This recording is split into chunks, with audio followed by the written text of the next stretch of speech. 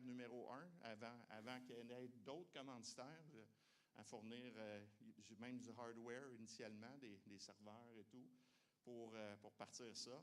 Quand c'était juste un CTF, pour ceux qui s'en souviennent. Et puis, NorthSec peut continuer de compter sur notre appui. Et puis, tous les autres organismes aussi, si vous avez là, je ne sais plus qu'est-ce qui existe au niveau MonTreeHack, par exemple, vous pouvez savoir que vous avez une maison qui est CyberEcho. On a des locaux sur Peel. Si vous avez besoin d'une adresse pour votre association en cybersécurité, pour votre groupe, tant que c'est communautaire, tant que c'est non-profit, vous êtes les bienvenus. On le fait déjà, par exemple, pour la CIM, mais c'est bon pour un nouveau chapitre d'OASP, c'est bon pour n'importe quel organisme du même genre qui voudrait venir utiliser nos ressources, nos locaux. On a de l'infrastructure, on a tout ce que vous avez besoin, puis c'est gratuit. Alors, sur ce, je redonne le micro à Olivier. Merci beaucoup.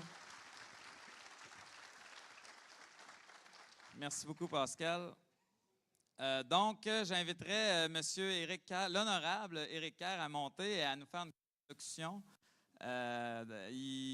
Ils se sont proposés pour parler et ils sont commanditaires cette année, donc c'est nouveau de cette année.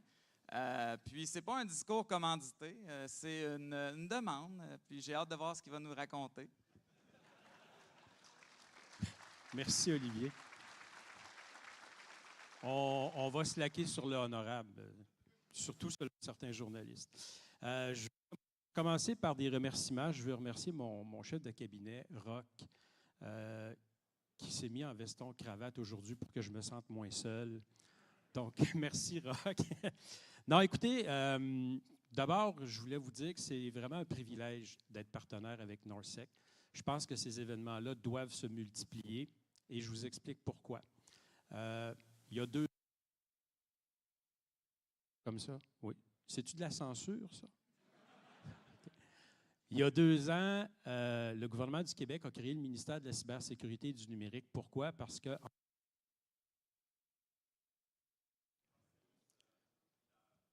Comment? Il faut que je me tasse. Oh, ça, c'est de la haute technologie. C'est bon. On est dans une zone de découverture, il n'y a pas d'antenne. OK, c'est correct. Donc, on a créé le ministère parce que je pense que je ne vous apprendrai rien en disant que la cybersécurité, c'est un des 3 enjeux les plus importants pour un gouvernement au 21e siècle. Et on ne pouvait plus, au gouvernement, continuer à travailler en silo, travailler chacun pour soi, travailler chacun sur ses affaires, puis considérer une attaque, une cyberattaque comme une maladie vénérienne dont il ne fallait absolument pas parler. Je pense qu'on a compris un certain nombre de choses. Premièrement, il faut travailler en réseau. Deuxièmement, il faut partager, communiquer, échanger le savoir, le savoir-faire. Puis pour moi, NorthSec, ça représente ça. Ça représente notre capacité à échanger, à apprendre des autres, à ne pas penser qu'on est parfait, puis à ne pas hésiter à faire appel à l'écosystème. Je suis très fier d'ailleurs parce qu'on a 2 équipes qui vont participer à la compétition, 2 équipes du Centre gouvernemental de cyberdéfense. Est-ce qu'ils sont ici? Levez la main, non? Ils ne sont pas là? C'est parce qu'ils savent ce que je vais dire. Parce que, non, mais pas de pression. C'est une compétition amicale. On est là pour apprendre. Mais si jamais mes 2 équipes perdent, ce n'est pas nécessaire de se présenter lundi matin. Pas de pression, aucune pression. Non, mais pour moi, c'est important parce que le signal, c'est justement un gouvernement qui ne veut pas travailler tout seul dans son coin, qui veut travailler avec l'écosystème. Le mandat du ministère de la cybersécurité est un mandat territorial. Donc, le gouvernement du Québec, avec le ministère, a fait de la cybersécurité un mandat du gouvernement, comme on le fait avec la sécurité publique. Mais ça, on ne peut pas le faire tout seul. C'est pas vrai là, que le gouvernement est devenu omniscient, puis omnipotent, puis capable de tout faire tout seul. On a besoin de l'écosystème, on a besoin de nous de travailler avec l'écosystème, puis on a besoin de permettre à l'écosystème de travailler avec nous. Comme je vous dis, l'idée, c'est de travailler en réseau, c'est de travailler en communauté, c'est de travailler en partage. Et c'est la seule façon possible qui va nous permettre de protéger les systèmes d'information, de protéger la vie privée des Québécois, de protéger leur renseignement personnel. On fait face à des organisations qui sont bien financées. On fait face à des États délinquants qui n'hésitent pas à utiliser les cybermenaces, les cyberattaques pour arriver à leur fin. Donc, comme société, on n'a pas le choix de mettre tout en œuvre, de laisser nos égos de côté, puis de travailler avec tous ceux qui sont capables de faire en sorte que le Québec va devenir un endroit cybersécuritaire. Puis ça, bien, des événements comme aujourd'hui, des événements comme cette semaine, je devrais dire, c'est très important. Un petit mot pour mon ami Pascal, parce que CyberEco, pour moi, ça incarne ça aussi. La capacité des milieux de recherche, des entreprises privées, des gouvernements, de travailler ensemble, de se donner des plateformes communes pour travailler ensemble, pour faire de la recherche, pour trouver... Ça, c'est un signe. Il commence à être temps que je passe à fermer ma gueule? OK. Non, on me tue des fois. Mais bref, Pascal, CyberEco, très, très belle initiative, très important. Très content de te voir ici, mon ami. Très content de savoir que tu participes aussi à ce genre d'événement-là. Équipe du CGCD, si vous m'entendez, gagnez. Merci. Merci beaucoup. En toute honnêteté, il fallait que je me rapproche du laptop parce que j'avais peur qu'il tombe en veille. C'était ça le cue, mais bon, on va le prendre, le switch. On a du retard. So, I would like to invite Hugo for the rest of the introduction. Hugo, thank you.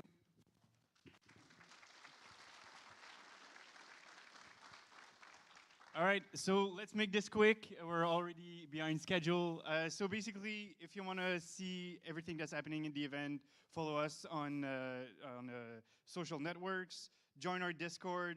Some announcements will be there. Some workshops. We'll have chats there. If you want to support us, go to our sponsor room. Chat with our sponsors. They might recruit you for all we know. Talk about us on social media. Become speakers. We always need good speakers. If you think you're not qualified enough for NorthSec, send us your proposal. We can send you some feedback, and we can help you make a great presentation. And of course, become a volunteer. We always need those. There's a Wi-Fi, NSEC. The password is NorthSec 2024. The N and the S are capitalized.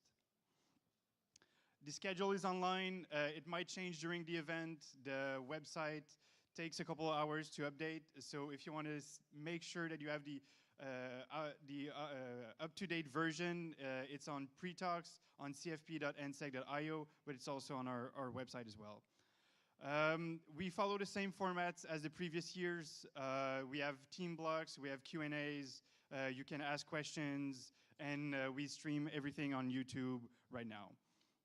We have a party tonight. We have 3 DJs, so if you want to party with us, that's happening tonight. We have a new thing this year. We have lightning talks closing the conference.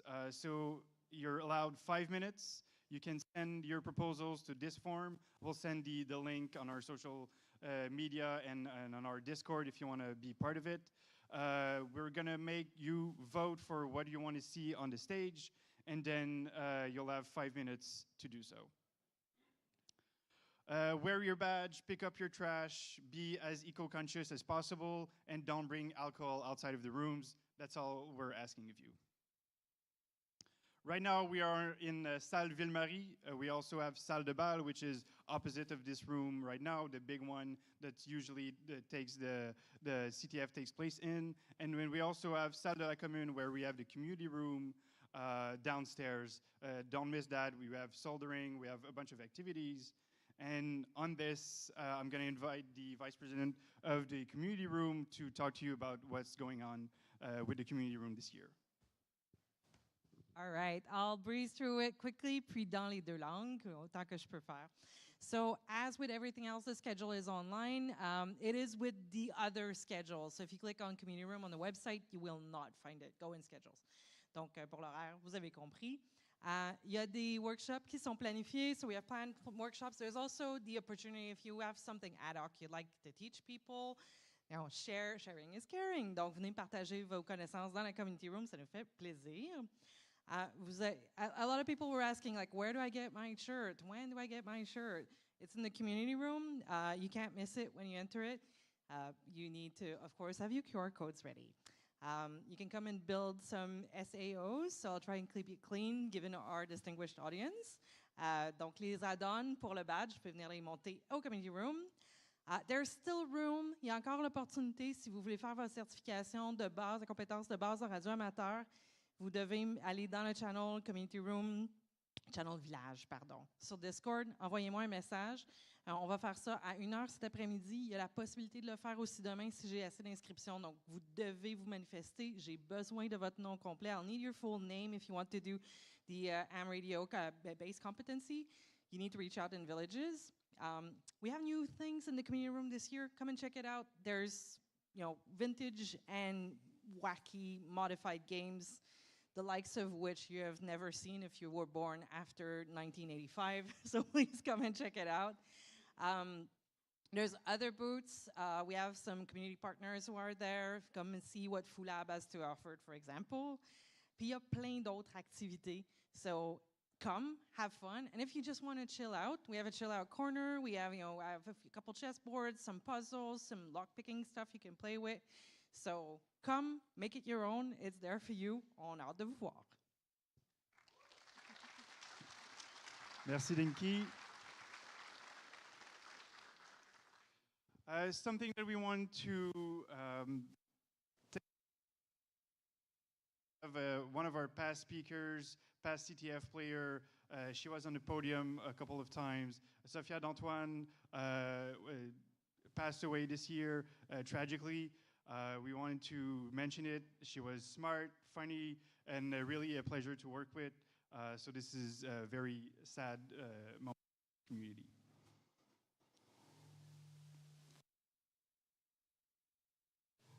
Well, yeah, the antenna thing. So now I'll pass it on to Mona to talk to you about our code of conduct and how we expect you to behave at NorthSec.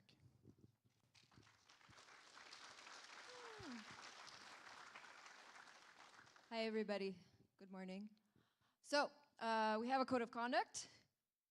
Please respect it. Hopefully you've already read it, but just as a summary, I'm going to go over the main outline of the points. Be patient and constructive. Well, okay, sorry. There's another point that's excluded here, but be friendly and welcoming. I wanted to say that we have a lot of diversity that we try to include in this event, and just be respectful of everybody and try to respect, for example, this includes gender diversity, so please respect people's pronouns as well. So be patient and constructive as well. So there are people who may be of different levels to yourself. So if you notice somebody maybe has less knowledge about a particular area than yourself, please be careful in your communication to come across as patient and understanding, and make sure that they feel welcomed and not like excluded or gatekeep. Be respectful and collaborative. It's kind of along the same vein. Be respectful towards the infrastructure. There's a lot of work that people have put into putting the event on. So if you have any issues with anything, please present it in a collaborative way. There's also, if there's any security issue, then you can report it to the team. Be responsible. This includes the alcohol beverages that will be served. Please be mindful of your consumption, and just be responsible towards the surroundings and people in general. And of course, you can see that full code of conduct on our website. And if there's any kind of issue, if you witness or are subject to any kind of unacceptable behavior, we have a list of unacceptable behavior, includes any kind of harassment, any kind of sexual harassment, unwanted contact, like anything that makes people be unsafe. Please contact us. There's a phone number that is available, and you can also for general reports, reach us by email, as well as Discord. And if you have any questions at all, please find me. We have also, any members of the staff can also help you out. Thank you. Have a great event, and I'll see you around. Thank you.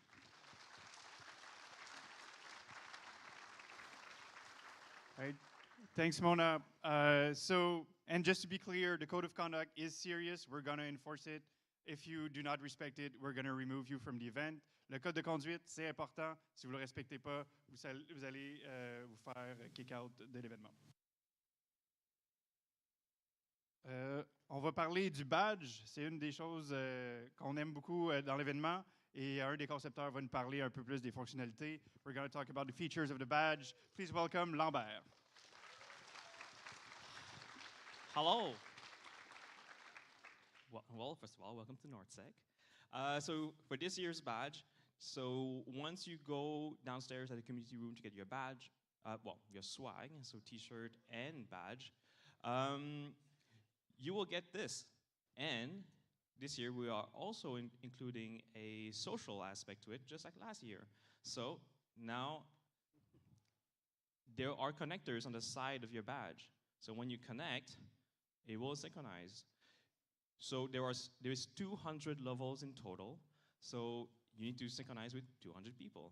And then you'll max out your animations. Every level equal one new animation. You can make chains. When you have multiple badges connected together, you get more points.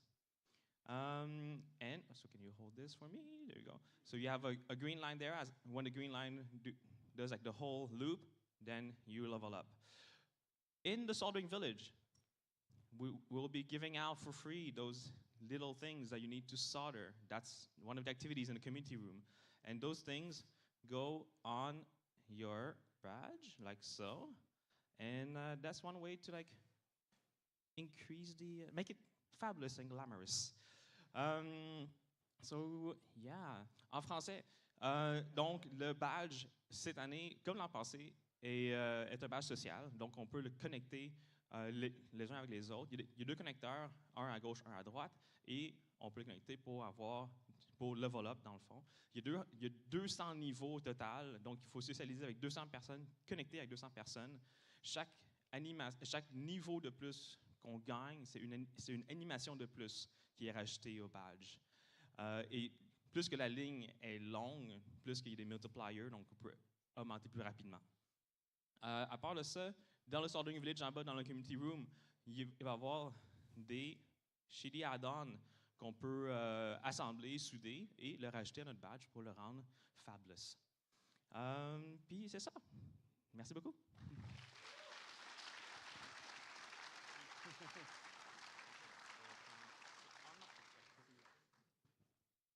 All right. Merci Lambert. Now we're just going to go over our sponsors. So thanks to GoSecure, Okiok, Desjardins, Dévolution, Checkpoint, CyberEco, Coasec, les commissionnaires, Précicom, le ministère de la cybersécurité et du numérique, Boost Security, et on a beaucoup de supporting sponsors aussi. Et maintenant, we're going to go over our keynote. So I'm going to welcome Sergey to the stage, who's going to present us about technical analysis, past, present, and future insights from a reverse engineering perspective. Sergey is one of the co-founder of Open Analysis Labs and also does streaming on YouTube and Twitch. So go follow him on socials. And please, Sergey, welcome to stage. Thanks. All right, so you guys are going to have to bear with me. It's actually my laptop that we're using. Oh, no, you're all leaving. Oh, what's all this? All right, so just bear with me while I fix this. There's a bit of technical difficulties this morning. Oh, my goodness, you hate me. Okay, so I will try to be quick. I know we've already kept you guys here. It's 9:40. That's kind of crazy. So I'm going to be talking about technical analysis, past, present, and future. I'm Sergey, but I'm also a reverse engineer professionally. That means I get paid to reverse engineer. And if any of you know me, you probably know me from one of these. So I stream on Twitch, I have a YouTube channel, and I have a small to medium Discord channel that is dedicated to reverse engineering. 2 years ago, I started a company called UnpackMe. Shout out to me. If you like to unpack malware, go check it out. And I just have a quick note here before we get into the actual meat of the presentation. So When I was asked to do this, I was very honored, but I was also a little confused because I'm notorious for sleeping through keynotes. I'm a technical guy, and I usually find the keynotes, maybe they're not really as technical as I would like. So what I'm going to do is I'm going to try and break the mold here, and I'm going to take 10 minutes of your time, and I'm going to teach you something very technical, and then we'll get back into kind of our analysis process and whatnot. So it's going to be a little bit different. We're going to start with technical analysis here.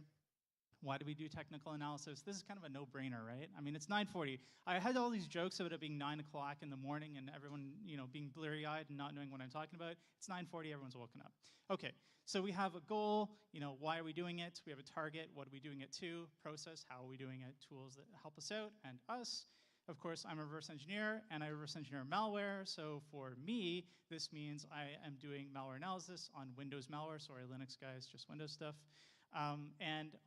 The process is how do I reverse engineer it, and the tools are there to help us, and of course us, we're the center of it, we're the analysts. Before I talk about the actual analysis process, I want to talk a little bit about malware itself. Most malware is packed. Here are some stats from UnpackMe. Shout out to UnpackMe, that's my company, did I mention it? So these are stats from last year about all the malware that we collected. You can see this actually doesn't really matter. What really matters is that most of it was packed. Now you might say, hey, you run an unpacking service. Obviously it's all packed, right? I mean, people aren't uploading unpacked stuff to you. But if you ask malware analysts, they'll tell you that probably in most intrusions, at least one sample is packed. And what does that mean for us? It means if we want to do malware analysis, we need to do unpacking. Hey, is this a vendor pitch? Am I vendor pitching you guys? No, I promise you, I'm actually doing the opposite. You'll see in just a second. I'm pitching you on how to not use our product. So if you want to do malware analysis, you got to do unpacking. Windows malware stays the same. How do we reverse engineer? No, how do we unpack? All right. What can we use to help us? Well, I'm going to teach you how to unpack stuff. That's crazy, right? I mean, I'm teaching you the secret sauce of my company. So basically, this packer, this is how it works. If you compile code and the compiled binary is on disk, there are tools now that with one click, you can just go back and read the source code. It's maybe not that easy, but I'm glazing over its keynote. You'll bear with me here. So on disk, you can read the code. You can SIG it if you're AV. If you're writing malware, that's not good for you. So you want to hide it somehow. You hide it in a packer. What does it actually do? It takes the payload, it compresses it, encrypts it, puts it inside of another piece of another binary file, a P file, and on disk, the only thing that you can actually see, the only code that you can see, is the stub that is responsible for the unpacking. You don't actually get to see the payload. This, I think, half of you probably have seen this a million times and are wondering, why am I talking about this? The other half don't care because you're on Linux. So, but anyway, I'll try to go quicker. Okay, so at runtime, all of this is undone and the payload is run. How do we attack packing? So see, it's not a vendor pitch. How do we actually attack this stuff? Well, there are two ways we can attack it. We can look at the unpacking process, so we want to focus on memory that is allocated for the payload, or we can look at the execution of the payload, so when it's actually run. This is how you attack packers. How does this work in practice? Well, you have to learn about the Windows stack. This is, again, I had jokes about this being 9 o'clock. Now it's 10 o'clock. I expect you guys to learn everything about the stack. Not really. All we have to know is there's userland and there's the kernel. Actually, Linux guys, this is probably familiar to you too, right? This is how it works on Linux and on Windows. So if you want to do anything on the operating system, you need to go to the kernel from userland through a syscall. Same on Linux, same on Windows. Syscalls are basically just a list of instructions that you can ask the kernel to perform for you. Give me memory, open a socket, open a file, et cetera, right? So this is how Windows operating systems work, this is how Linux operating systems work, and this is how we attack it. We want to look at those syscalls. We want to say, are there, I feel it's weird, where should I stand? So you want to basically ask the syscalls or monitor the syscalls and say, are you actually allocating memory, or are you changing the protection of memory? And if you are, let's take a look at that memory, because maybe that's where the payload is. On Windows, we're going back to Windows, Linux guys, sorry. On Windows, that's actually only two syscalls. It's really simple. There's just nt-allocate virtual memory and nt-protect virtual memory. They are exactly what they sound like. Nice naming convention, right? Give me memory or change the protection of memory. This is a little technical, we'll glaze over it, but basically if you want to intercept those calls, you have a bunch of arguments that you can intercept. The main ones are the address where the memory is, right? The address and the protection of the memory. And if you want to change the protection, you have both the address and the protection. Okay, here's my cute dog while I set up a nice demo which I recorded last night. So let's drag this over here. Oh yeah, that's right. We're going to do some unpacking. This is, can I make it big? No, wrong, no. It works so well in my head. All right, let's try this again. Okay, all right. I'm not going to be able to, unfortunately, I won't be able to make it super big, but hopefully you guys can see this. All right, there we go. So this is a debugger. We're at the entry point. We have some malware loaded, and it is packed. Let's take a look at our breakpoints. We have a breakpoint on allocate memory. And of course, because I'm lazy, I've actually added a little bit of scripting in here. I read out the memory address where I'm requesting memory, and I read out the protection level, and I log that into our log command. I also save the address where we are requesting the memory to be allocated. I have, we'll enable it. I have a second breakpoint, and this is actually, it's kind of a lie. It's actually related to the first breakpoint. All it does is it's actually on the return from NT-allocate virtual memory. So this is after the memory's been allocated. And so on the return, we basically, here, if we look at it, we're actually reading the address where the memory has been allocated. Of course, we need to know where the memory is, right? So we have those two breakpoints, and I have one, let's hurry it up there, Sergey. I have one last breakpoint on ZW create process. When the malware runs, it creates another process which it injects into, and so I don't want it to run wild on my machine. I have a breakpoint there. When I run it, you can see we see all of the allocated memory and the protection levels for the memory. We've broke on create per user process. You can see the protection level here is 4. 4 means read-write. It's not executable. We can ignore it. But we have, if we scroll up, scroll faster, Sergey, faster, faster. There we go. We have protection level 4.0. That is read-write execute. That looks dangerous. Let's take a look at that memory address. Again, Sergey, faster. All right. Let's look at it in the dump. You guys know what's coming, right? It's a pre-recorded demo. You know it's going to work. So here we go. Okay. Hey, look, it's a MZ header. Only like, I don't know, whoever does Windows malware stuff is going to know exactly what that is. That's a P file. That is the payload. It's been injected into memory. There you go. That's my company. So it's not a vendor pitch. You guys can do this too. It's very straightforward. Actually, this is recorded on YouTube, I think. You guys should go and try this. It actually works on like 90% of the malware out there does this. It's crazy. And what I want to talk about today, I think I'm not sure how much time I've already wasted, maybe about 10 minutes, hopefully. So what I want to talk about today is how we got to this. How did this happen? Why is malware packed? Why is it packed so stupidly? And why does it only take one breakpoint to unpack it? So let's get back to the meat and potatoes of our talk here. So past, present, and future I put on the slides, but really what I meant was the Dark Age, the Enlightenment, and the future. So there's basically 3 areas of reverse engineering, or 3 time spans as far as I'm concerned. And these are the Dark Age, where things sucked, but there's cool ideas, the Enlightenment, which we're in right now, and the future, which you guys are hopefully building for us. So the Dark Age, cyber was a dirty word. Anyone who has the same haircut as me might know what this site is, probably don't want to admit it. So this was a chat room, and if you were cybering in 1994, you were definitely not in this industry. You were doing something else between 2 consenting adults in a chat room. That's what cyber meant. It's crazy to think about that now because it doesn't mean that at all, but at the time, that's what it meant. This is how the world saw us. We were pretty cool. And I think for all you Zoomers out there who want to watch old culture movies about us, don't watch Hackers, watch the net. It actually has better hacking in it.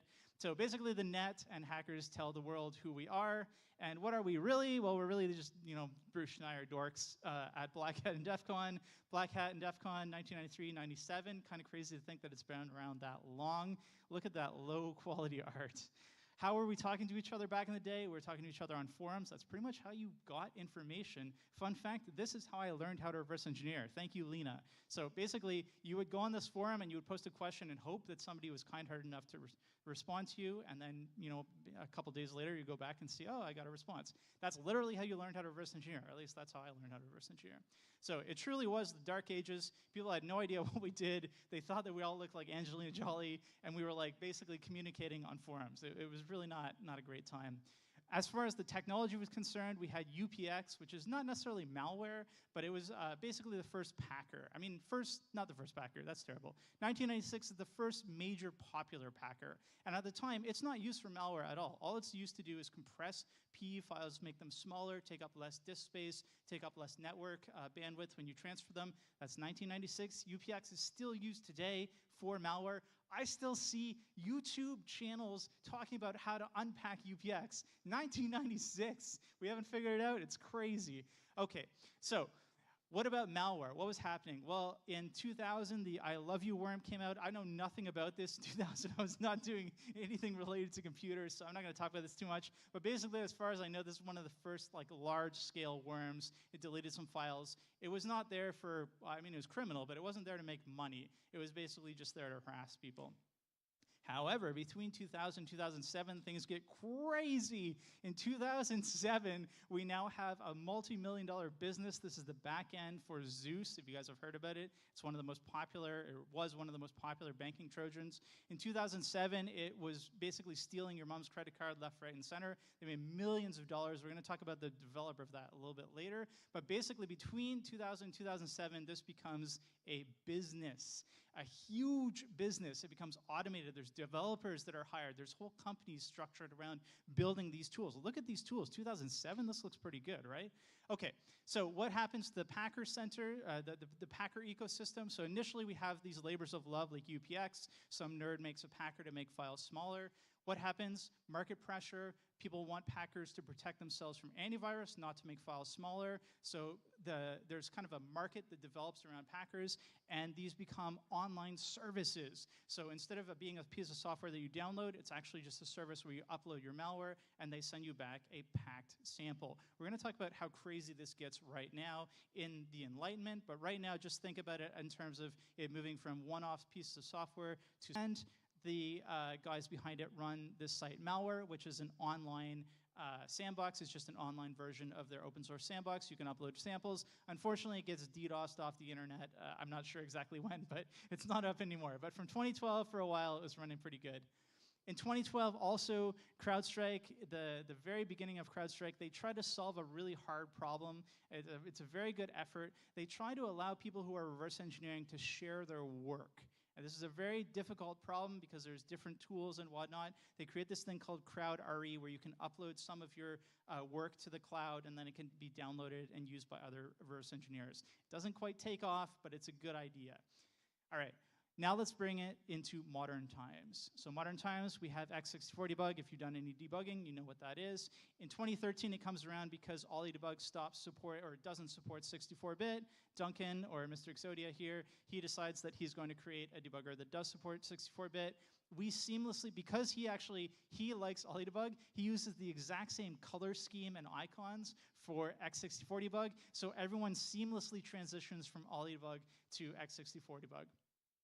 We also have the introduction of the symbolic execution engines. So we have Miasm and Anger. This is very inside baseball. I just wanted to put this up here because for anyone who's a reverse engineer is going to yell at me if I don't put this up here. But basically what they did was they brought like programmatic analysis. So taking this graph and making it like this. They basically took that and gave that to plebes like us who don't know a lot about compiler theory. So they made it easy. They put APIs and tools around it. And we didn't really use this. This is 2014. We didn't really use this until the Conti logs got leaked, and we realized that we needed it. But anyway, they bring it out in 2014. Now, we also get an emulator with Python bindings in 2015. Everybody writes emulators on top of Unicorn. Unicorn made it easy for everyone. Because of Unicorn, we now have free emulation for all malware. You know, you basically, if you can write 5 lines of Python, you have an emulator. It makes it easy. This is another sort of thread that you're going to see with these tools, making things easier. There's lots of emulators before 2015, but these guys just made it easy for us to use. We also have Talos's attempt to make it easy to share reverse engineering.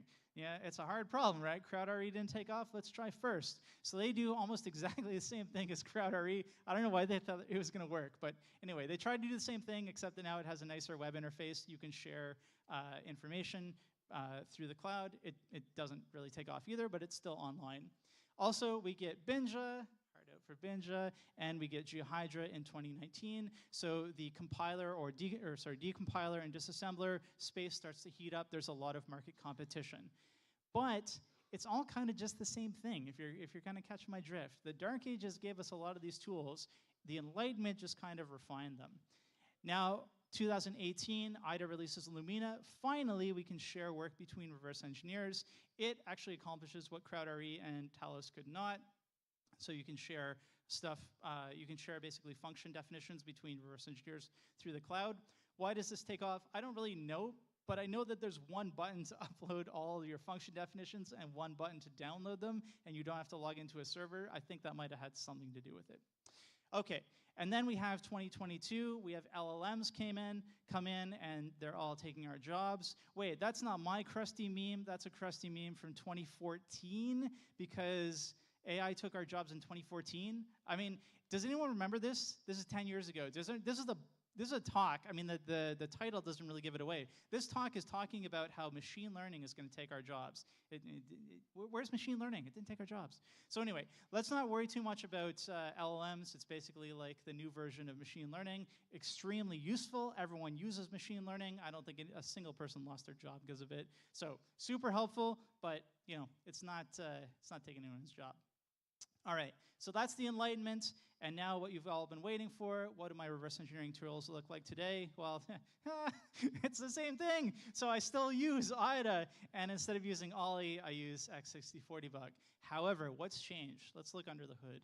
Okay, so under the hood, we have a ton of services that are backing these tools up. And that's really what's changed in the industry. And I like to use, I mean, I'm talking about reverse engineering because that's what I know about. I'm talking about unpacking, that's what I know about. But in our industry, this is what's changed. This is what's changed about our analysis process. We basically went from one-off tools to services that are back-ending those one-off tools. A lot of the tools are the same thing. They're the same tools that we used 10, 20 years ago. It's just that now they're empowered with back-end services. So what's the future? Well, I kind of ran out of steam here, and I think you probably all want to leave. So I'm not going to pontificate on what's coming next. You guys are the future. You guys have heard that before. It's like a corny graduation speech. You are the future that you make. Okay, but I can tell you a few things going forward, a few little tidbits that you might have picked up from this nice historical lesson. Number one, if you build a good tool, it'll last the test of time, right? Ollie debug, it still works today. IDA, it still works today. If you build it good, they will stick with it. If you drop support for something, if something is open source, doesn't matter if you give the code to people for free, you must support it. The only reason why Ollie debug died is because the developers stopped supporting it. They stopped updating it for 64-bit, and x64 debug came in and ate their lunch. If you support something and you make a good tool, it'll last forever. The other thing is that if you have an idea for a service, or and you look into the past and you say, oh man, Danny Quist talked about that 20 years ago. Well, it turns out that that service or that idea hasn't been implemented until you implement it. And that's kind of a weird way to say it. But basically, if you're thinking of doing something, if you're thinking of building a service or a tool, don't get discouraged because someone has talked about it in the past. Look and see, does that tool exist today? And is it a single button? Because if it's not a single button, there's room to improve on it. So that's kind of my takeaway here. Single buttons are going to win. I don't think anyone's going to lose their job unless you're really bad at it, but you're probably going to lose it anyway. But that's basically the takeaway. And if you want to keep in touch with me, subscribe to Unpack Me, but also go to our YouTube channel and Twitch and Discord. Thank you very much, guys.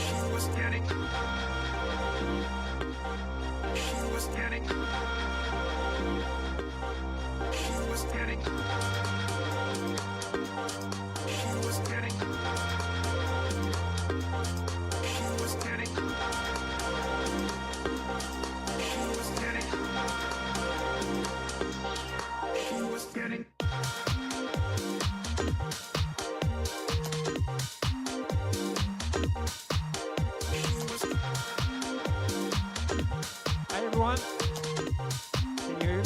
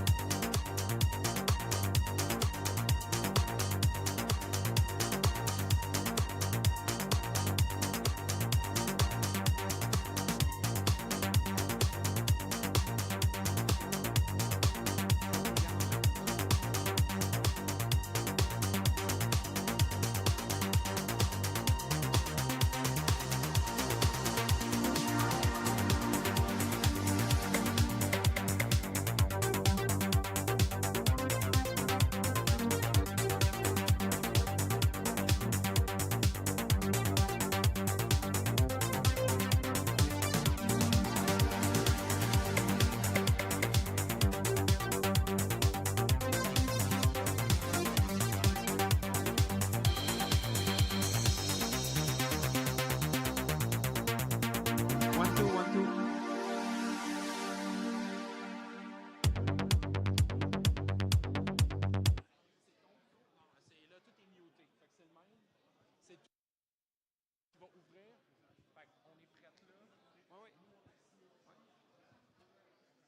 One, two, one, two.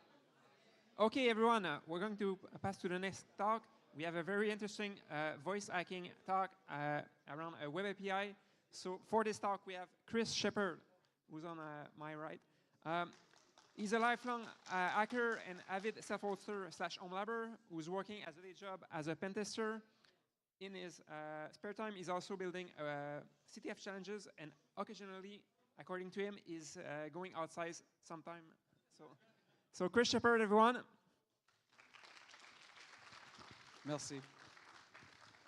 Good morning, everybody. I apologize in advance. My French is not good enough to do this talk in French. I'll tell you a little bit about myself. I work for IBM Security. Been a pen tester there for 8 years. Kind of had a journeyman career path. Did a little bit of everything. I've done some research, but most of my day job is internal app pen testing. So trying to break apps before they go out the door, because I think most companies kind of realize it looks bad if you try and sell security products and they're vulnerable to things, so it's not good. But, you know, if I go back to my youth, I've always kind of been interested in security. There's some things that I'm sure the statute of limitations is expired on that I could talk about, but so the talk today is going to essentially be a little bit philosophy, a little bit everyone should have better documentation, a little bit bare bones injection. So in this case, it was a team, the story is that the team was looking to add accessibility to a product that already existed. We were pre-testing it before it got released. The way they did this was the accessibility feature involved people, basically like somebody who's visually impaired being able to get a phone call. And then, you know, computerized voice reads you this. If you've ever booked a car rental in the last couple of years, it seems like everybody has this feature now. So if you're familiar with it, Twilio is a very popular API, a SaaS provider, to do exactly this. We'll get into that. They have a cool feature called TwiML, which allows a non-technical person to write up a big long script of what their phone system should sound like. And then, so we'll look at what that lets you do. And then I've got some demos of trolling my coworkers and what you could do with it. And then some questions around whether there's enough security controls in the space. And then we'll look at some of the, because I don't want to pick on any one vendor. We'll look at some of what other people are doing in the space. So I kind of covered this part. I'm going to skip it over because I know we're pressed for time. So, but essentially just adding phone calling features to an existing application. They built a demo based on some basic demo code, and this adage has always held true as far as I've seen in my career. You build something for a demo, it makes it into production. That's just the rule. I don't know why, but. So this all starts in the documentation. You can probably see here the red arrow is not important. That's not my red arrow. That's Twileo's red arrow. But this is their simple hello world on how to make an outbound call through their API. So how does this work? The enterprising among you may have noticed that, let's see if the laser pointer works. Nope. In the function call right here, there's this interesting little thing. They're sending XML through a string. Now, anybody who knows Python programmers knows that they love nothing more than F strings. And you probably know why F strings are dangerous. If you don't, F strings are essentially a way of, in the code, embedding variables directly into the string, which can, you know, if you sanitize it ahead of time, that's fine. But other languages have this. JavaScript has template strings where you can do the same thing. You know, Bash, you know, loads of other scripting languages do this kind of thing. The interesting thing with Twilio is in their documentation, they do this correctly everywhere else. So it's literally only in their initial sort of documentation on like, here's how you make an outbound call. They have, for example, their API has this voice response class. It properly encodes and sanitizes everything. I'll give you a hint. The developer in this case did not see this. And so the result was just that that sort of initial product demo turns into injectable code. This is the example for what you can see in the bottom right there. That's essentially the XML that it builds. So it is ultimately building a string of XML data. It's just properly encoding it. So for the purposes of this talk, because I can't share source code from something else, I built a simple demo that basically encapsulates exactly what they were seeing. The idea was the app would call and say, hello, person's name, here's the information you requested, and then read the information through Amazon Poly Voice, LLM stuff. Now, this is completely made up. Apologies to anybody named Jimothy Smithers. I figured it was a very unlikely name. But this is what the code looks like. So this is an example of using an F string the wrong way. So please don't ever do this. But essentially what you're doing is you're saying, hello, full name. You're just literally injecting whatever the user typed in full name, provided it's not already properly taken care of. And that's where the danger comes from. This is also not a good way to do two-factor authentication codes, but this is just a demo, which is famous last words, right? It's going to be in production. Anyway. So now that we know that, what can we do with Twilio? What does TwiML let us get away with? It's awesome. So, you know, the obvious things that you would think of, like taking input, that kind of thing. But you can get complete control over the entire workflow. You can play sounds at the user. They have a demo that include, and that's how I trolled my coworkers. You'll see in a moment. But redirect is the single most powerful thing, and it's where the weakness in the actual service is, in my view, as someone who actually has used this to build an app in the past.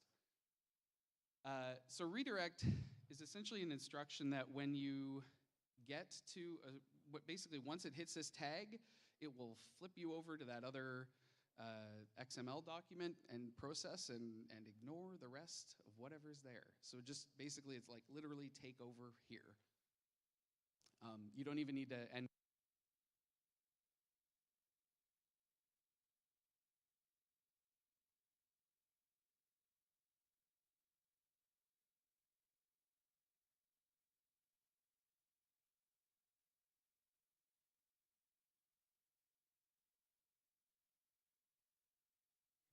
Test.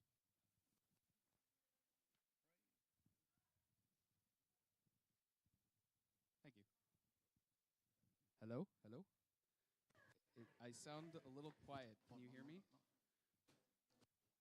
How about testing? 1, 2, 3. Oh, that's much better. Okay, there we go. So, yeah, lets you take over. The one caveat is it has to be valid XML. So this is what our injection looks like. If you put the thing in the top, this is ultimately what will happen. If you are enterprising, you can go look at that funstuff.xml. That URL is live. It's what I use. It's just a testing server, so have at it. And essentially, once it hits the / redirect, it doesn't care about the rest of it. It won't continue processing any other rules or anything else. And so this is what that funstuff.xml looks like. Essentially, what we're going to do is we're going to say, we're kind of basically fish the user in this case. We're going to ask them for credit card information that they should normally not be giving away. And I'm abusing the fact a little bit in the phishing here that they have a lot of companies for some reason will ask you for the last 4 digits of your credit card to verify because they keep it. Why? That seems like a terrible verification method. So I'm just asking for the second set, you know, just in case I can trick a user into giving away other parts of their credit card info. And then the gather action you'll see here, I was very lazy. I just wanted a web server. I didn't want to have to think about building something to listen to post requests. So the gather action here is just an XML document that literally says thanks, and that's it. But what you'll see is in the web server logs, you get everything sent as part of the query string, which is very lovely. And the digits in the middle that are in blue, that's what the user types. So in my demo, God's willing, the recording that I did, you'll see there will be a blank space. You won't be able to hear my input. The other information that the attacker could get this way is your Twilio account SID. They can't get your secret, but you know, if you have the account SID, it's more believable if you call the company up and say, hey, something's not working, I don't know why. And you can also see the calling number is kind of obvious. The other point I would hammer home is like something that telcos are working on is making it so that you cannot you can't spoof caller ID as easily. And eventually this will actually, it'll have some value to look like it's coming from the correct number, right? If you're used to receiving these kinds of phone calls from the company, whatever the service is, it's kind of handy that this is going to come from the legit one and I have complete control over it. We'll talk in a minute about where I think the weakness here is, but I want to play for you some recordings of how I messed with my coworkers, because you can't do a pen test like this and not troll them a little bit. So this is how it should sound. Hopefully this comes through. Hello, Timothy Smithers. Your 2-factor authentication code is 947580. So that's a normal one. See if you can pick up the difference here.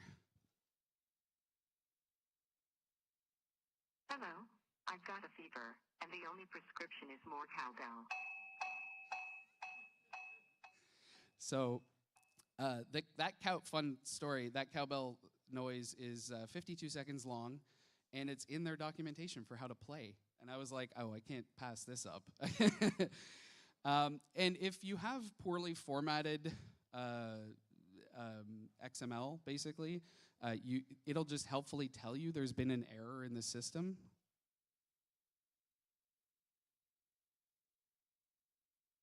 Hello, Timothy Smithers.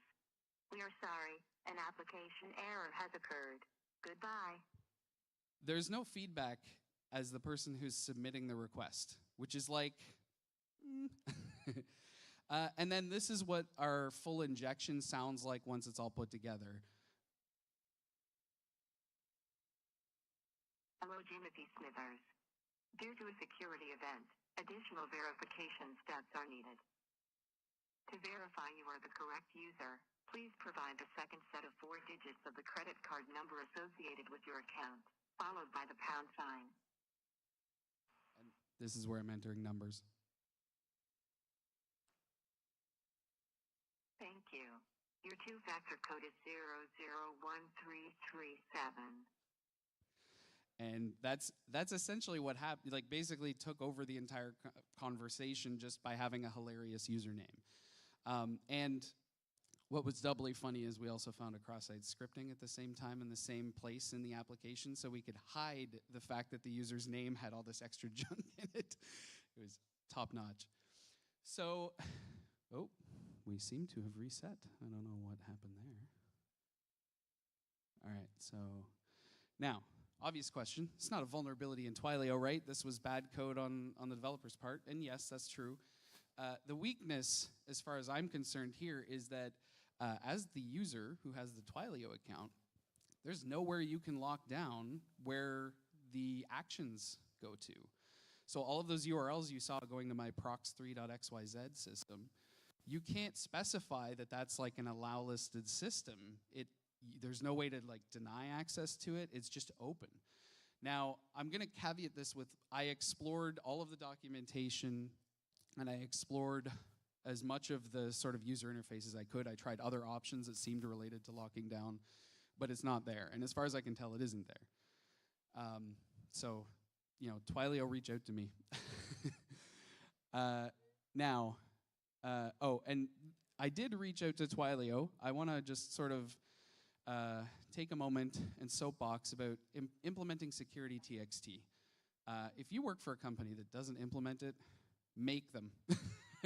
So if you're not familiar, security TXT is just a standard where there's like a .well-known hidden directory off your root website that allows someone to see like GPG keys and things like that so they can responsibly submit issues to your security team, or at least provide instructions on where to go, right? Like in Twilio's case, they have a bug crowd, and my only option for reaching out to the security team, other than searching for people who work there on LinkedIn, was and reaching out as far as I could on social media, was basically to submit a bug to bug crowd and say, yeah, that's not really a vulnerability in your service, but there's a weakness. I'd like to get comment because I'm going to talk about it. So they rejected it, as you might be surprised to learn if you've ever submitted anything to bug crowd. Now, also want to talk about the other competition in this space. There are many who offer similar behavior, but not using a compatible XML scheme. This is one using JSON, has similar problems. This event URL thing you see here at the end basically allows you to just, based on anything, send it to this URL. So you can imagine similar problem could happen here if you're building this JSON unsafely. There are a lot of providers that are directly in competition and want the business that Twilio already has, so they offer compatibility all the way down to the faults, including in the documentation down here.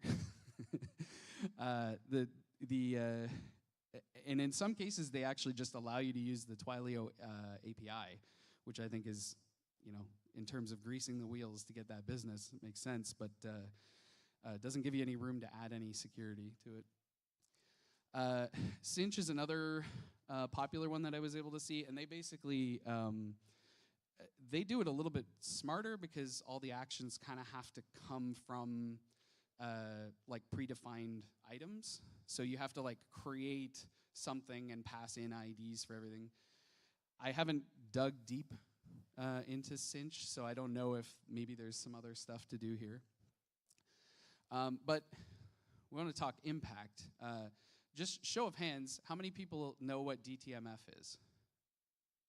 All right, so for those of you who don't know, DTMF is essentially the dial tone codes that you can't really hear. Some of them you can hear, but some you can't. And it's essentially an instruction language for like how to do this. So as a proof of concept, I built, and I didn't include this code because it's specific to one particular sort of automated IVR system, but I built something where my app would basically dial the IVR system and infinitely loop through the IVR system. I refer to this as denial of wallet because they're paying a SaaS service for every single one of these features. So eventually they're going to get a bill that they're not expecting, which I think is like I really, when I'm doing pen testing, I really try and hammer home, especially to cloud providers, that's a big thing that you need to watch out for because, again, no one wants to suddenly have their business become insolvent because AWS was like, oh yeah, you used like 10 years of server time last week. So, and everyone knows about billing. So, and then, you know, again, it's that point of vishing. You're coming from a real number. Something I didn't really highlight a ton because I again, didn't want to do a full proof of concept for it. The stream function way back, basically in that, you can connect to a WebSocket server and it'll send all the conversational audio data directly to that. So you can sort of patch yourself in to any existing conversation without any notification, which is also pretty fun because then you can pretend to be like the bank or, you know, whoever is doing this. Highly don't recommend that. All the code for the demo and including the I added the audio recordings this morning so that if you're interested, you can give those a listen, and it's basically equivalent fidelity. Yeah. Anyway, that's my presentation. Go have fun with freaking in the cloud, I guess.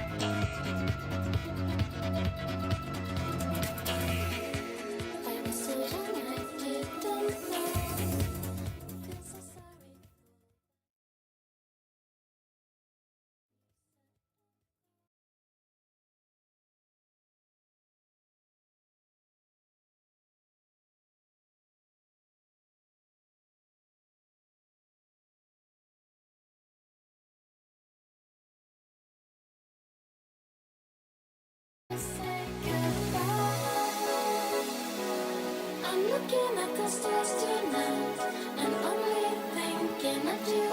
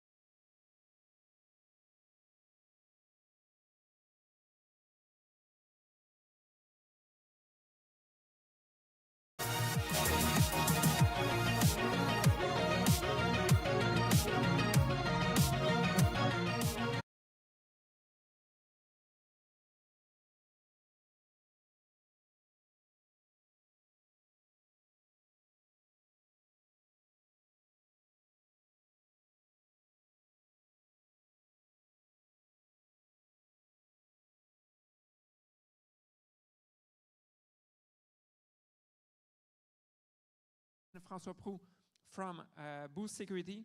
So François is the lead in supply chain research from the research team, and Benoit Côté also from this research team.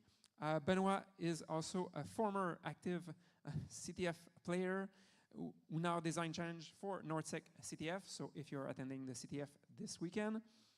And on his side, François has over 10 years experience in building AppSec program for large corporation, and he has a small startup, contribute to small startup, and he has been in the heat of the action as a DevSecOps movement took shape. And François is one of the founder of NorthSec, the present conferences. So without further ado, I'm passing it to François. Thank you. All right. So this talk is going to be about supply chain security, more specifically about how we found 0 days in the build pipelines of open source projects. My name is François Proux, and I'm joined today by my colleague Benoit Côté-Jaudoin. We're both supply chain security researchers working for a Montreal-based security startup that is developing an application security posture management product that is meant to help software development teams build secure software and also build it in a more secure way when considering the supply chain threats. So the backstory behind this talk is that when we hear about supply chain, we mostly hear about, oh, it's a bit cropped. I don't know if we can fix that. It's a bit, sorry about that.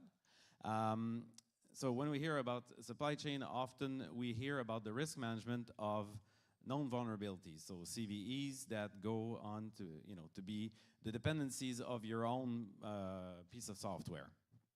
So this area of supply chain is quite mature by now. There are a lot of tools and techniques, especially like SBOM, which is basically creating an inventory of those dependencies that you use in your software.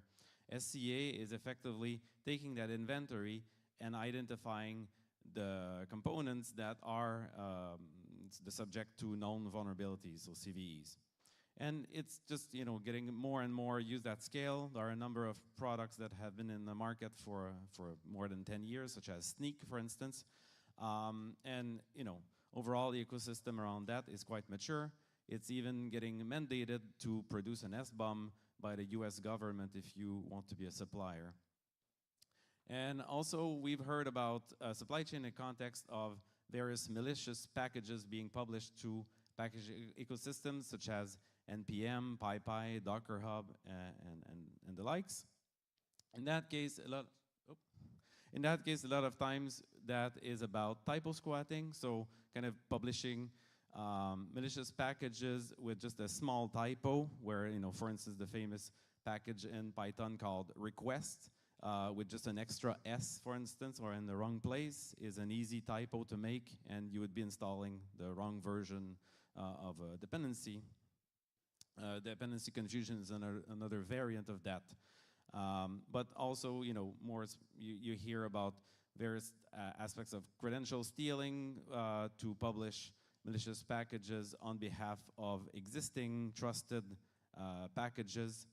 And also recently, if you heard about the XZ, LZB, there it was more like social engineering, the long game of convincing the community that someone was an active, well-intended contributor of a popular open source project, like namely that one was a dependency of OpenSSH indirectly through systemd. And at some point, the contributor ended up just sneaking in some backdoor in a very sneaky and complex way. What we're interested in our research is really the build pipeline of those open source packages, because we think it's not as much on most people's radar. So there are a number of initiatives in the past years, such as the OWASP CI/CD Top 10, which covers that aspect, but it really doesn't provide much concrete remediation guidance. It's more like advocacy of the general types of threats, but not much concrete like ways to fix the problems in those build pipelines. There's a lack of tools to find problems like kind of static code analysis in the space at the moment, and even also to inventory the dependencies you may be using at build time and not just as a dependency of your final artifact. There's also suspiciously few CVEs for build time components, namely GitHub Actions. If you look, you'll find that there's not even just shy of 20 CVEs published, which is very suspicious, given that there are tens of thousands of tiny GitHub Actions produced by random people that you may be picking up like a tiny GitHub action that does what you want, but it might have a vulnerability, and this is just kind of outside most people's radar. So we had the intuition that really there should be more to be found in terms of known vulnerabilities in there, and we set out to do that research. Before we move on, I want to set the stage to have a common knowledge about what I mean by supply chain. If you saw my talk last year about supply chain at NorthSec, it was all about the SALSA model, SLSA, which stands for Supply Chain Levels for Software Artifacts. It is an open source threat model published by Google, which is under the Linux Foundation's Open Source Security Foundation. You can find that on salsa.dev. Sorry, it's corrupt, the URL. But what's important to know is that this model is kind of capturing a typical software development lifecycle and the main components of it, namely the developer producing code on their laptop, typically using Git, committing, pushing to typically GitHub. Hopefully there he's using some kind of pull request to have a fellow contributor to perform some code review before it gets merged to the main branch. And a lot of times that will trigger some kind of CI/CD, namely GitHub Actions in that case, which will perform various tests, linting and compiling and eventually releasing the final artifact in the case of an open source project, for instance, to NPM, PyPy, Docker Hub again. So when you look at those things, I kind of have little bubbles to kind of give you concrete examples, what that looks like in real life. .github workflows, YAML files would be kind of defining the manifest of GitHub Actions in that case. And in the end, like everyone here is a consumer of those packages in the likes of doing apt install on your Linux machine, or pip install, or having some kind of NPM dependency in a package JSON of some product you are developing. When we just focus on the build part, there are build time dependencies that don't go on to be part of the final artifact. Those build time dependencies, they are both direct and transitive dependencies, so it can get quite complex. So SALSA namely calls out a number of threats. The use of compromised dependency, where we kind of focus a bit more on the use of compromised build time dependencies, and more generally compromising the build process. So if we open the Pandora's box of the build pipelines of open source projects, in the past year, if you've heard about supply chain, it's most likely in the context of the SolarWinds breach, which is still a very popular networking software that is heavily used in US government departments, so in high, critical departments. And it was a subject of a supply chain breach that indeed focused on the CI/CD of that commercial product. But the same idea applies to open source projects. So the build pipelines overall today are really quite of a mess if you kind of look deeply at it. It's very complex, very hard to analyze the behavior, runtime behavior. The inventory of the build time dependency is just unaccounted for. We have a lack of tools. And you still see a lot of kind of curl pipe bash type of thing where just pulling some scripts and running it like without any kind of cryptographic signature verification.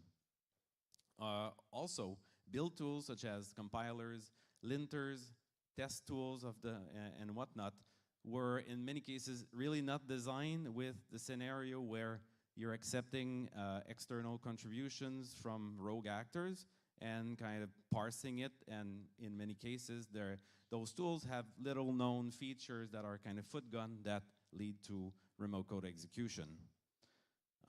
So overall, build pipelines, CI/CD, and on all that, we think that they should be treated as carefully as production systems because they end up producing artifacts which go on to be consumed and used in production systems. So in the process of trying to find these vulnerable repositories, we started mainly manually, just finding them, but quickly we realized that there was a fairly common pattern that looks a little something like this in the form of an attack tree. Of course, a lot of open sources on public repos, and some of them will be using GitHub Action. It's sort of a requirements for the things we were looking for. If the project doesn't have any build, well, there's no build to compromise. Then we're specifically looking for a workflow that triggers on an event that is known to be kind of error prone. It's considered dangerous if you want. In this case, it's an event called pull request target. So this is an event that triggers a workflow on an incoming PR from an untrusted contributor. Then we would be interested in workflows that are using secrets. So if they are authenticating to other systems, that could be interesting. But more often than not, these workflows can omit defining certain permissions. And as such, they receive a default token with a set of default permissions that is usually not necessary. And next, we need some sort of code execution. And there's two ways, mainly we've been seeing how this happens. One is using a script injection. So these workflows can embed user input, say the pull request title, into a script, and then that allows to just execute arbitrary code. Or, as mentioned, build tools that have inherent properties that allow code execution, such as compilers and linters. And at the end of this, you get into a pipeline, and you may start thinking about pivoting or trying to get some impact out of it. So either exfiltratable secrets or maybe try to compromise the artifacts on the repository. But the real attack tree is much more complex than this little scenario. So as we were finding more and more examples, we realized that there was a lot of sort of mitigating factors. There were settings you can enable to be a bit more secure by default. And overall, this problem, I mean, shows kind of the complexity of the problem. And that is only for GitHub Actions. There's numerous build systems that are not covered today.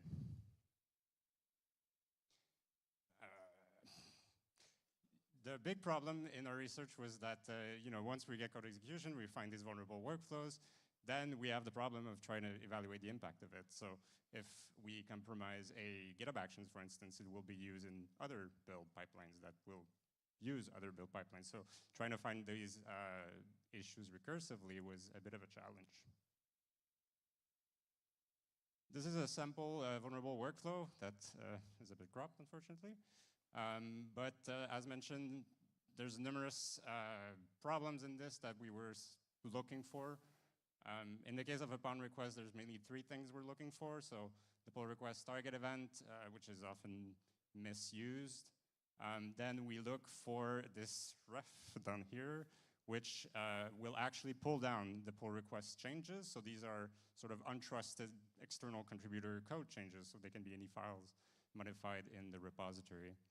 And then what we don't really see at the bottom is you need some sort of command or injection that will trigger the remote code execution. So in this case, at the bottom, there's a call to make. So if you run make on untrusted changes, it will load the make file. It will run any command you want. That's not great. Or you may be embedding user input into the bash script that is executed down there. And there's another set of problems in here, like we mentioned untracked supply chain dependencies, so you can use containers. And there's also the permissions that the workflow has. So in this case, it's given a fairly privileged access token. It doesn't define permissions, so it defaults to read-write access on the repository. So these set of problems were very common, and we set out to try to find these. So to make this happen, we created a project called Package Supply. And the goal of this project was to analyze the CI workflows of common open source packages that are not really used or tracked in SBOMs, they don't have really CVEs attached, but they have a really critical role, such as GitHub Actions or Terraform modules, which you give generally your most powerful credentials to. The process of analyzing each packages is often the same. We try to clone the source repository if we can find it. Then we will parse any CI workflows that we find. We'll run some static analysis security tools to try to get some findings out of there. And then at the end of this process, we end up with sort of a build inventory, so all the build components that we saw in this projects. This allows us to sort of recursively crawl like the build package graph of these projects. And to kickstart this process, we scraped a large number of repos just to showcase that this approach really scaled. And in order to analyze it, we put everything into BigQuery. And this really allowed us to do like static analysis using SQL, but it's really efficient. You can test heuristic really quickly rather than running a tool 350 times every time you want to add more to it. And the other analysis tool we use is Neo4j, so it is a graph database. And this allows us to, once we find like a vulnerable package, we can sort of evaluate the impact of it in the ecosystem. This is a sample of the current data that we have and some of the heuristic that we're using. So on the left, you see the sort of input packages. And then we see in the middle that roughly half of the repositories that we found had GitHub Actions. And then, interestingly, most or all of them don't define permissions. So depending on where this workflow is, it may inherit more permissions than it needs. We have the trigger on risky events. So this is the pull request target event. There are other events we're looking for in these workflows that are commonly misused. And then at the bottom, a bit lower in incidence rates is the injections and the untrusted code checkout. So once you start putting all of these heuristics together, you get a fairly high signal towards vulnerable open source packages. And once we find one, we put it in BigQuery to look at the entire build graph. And these are fairly normal and expected. These build graphs get large really, really quickly. And in this case, we're able to see that, say, a package that has a command injection then affects, a very large number of dependencies. And so this is getting really interesting as a project. So we started looking at individual repos and then try to find how these vulnerabilities in build projects could affect other things. And we found a number of things that François will be discussing. Thank you. So yeah, with all that allowed us to indeed find 0 days in the build pipelines of open source project and perform like responsible disclosure. Namely, at the beginning, we were focusing our attention quite a bit on Terraform providers and modules because we thought they were simply, it was an ecosystem that was simply forgotten by most people that typically would be looking at NPM and PyPy again. So yeah, we did find a number of those problems, namely in the category of pull request, those kind of build tools that have little known features that are dangerous. And we started to see patterns emerge, and we coined the term living off the pipeline, very as a nod to living off the land, which is a classic type of post-exploitation or exploitation kind of name that we see in MITRE and things like that, but applied to the build pipeline here. So we've created this project, Living Off the Pipeline, to inventory all those tools, such as Gunplate, which you'll see in just a moment. And there are also injections, and this is just a small sample. We have many more yet to be disclosed. So if we just focus on this living off the pipeline, sorry, the URL is literally corrupt at the top, but you can find it, like Google it and find it on GitHub. So this is an example of Gunplate. So Gunplate has a little known feature. So first, it's a kind of a template engine in the Go language. It has this feature which you can configure it not just with a command line parameter, but also with a config file, namely .gunplate YAML, which if you're submitting a pull request, you can just add that file if it was not present, and read the documentation and figure out that there's this interesting feature called post-exec, which you can just specify any arbitrary command, and then you get remote code execution in the context of a build pipeline. So I'll do a demo of something. This is directly inspired by one of those responsible disclosure we've done on a Terraform module that was downloaded hundreds of millions of times, like very popular, not to name it like the second most popular on the Terraform registry last year. So before I move on to the actual demo, just explain a little bit. The Terraform registry has both providers and modules. Modules can have dependencies themselves. Modules and providers, effectively, when you want to publish them, it's literally no more than a GitHub repo, which every time you tag, it will automatically publish to the registry. So it's as easy as that. If you have the ability to tag, you are publishing.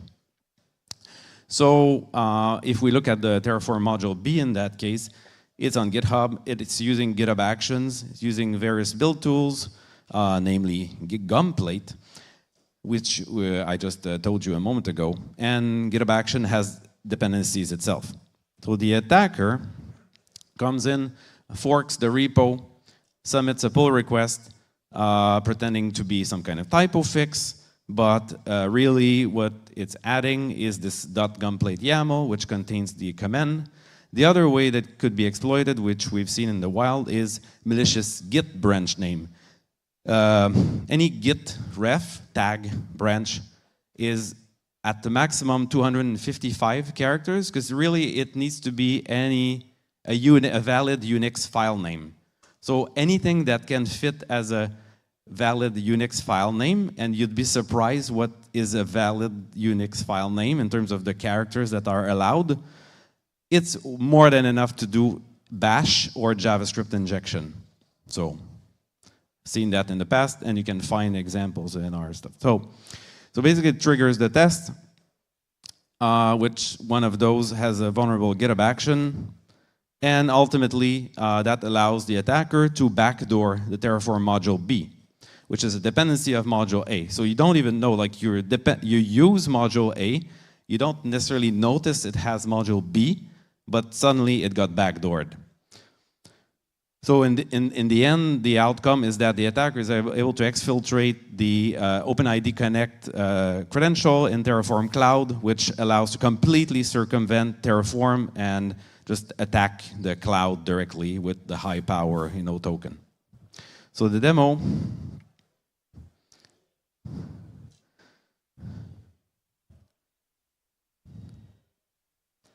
All right.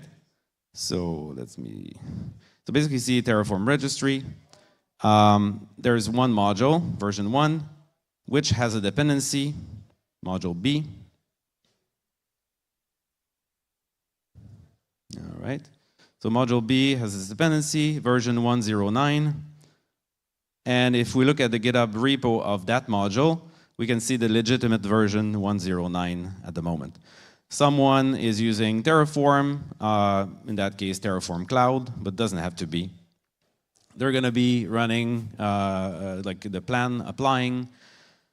Meanwhile, the attacker is setting up its attack. It has some kind of honeypot to collect the tokens at the end of the attack.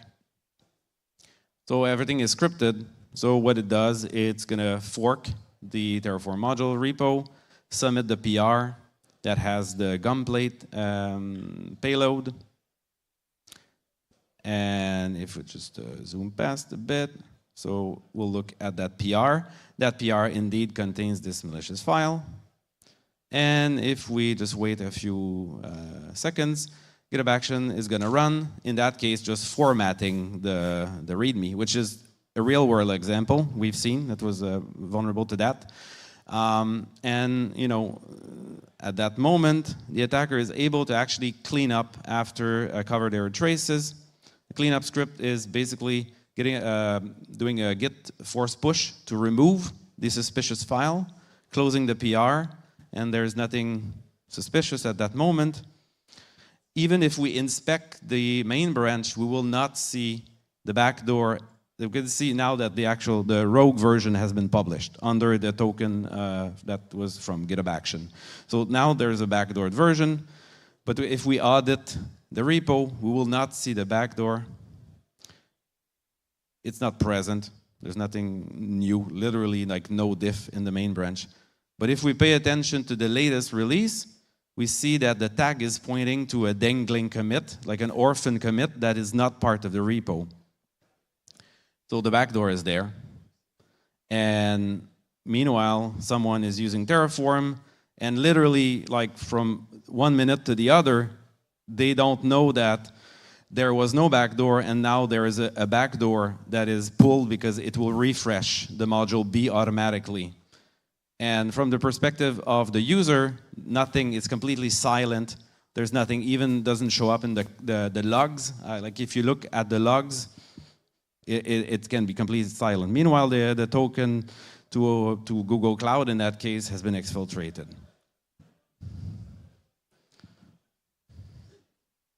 So what can we do about that?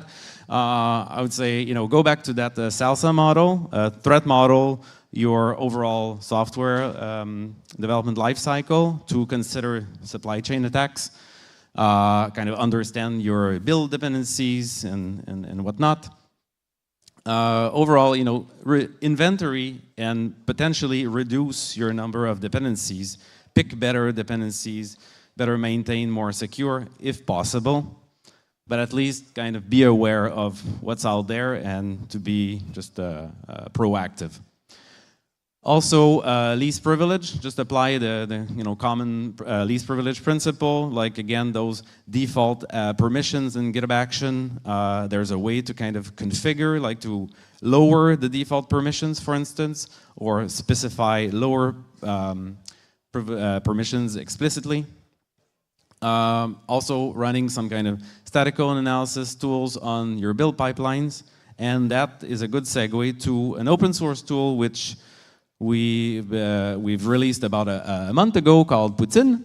Putin is an open source security scanner focusing today on GitHub Actions and GitLab, but we have plans to expand it. We're looking for feedback from you if you have specific use cases you'd like it to apply today. You can point it to a GitHub organization or just a Git repo, and it will scan very efficiently. Namely, you can point it to orgs that have hundreds or thousands of repos. It will return results within literally less than a few minutes. So it's just as easy and lightweight to run it against your own build pipelines, build it inside of just as kind of security check of your own pipelines. So we use it as part of this whole package supply project, and go find it on GitHub, start and try and possibly contribute. Again, just feedback is a good contribution. So what it looks like, you install Putin, you can run it as a Docker container too. You give it a read-only token to repos, and it will return like the types of vulnerabilities we've discussed so far. So there's also the Messi Putin project on GitHub, which is really a capture the flag thing. It was designed to kind of test our tool. So you can give it a try. Literally, you can exploit those workflows. There are about 20 or so flags. So far, no one has got them all. Even like the red team at Mendiant, they were unable to find the most the hardest ones. So come talk to me. I can give you some hints. Overall, the security of build pipelines is really complex. It's an area that's still under most people's radar. Our research is really starting just to scratch the surface of that problem. Our statistical analysis, namely in Poutine, is still quite shallow, simplistic, but it's already finding very important problems. Again, CI/CD should be treated just as seriously as production systems. And we've demonstrated to you some real-world scenarios that are, in some cases, very easy to exploit. Just go try and Messi Poutine. The first challenge, you should be able to figure it out within just a few minutes at most, hopefully. And Poutine, you can give it a try, and that's it. There are a number of articles we've published in the past year about this topic. Discussing in more details those responsible disclosure and the gotcha behind those, and the projects I've mentioned. In this case, you can see the URL because it's not cropped. Thank you.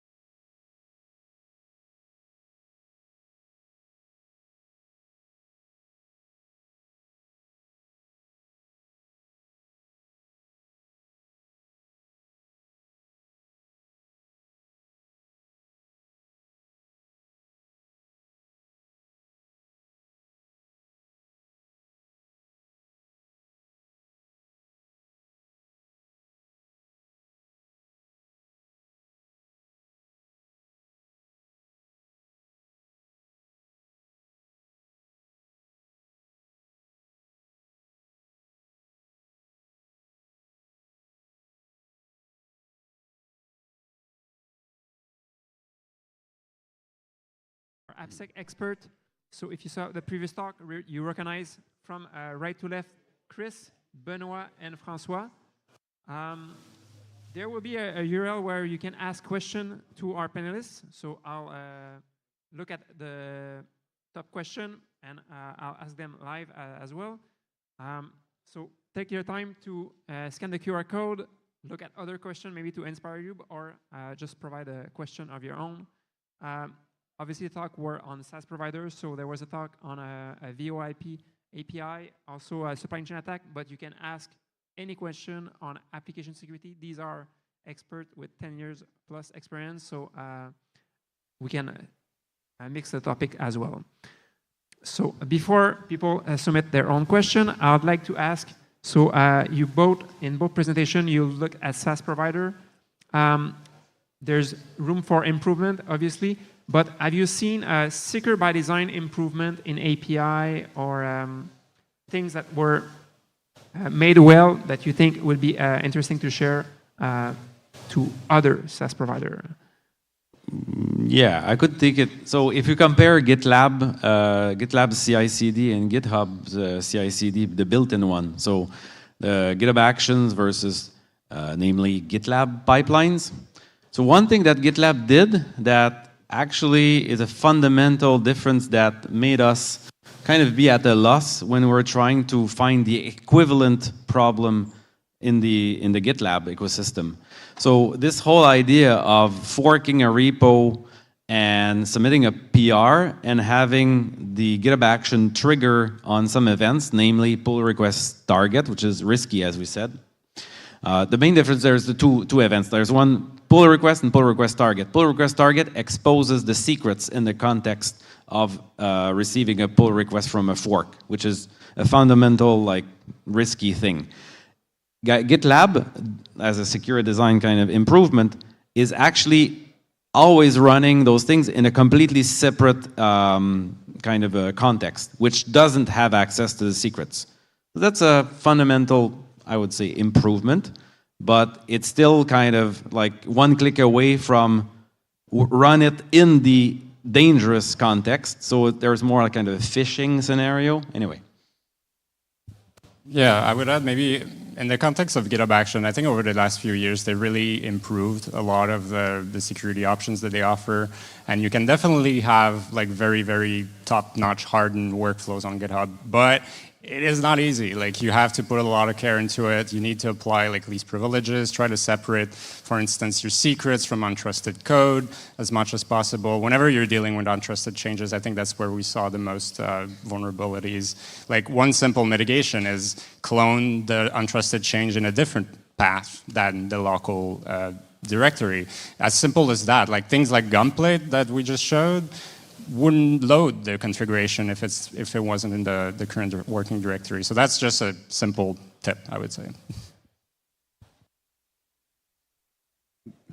Okay, there we go. Personally, I have seen incremental improvements, like you were saying, things that are small, but if I'm honest, my knee-jerk response to the question is not really, because if we want real secure by design, something like an API that allows you to, in my case, the Twilio API allowing you to reach out to any URL, you shouldn't be able to use that functionality until you've got a configured list of allowed hosts, right? Like, it should just be out of the box. You can't make it work until then, but that's, on that pyramid of usability, security, and speed, we lose on that request every time, it feels like. Yeah, I think that's a great point. If you look at GitHub Action, there are a number of things that was really not secure by design. The whole idea that there is this kind of syntax where you can effectively, the whole idea that there is the possibility of injection should not have been. Why did they reinvent injection problems in a system created in 2020 or so, like 2019 is GitHub Actions? Like, why reinvent injection at that moment? So they could have just decided to have a different way to inject tokens in a safe way. Perfect. So let's say I'm sitting in the room and I'm a developer. I'm using GitHub Action. What would be like the top priority I should focus on to secure my build pipeline? So first, there are kind of two main kind of contexts we need to understand. Like, is it a public repo or a private repo? Of course, if it's public, attackers can just discover your repo and discover the pipelines, do what we did, use Poutine, find low-hanging fruits, and you're in, right? Like you try Messi Poutine and you practice. But if it's a private repo, it's much more complex because you're thinking about insider threat scenarios where it's complex because you need to allow your developers to push code to, develop that. And unless you set up kind of very complex code review with 2 people, review system, very tedious to really address those things in a private kind of insider threat. I published a number of articles on that topic, so we can discuss it. But I guess to answer your question, try Poutine, and like the documentation is giving very good like best practice, like bad practice kind of examples, counter examples, and yeah, talk to us after. We can give more. If I can add, I would say maybe a trick or something if you haven't looked into is try to look at short-term lived credentials. There was a lot of credential leaks, I guess, on NPM and these sort of things where they kind of allow pushing malicious artifacts. So if you're not using, say, YDC to authenticate to other services, I think that's a really good way of trying to improve your supply chain workflows. Excellent. So in many cases for infrastructure, we need to review dependencies tree. So it might be for a build, but also just for normal dependencies in our software that we build. We all know that there's a complexity where you're adding dependencies and you might add 100 of transitive dependencies. How you go to decide if one dependency should be a viable risk? How would you evaluate dependencies in your tree? It's a very complex problem, and there's no good answer to that. One thing that starts to, I would say, if you're aware, Google created this project called deps.dev some years ago, about 2-3 years ago. So just find it like deps.dev. It's a very good thing to have a look at the dependency and the dependency tree, and they also combine it with the Open Source Security Foundation scorecard, which the scorecard is very simplistic kind of a metric of reputation, quality of the project, and various things. So it's a start. It's not nowhere near perfect, but I guess that is one way that you could look at the number of CVEs published in the past, like is it still actively maintained, and the depth of that transitive graph. Like, is it very, very deep for something very small, right? Like if it's just like shift pad kind of this, like NPM package years ago that was very tiny, literally 5 lines of code, but then like has like more dependencies. Why? Yeah, I could soapbox about that for hours. I think further to your point, the idea of, when I've recently been building some stuff that's meant to be sort of semi-production for my team. And so I've had to sort of walk the talk, so to speak, of actual software development. And one of the things that I've found a little bit instructive is there isn't a silver bullet answer to that question, in that some things that aren't maintained for a decade aren't maintained because they just work and you don't need to like change them. Now those are few and far between, but you don't always need to, like, it doesn't work against something if there's been no activity because it just functions, in my view. But what does, sort of the things that came to my mind after going through this process a few times are, you want to look at stuff like, how many open issues are there that are being unaddressed? How long have they been open? Are they, get a sense of the types of issues that are being run into. Is it localization? Okay, I can understand that there might be some difficulty there. Is it like you're just not encrypting any data when you do this particular process? That's a problem you might want to look into the details of and sort of see. but again, it's complicated. It's not there isn't a sort of a straightforward thing, because you do have packages. XZ is the perfect thing. Like, why did that need to be updated? It's been functioning for years. There was no need to add new features to what is essentially an established compression algorithm. And then, then we had shenanigans. Surprise, surprise. Okay, by the way, I wasn't having the right link, so now I see your question. So we have 4 questions from the public. I'll start with the most upvoted one. Do you think the current CI/CD tooling system are fixable over time, or do we need to trash them and rebuild them with security in mind? So basically, we need a new paradigm for build. Trash and rebuild. Trash.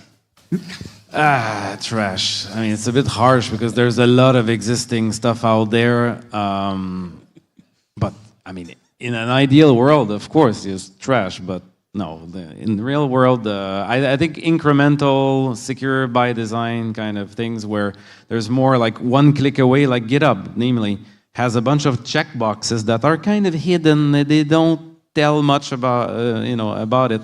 But if you go in your GitHub org setting or repo setting, you'll find at the bottom a bunch of checkboxes, and for the most part, you just check them. If I recall, I think it's not just like untick them. It's more like check, check, check.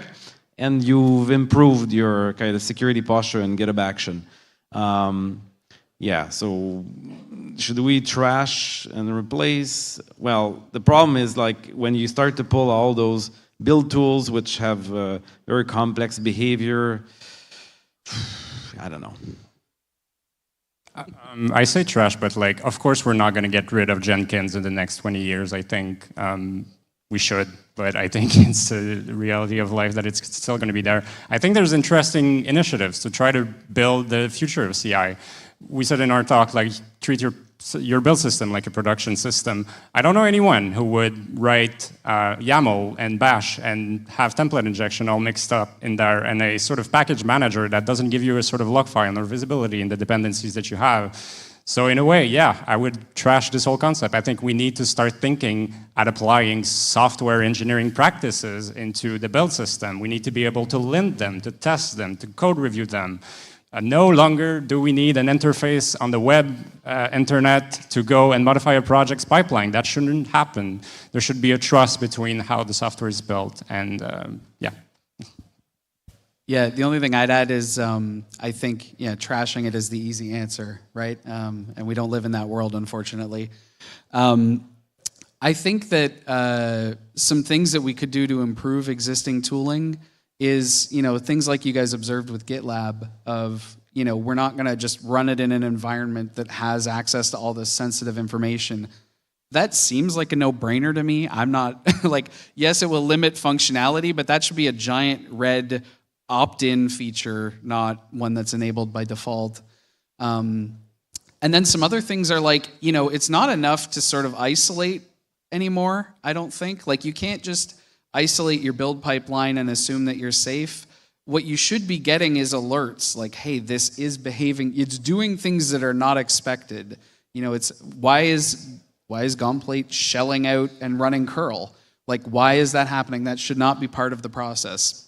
And it comes down to like the bigger usability problems that security people will yell at clouds about all day of, like how many libraries out there have you guys seen where the installation instructions are just curl this shell script, pipe it to bash? Some of them are through sudo, because why not? Like, if that's what we're accepting as sort of the level of risk, like, I don't know, I'm just going to go farm beets because I don't know how to defend against that threat when that's the documentation, Yeah.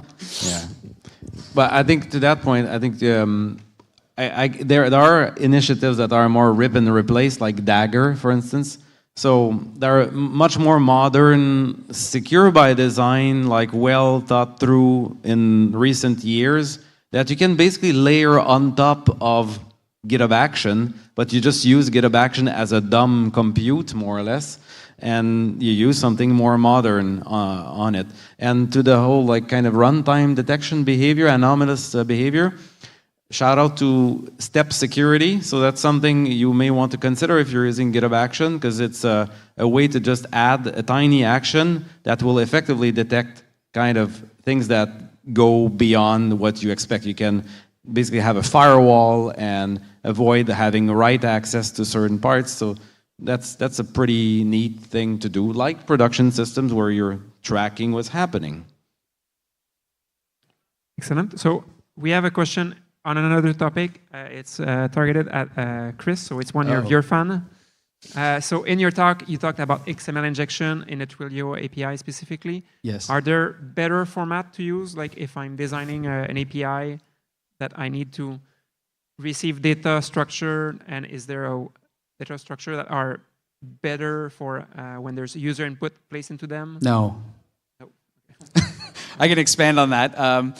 So, I mean, ultimately, anytime you're taking any kind of data, putting it into whatever format, there's going to be issues, right? There's binary formatters that have injection problems. SQL injection is probably the most well understood thing. It still happens for some reason. We know the way to solve injection problems. People just don't. And you saw at the beginning of my presentation maybe that like part of the letdown there was that the documentation was just wrong. Like the documentation showed you how to do it the worst way, right? Like you're handcrafting the XML instead of using their helper classes to do everything. And so, yeah, for my money, there isn't really going to be a different format that's necessarily going to save you. You need to apply the techniques, and they need to be applied everywhere. If you, as like the people in the room here, if you have a service that offers an API to other people, your documentation should show the safe way to do it, even for Hello World stuff. Because, my God, the number of times I have seen, well, we did this quick demo and now it's in production. Again, beet farming. Give it a thought. But in the case of Twilio, in your example, like the API, the way they designed the SDK, they could have refused strings for 2ML, for instance, and just sort of accept a stream of objects. Yeah, like absolutely. They could have just only accepted a class object within their Python library, and they could have done some, type inference and checking. But ease of use, right? It's the bane of security. Perfect. We have another question. So another topic. Someone is curious if you have advice regarding identifying a rogue API exposed publicly from an organization. So assuming large organization that doesn't know or doesn't have indexed all of their endpoint, how would you go to identify the rogue API or unknown? So as part of my work, I do a lot of, I'm kind of one of the Android SMEs on my team. So that is my favorite way to find endpoints that aren't actually officially documented anywhere, is like if a company offers you an API and then they also have applications that they deploy to Android, a lot of times they will just stuff extra endpoint definitions in their APK that you don't know about until you rip it apart and reverse it. So that's one very obvious way, is like if there are other utilities, whether it's a thick client, not that those exist anymore, mobile apps, that kind of thing that interface with the service, they're gonna cheat. That's my experience anyway, is that they're gonna cheat, and that's an obvious method. The other way is essentially the one thing I like to do when I'm first exploring the functionality of a web application is just burp, zap, whatever you're using, log all of the stuff, log everything, and then start ripping that out into CSVs or whatever your favorite data analysis tool of choice is. Crunch the URLs down, look at them uniquely. It's the equivalent of running strings on a binary, right? But those are pretty easy ways, because sometimes you'll see stuff that isn't, Swagger docs don't exist for it, but it's there, it's being called, it's being used, maybe it's legacy, right? Well, I think more and more modern apps are single-page apps, like SPAs, right? Like React, Angular, whatever. So in that case, it's just API first and client-side, like bunch of JavaScript, which will contain everything, as you said, for the Android. So just, download this bunch of JavaScript and read it. If it's probably minified, but you should find it. And otherwise, yeah, introspection for GraphQL, like often it's going to be enabled, and that will just give you a very neat, pretty way like to document everything that is within your reach. Perfect. So we have a question about AWS, but I think it can be generalized. So someone is asking, how do I convince my developer that to move to IMD SV2 to mitigate SSRF? But how do we convince developer who are using a legacy API, let's say that has some known vulnerability, but the application still works? How do you convince teams or a manager to move to a newer API? What would be the argument to make it? Scare them, like exploit, like make something, a demo, like a red team style that is just doing SSRF and dumping everything, pivoting every which way, go as deep as you can, and then it will be like, yes, we need to fix that. So, working for a large, toothy organization like IBM, I have a lot of experience with culture shift and people being brought in who don't necessarily have the same sort of general alignment, to use business speak. But getting the buy-in, that is exactly what we did for a lot of teams when they get onboarded. We literally record a demo. We walk through essentially like, we can chain all these vulnerabilities together and completely own your cloud service that's running out there right now. Is a really easy selling point for most teams to be like, oh yeah, we should turn these features on. We should do everything we can to fix those problems. But again, it depends on your company culture, because I've got friends who work for companies that are highly resistant, and they sort of let developers do their own thing because they're doing that in the interests of efficiency, time, that kind of thing. So maybe in the context of the AWS question, I mean, let's all remember that Capital One got hacked through this. I think that's a good example. But I think to discuss, like to convince developers, you have to bring security, I think, as a feature, as code quality, like as something that you have to convince them that doing this security right is the good thing for the software and the security of your data, really. And so when you come in and you say, this is more secure, but it's also, better introspection, better logging, better whatever, you're bringing maybe more visibility, more than just the security, because it can be very abstract, I think. Yeah, and the one thing I would add on to that is, like, the thing I try and always sell people is security shouldn't be its own thing that's off to the side. Security is like a layer across everything. There's everything from physical security all the way through to software development. It's there all the way. Insecurity happens not because I found a vulnerability. It's because someone did something in a way they didn't know was unsafe, right, in the beginning. And so I think there's a lot of value in sort of treating it that way, of like it's literally across the entire spectrum of an organization. Perfect. And maybe as a last question before we close, maybe touch a bit your presentation, Chris. You talked about documentation. So general training and documentation has improved greatly for developer. But what remains to be improved, and what are the major lacking area in documentation and training? Yeah. So in my presentation, I called out that Twilio did the right thing in a bunch of places. They should be applauded for that, because a lot of other places don't do that. They don't have wrapper classes that properly sanitize everything. It's just in one spot, which was the basic hello world. It went wrong on them. I was kind of approaching it, when I spoke to the development team, that was kind of their thing. They told me we did a demo and now that's running in prod. And that was... I didn't believe them because I had prior experience with Twilio. So I went and looked at their docs and was like, yeah, sure enough, in this one spot, they didn't do it the right way. And it's the one spot that they needed to care about at that moment in time. So it has improved. Like, even though I was kind of ragging on it, like, it has improved. The fact that it's out there, that people are taking it seriously and doing things in the correct way, the safe way. And I don't want to limit that just to Twilio. I've seen a lot of improvements in especially SaaS provider documentation.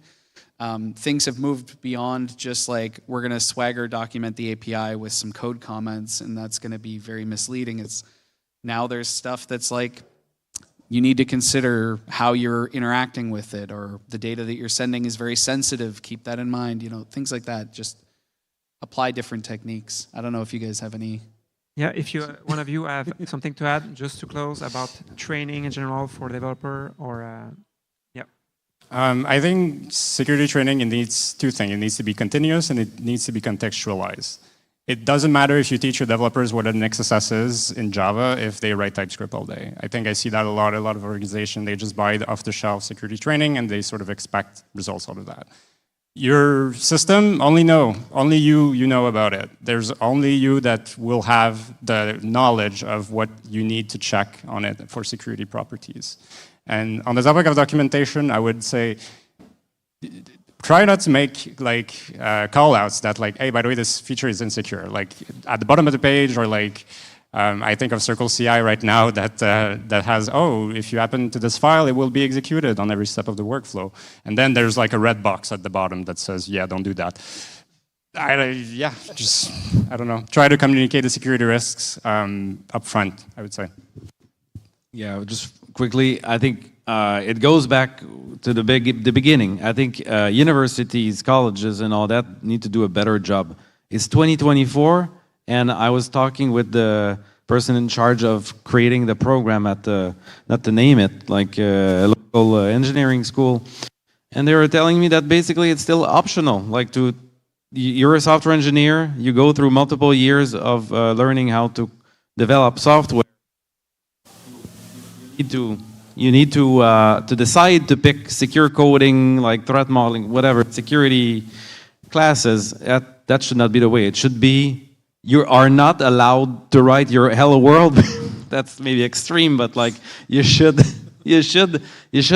be taught about secure coding, secure kind of concepts at the same time as you're learning how all those powerful features that programming languages allow you to do, APIs and whatnot. It should be yin yang, you can call those APIs, but here are the problems that go with that. Thanks, François. So I think this will close our AppSec panel. So these were the questions that you could ask now, but I'm pretty sure they'll be open to answer your question afterward. So if you cross them during the conferences. So thanks for attending the talk this morning. Thank you.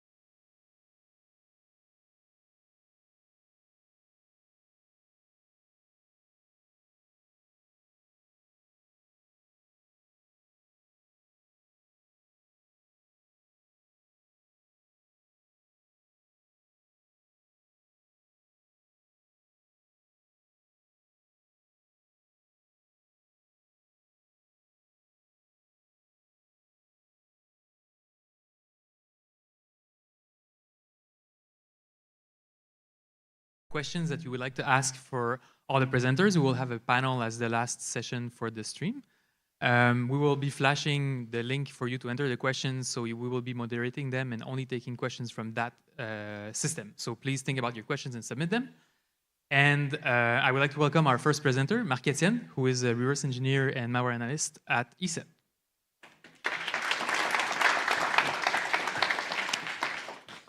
All right, thank you, Pierre-Marc. So I'm super happy to be here today and present to you one of our latest research. So, over the years, I've been for 12 years at ESET now doing malware research, and over the years, I've been looking a lot into malware that's outside of the Windows ecosystem. So I've looked at Mac malware, but a lot at Linux malware, and we've published a number of research over the years around that subject. One of our biggest research was 10 years ago, called Operation Wendigo. It covered, it was about a cluster of Linux malware working together for financial gain. And this new research reveals additional detail, the research I'm talking about today, and that we published this week. Before I begin, I'm just going to take a minute here and just explain what SSH is. Otherwise, the rest of the presentation may be a bit difficult to grasp. So when you manage a Linux server, there are multiple ways to interface with the management interface. So you can have a web interface, or there's very limited graphical user interface tools to manage Linux servers. But really the most popular and most efficient way to manage Linux servers is through terminal sessions, like you see here.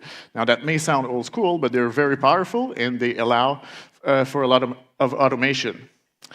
And SSH stands for Secure Shell, and it allows to create and access remote terminal session from your endpoint. So if you're managing a remote server, this terminal session running on the server can be accessed through SSH. And SSH enables end-to-end encryption between both hosts. Now comes in Ville-Marie. Ville-Marie is malware that will inject into OpenSSH, the most popular SSH implementation for Linux. So what it does is it will enable a backdoor that will allow the attackers a stealthy way in the servers that won't be logged anywhere.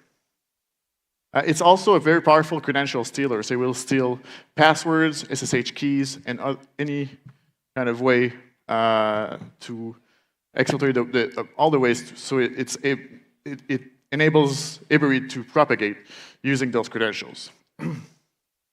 It also features a very powerful userland rootkit, and I'm going to talk to you about this rootkit later on. But it's very difficult from a system administrator perspective to see that the server is compromised. So I talked about Operation Wendigo. It's very nice today because we have almost all of the co-authors from that paper. So we have Pierre-Marc, who presented me earlier as one of the co-authors. We have Benjamin in the audience. We have Alexis, who's going to present, who's doing the next presentation.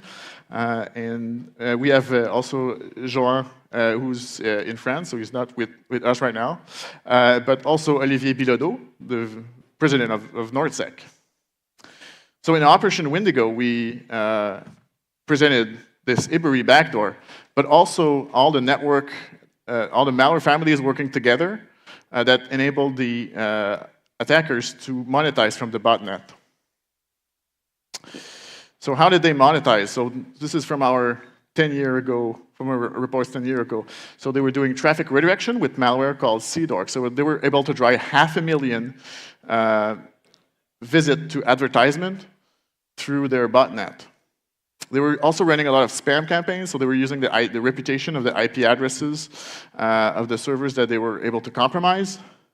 And they were also hosting all their malicious infrastructure on Ville-Marie compromised servers. So it was very difficult to actually see where the backend was residing, because they would run DNS servers, but also reverse proxies to their non-compromised infrastructure.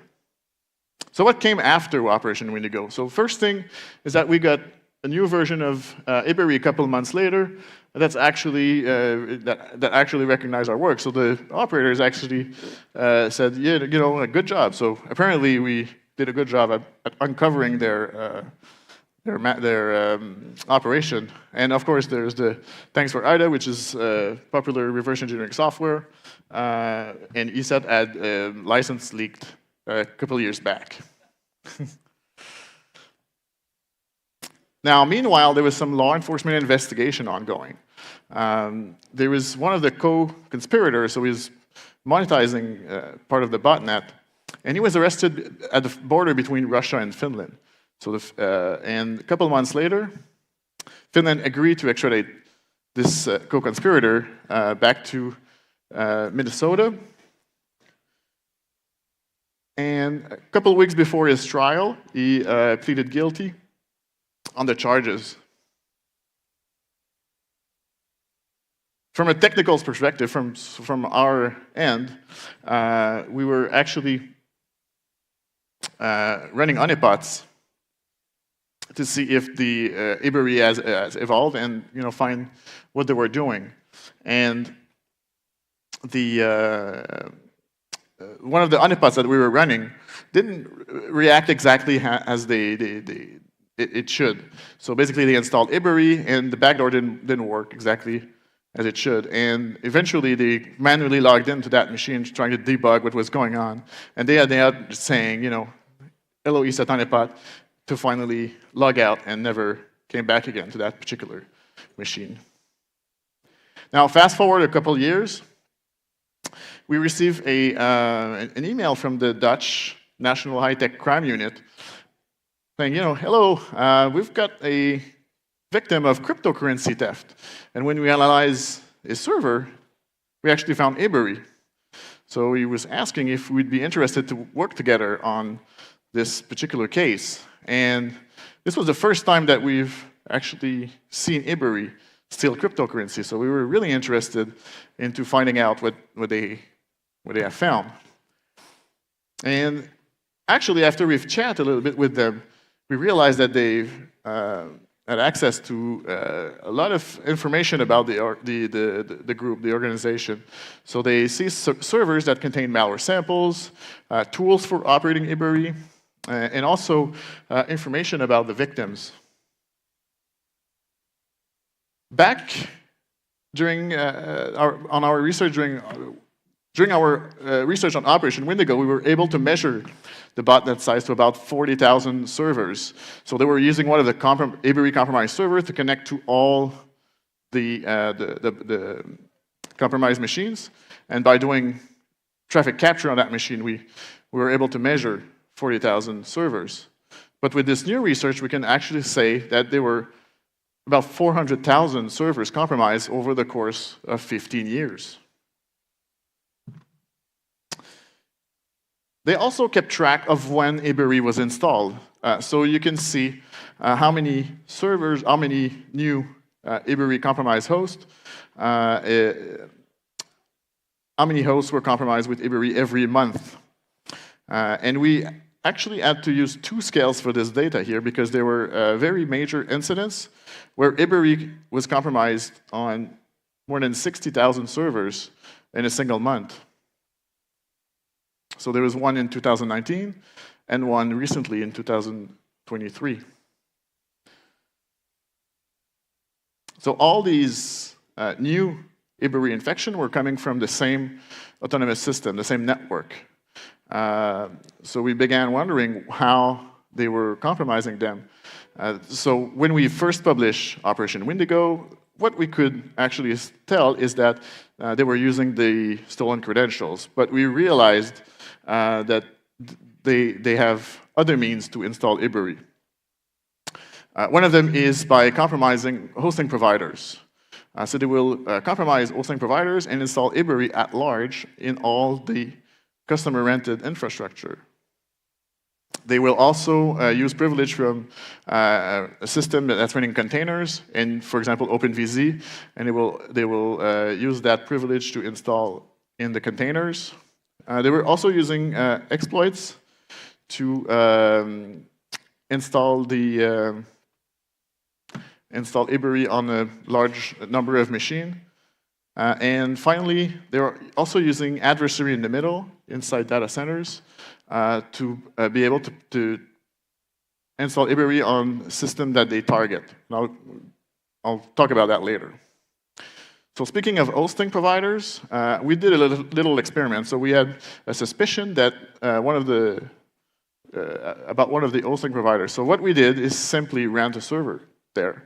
It was a virtual private server. The only service that's running was OpenSSH. And we monitored that server to see if we eventually get compromised. Ibery was installed only 7 days later. So initially it was clean, but then someone logged in and actually installed the software. Which was, that was nice because at that point we have a good honeypot. And we knew that they were using the password that was provided by that provider. So we ran another honeypot later, and we're actually checking what we're running a honeypot on port 22 instead of the regular OpenSSH server, and they try to use the password that was provided during provisioning. So the impact is huge because there are over 70,000 servers that are compromised in that hosting provider infrastructure. So from that point, we were able to see the Ibery actors coming in to exfiltrate the new credentials. So if, for example, we would have used the SSH client from that machine, those credentials will eventually get exfiltrated, and we can track them using that honeypot. So the recent monetization technique of this group include cryptocurrency stealing. So I've talked about it, but I'll go into more details. It also involved credit card stealing. So there's a module called AnyMod Steal, Frizzy Steal, and that eventually get integrated into Ibery that allows to exfiltrate HTTP post requests made to or from the server. And the traffic redirection and spam still continued, but using different malware families. So all the old malware families eventually faded out and were replaced with Illimod Redirect, Illimod Proxy, and a kernel module we call kernel redirect that enables the HTTP traffic redirection using a net filter module. So I talked about adversary in the middle. So here's how they do it. So Bitcoin nodes and Ethereum nodes run on a peer-to-peer network. And you have to have a public list of IP addresses that's running those nodes. So what it will do is get that list of publicly reachable Bitcoin nodes and assume that they're probably hosting a wallet. And they have so many compromised servers in so many data centers that the chances are that they have a server compromised with Ibery on the same network segment is quite high. So whenever that happens, they will install tools to perform the adversary in the middle, and they will perform ARP spoofing.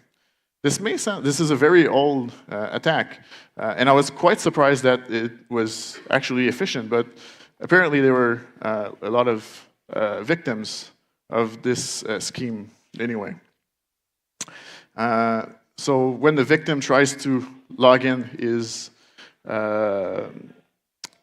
server, the SSH traffic will get redirected to a server used to capture the SSH credentials, and these credentials will automatically be used to connect to the target, and then run a Perl script, and it's really clear in that Perl script that the goal is to steal the wallets. So they will install Ibery automatically and exfiltrate the wallet.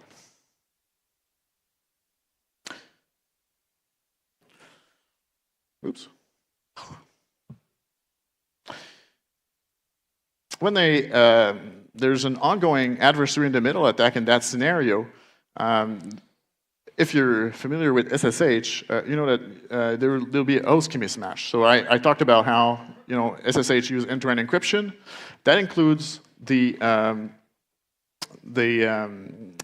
SSH client, where it will keep track of the key that's used by the host, and that is not available to this private key is not available to the attacker.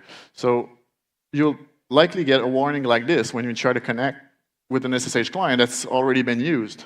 However, when the attack is ongoing, all the services running on that machine are unreachable. So the system administrator is kind of a panic attack where his only option is to actually try to skip the warning and log in anyway. Hopefully it did protect some of the potential victim, but not all. And also, if you never use that SSH client, you can't have this warning because there's no prior knowledge about the host key on the target server. This feature also allowed us to find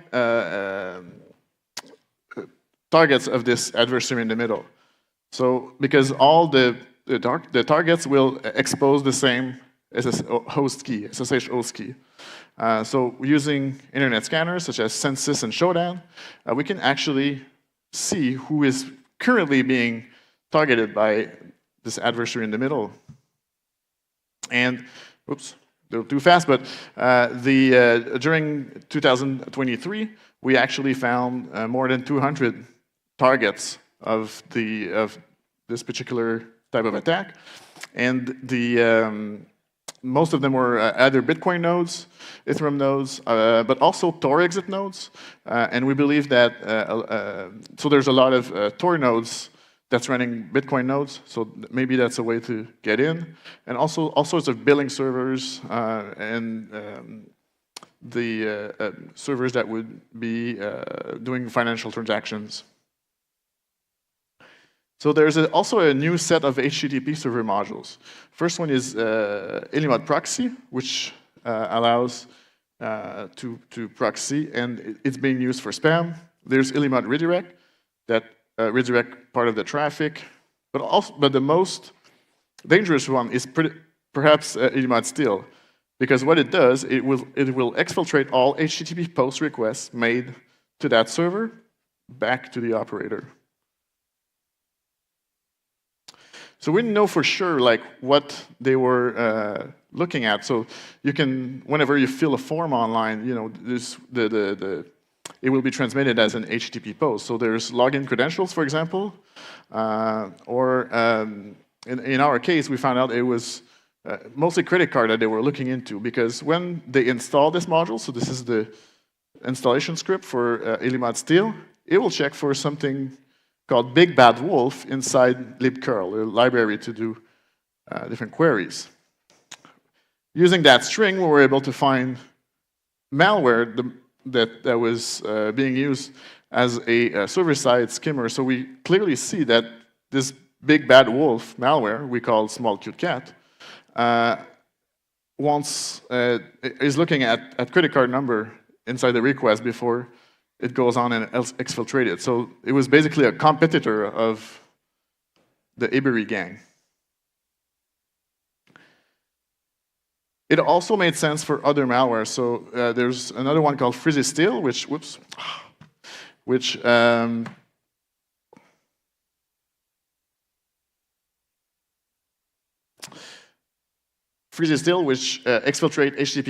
HTTP posts made from the server, which was later integrated in Ville-Marie. So it will hook into libcurl and then exfiltrate the data. But they both all end up on the same HTTP exfiltration server.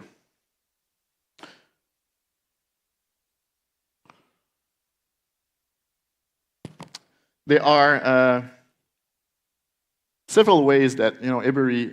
So one of the things is, how can they be running for so long while being undetected?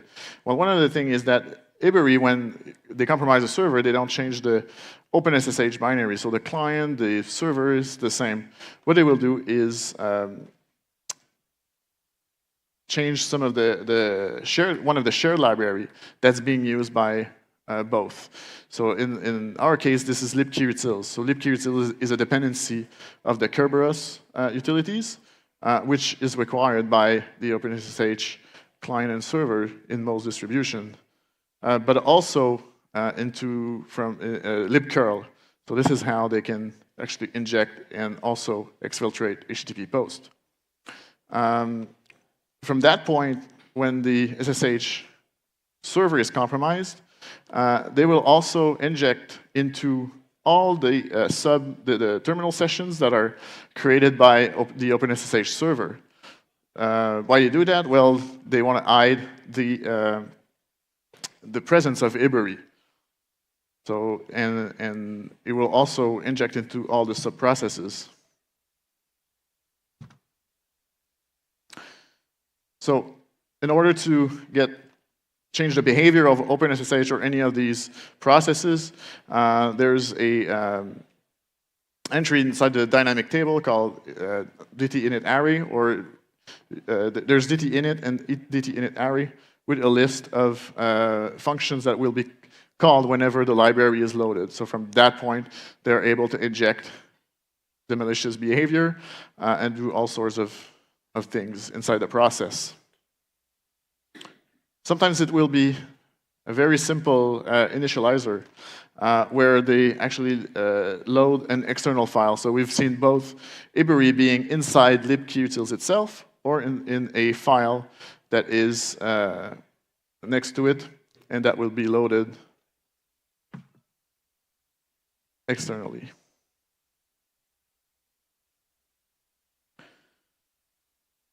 So when you when you access your server as a system administrator, the files will look the same. So it won't be your terminal session will be lying to you, and so are all the tools. So for example, the files. There's a process that's created by Ibery, and if you try to see it, so it will hook into the dir listing of procfs, so /proc, and will remove the Ibery process from there, so it's more difficult to find it. Also, they create a Unix socket to be able to speak with the Ibery process, and this is also hidden. And lastly, if you're trying to see whatever is mapped inside the OpenSSH server or client, it will also hide it as well. So we ask ourselves, can we find an efficient way to detect such kind of rootkit? So there's no security boundaries because you're all running as root, and you're all using in user land. There's no kernel land, so it becomes difficult because it's kind of a cat and mouse game. But there is a few ways that we came up with that we think are interesting to talk about. So there's the link maps of the process. So there's a linked list of all the shared library that are loaded. So as a process, you can actually walk through that link map and find perhaps malicious or see if some malicious library is there. And using this link map is actually how Ibery is able to resolve some of its dependencies. So it will look at this structure and try to find where to call the different APIs that it needs. But more interesting is perhaps LD audit. So this is a feature, part of the Linux loader. And what is interesting about LD audit is that these libraries will be loaded before those that are using LD preload, the method that's used in this case, and in most userline rootkit actually. So you can actually receive events. So when it's loaded, you can actually see what library is being loaded, and perhaps react on it.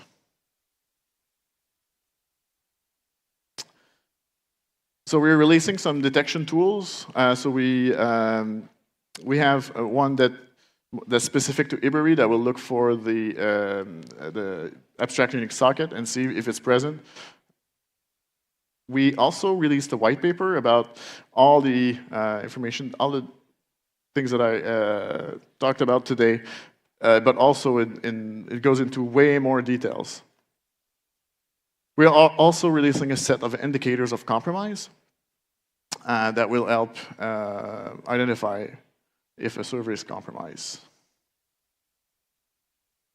Now, something that I often hear is there's a lot of people that don't feel concerned when we release these kind of paper. So there's a lot of Linux users that feel confident and don't think that they could be a victim. But the reality is that there's a lot of very tech-savvy victims out there, and there's very large organizations that were compromised by Ibery. One of the good example is kernel.org, which was compromised in 2011. So that there's an incident in 2011, and with this new research, we can actually reveal that they were compromised for 2 years before the actual incident. So the data goes back to 2009. And also, there were half of the kernel developers at the time that had their password stolen by the group. We talked about multi-factor authentication for SSH when we originally published Operation Windigo. And it's still something that's difficult to implement today. So it's not part of the SSH protocol itself. And you have to rely on third-party modules to deploy it. And it requires an extra configuration. So it's not the default yet, and perhaps it could help in this case of credential stealing and protect against credential stealing. And it also shows that we might lack visibility on Linux, particularly. So with all those servers compromised, it's quite surprising that no one talks about it and that no one actually see what's going on. Thank you for your attention, and if you want more details, you can visit our blog, welivesecurity.com, where we have a very detailed paper about everything that I've talked about today. Thank you.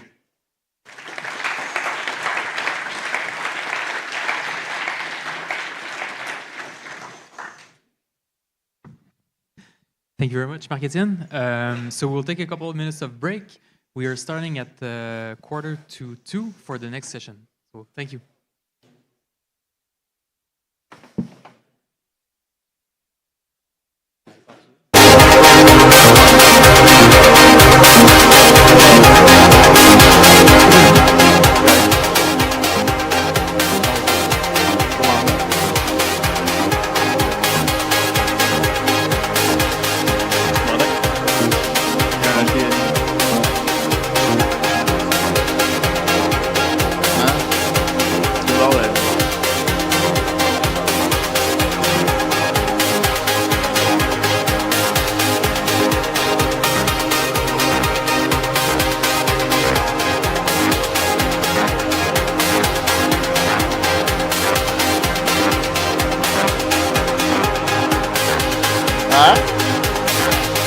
Ouais, je sais.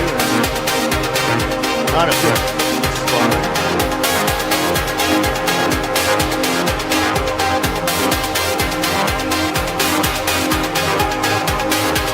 Et ouais.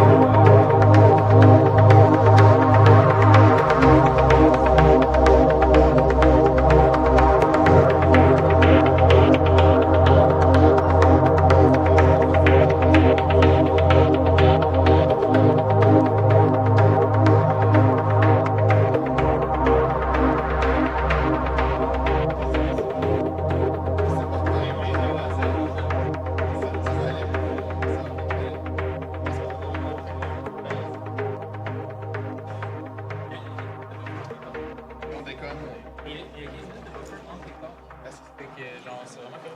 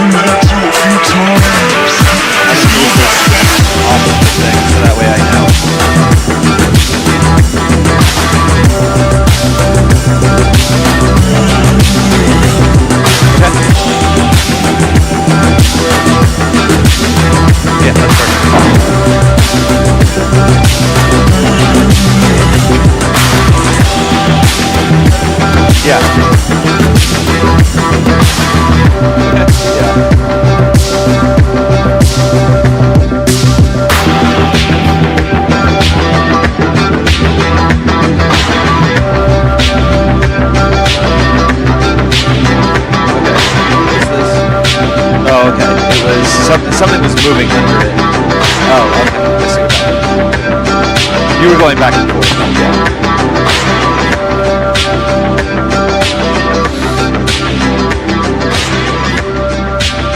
Yeah.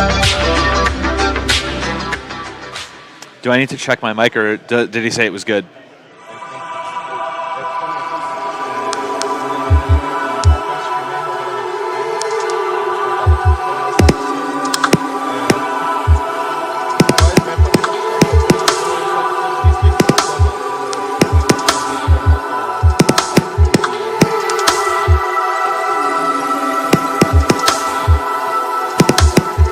Awful.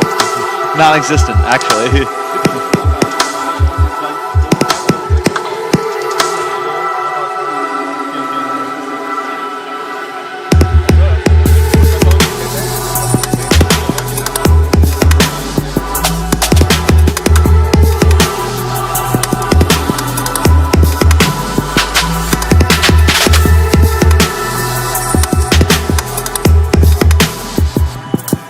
Perfect.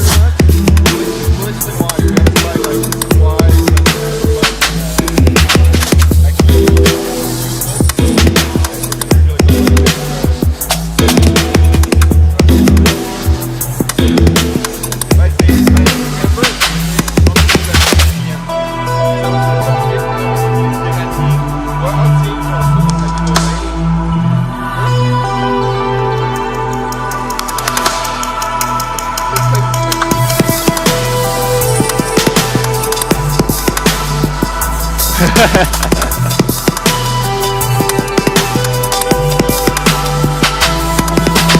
there's a lot more anonymous faces to look at. I'm just going to stare at those 3 big barrels up at the top there. Welcome back. Please have a seat and be ready.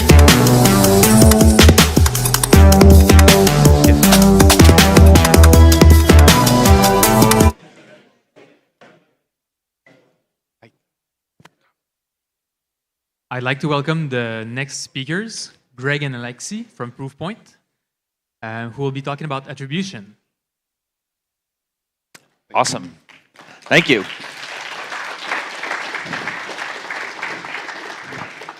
So hello, NorthSec.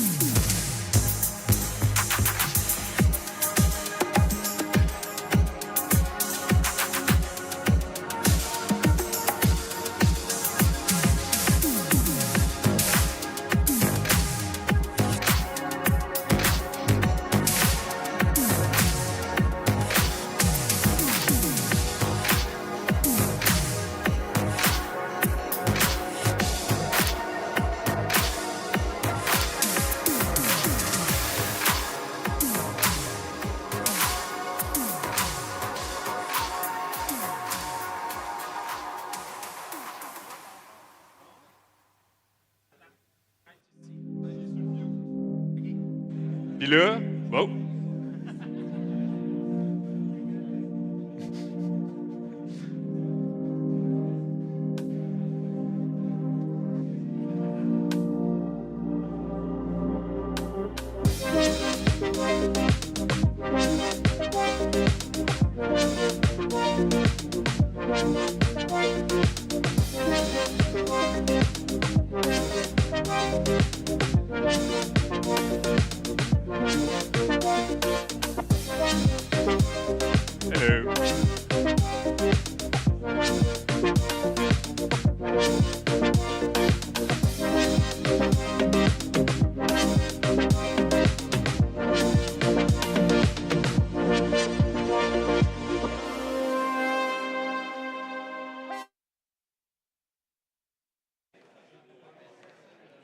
Welcome to our last presentation for this stream. Please have a seat. We will begin shortly.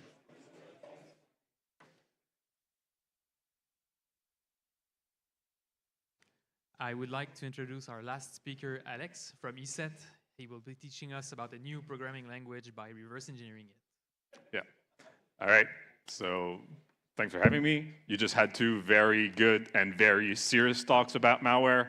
This one is hopefully good, definitely not as serious. I'm going to talk to you about reverse engineering NIM, or like it says, I had to read the source code for the compiler before I ever wrote any NIM. That was an interesting journey. But first, what is NIM? Not going to spend too much time on that. That's not the goal.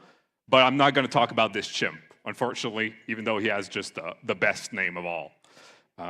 So we need some information about the language for anything else to make sense. So NIM, well, it's a programming language, general purpose, but also allows you to do some systems programming, statically typed, but that doesn't really matter. And it's compiled. So that crown there is the logo. It's super easy to poorly Photoshop onto memes, so it will be all over the slides. So why do people use NIM? The syntax is a script-like. It has a lot of influence from Python, which is very used in InfoSec, and Delphi, which is basically just for malware. So it's a very good fit for many. It also comes with a package manager called Nimble, and the packages are just Git repositories with a specific file, so it's very easy to create and download. It compiles down to native executables. So unlike Go, you don't have a very large runtime, and you don't need a VM. And it works across all major OSs, and it's relatively easy to cross-compile between those. So why do people write malware or legit offensive security tool that eventually ends up being used by malware people?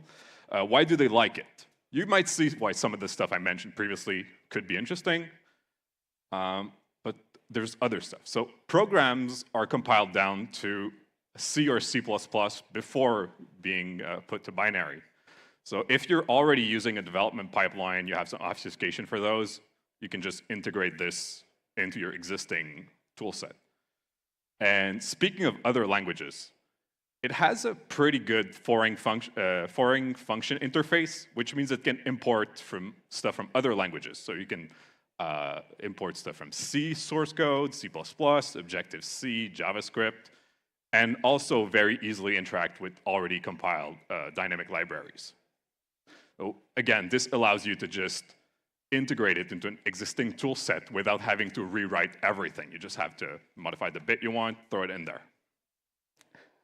And then compared to some other high-level languages, it allows you to easily interact pretty closely with the OS. There are some native, in part because of, well, those other things that you can use, but there are also third-party modules and native modules that are just wrappers around especially Windows OS stuff. So it's very easy. You don't have to go through a whole class interface. It's almost the same as if you were to use C, just a bit more simple. And there's already quite a few offensive security projects written in them that are open source that attackers love to just pick and reuse. And let's look at some of those. just to give you an idea of how much of NIM is centered around offensive security and red teaming, of the top 6 most starred repos on GitHub, 2 of those are explicitly offensive security related. And you have about 5 in the top 50. That doesn't mean anything. So let's compare it to other languages. For Python, you basically don't have anything offensive security related until about 30th position. And even that's not Python specific, it's just payload all the things, if I remember correctly. C++, you have a bunch of security tools, but nothing offensive in the top 50. Only thing that comes kind of close is Ruby, that has Metasploit in the top 10, and nothing else. So of course, all of these other languages are much more widely used than NIM is. My point isn't that NIM is the most used for red team, is that NIM has found a sort of ecological niche in there. It's like, it's been a language for red teaming. Oh, specifically some of these projects, well, Offensive NIM, which is the big one, it's a collection of scripts and tools to accomplish most of the tasks you would need to do if you were to write malware. So in malware, you will often see bits of these just integrated. And then you have multiple packers, existing backdoors, CNC servers, and implants, and packers too. So of course, also, everyone's favorite framework, Cobalt Strike, now has some NIM implants. So maybe you'll see even more of these now. But it's not just red teaming tools. We've also seen actual NIM malware in the wild, both used by cybercrime and APT groups. So already, there's not that many that are known, but it's still out there. And this last one here in the middle, Mustang Panda, is why I'm here. It's a group I track, and at some point, they decided that NIM is awesome, and they want to do everything in NIM. So they started writing some of their corp log loaders in NIM, and they were even nice enough to give us some samples that had all of the symbols still in there, and the debug information and everything. So that was fun, but those loaders are already an example of them using existing open source red team tooling for their malware. So deinvoke is like a relatively popular library that provides functionality to load files and execute code without using the classic API functions that are always flagged. And of course, somebody made a NIM version. Somebody who might be here, I'm not sure. And looking at the code in that Mustang Panda loader, it became very obvious that they had used a modified version of that. Even just at a glance, we can tell. So snake case, snake case, snake case, camel case. And of course, get hash, when you check the source code, it's not in there. So we know they're all forking their own project internally.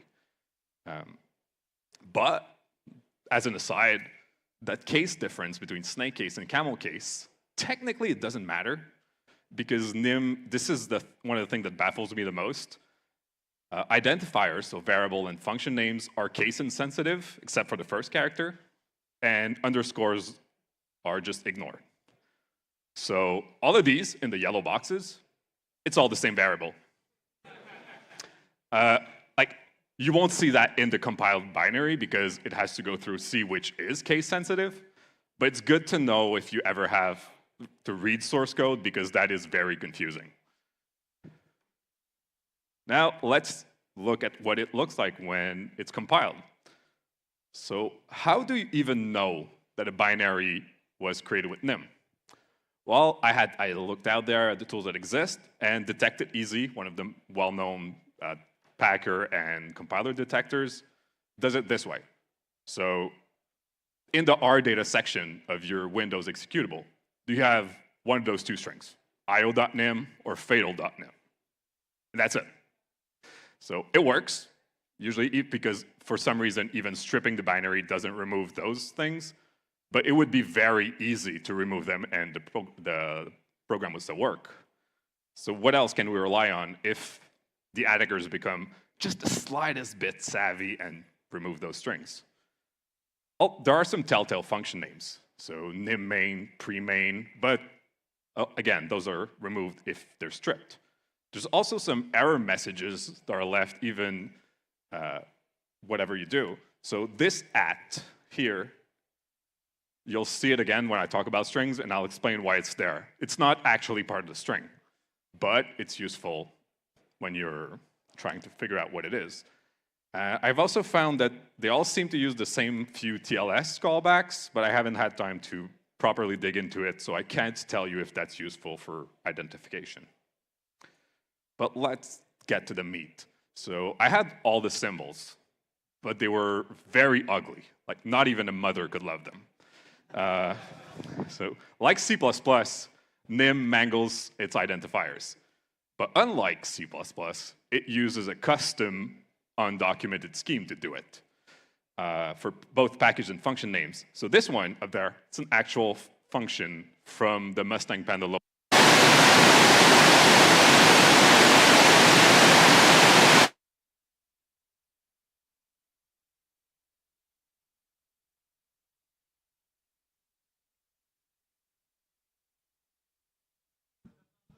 Hi.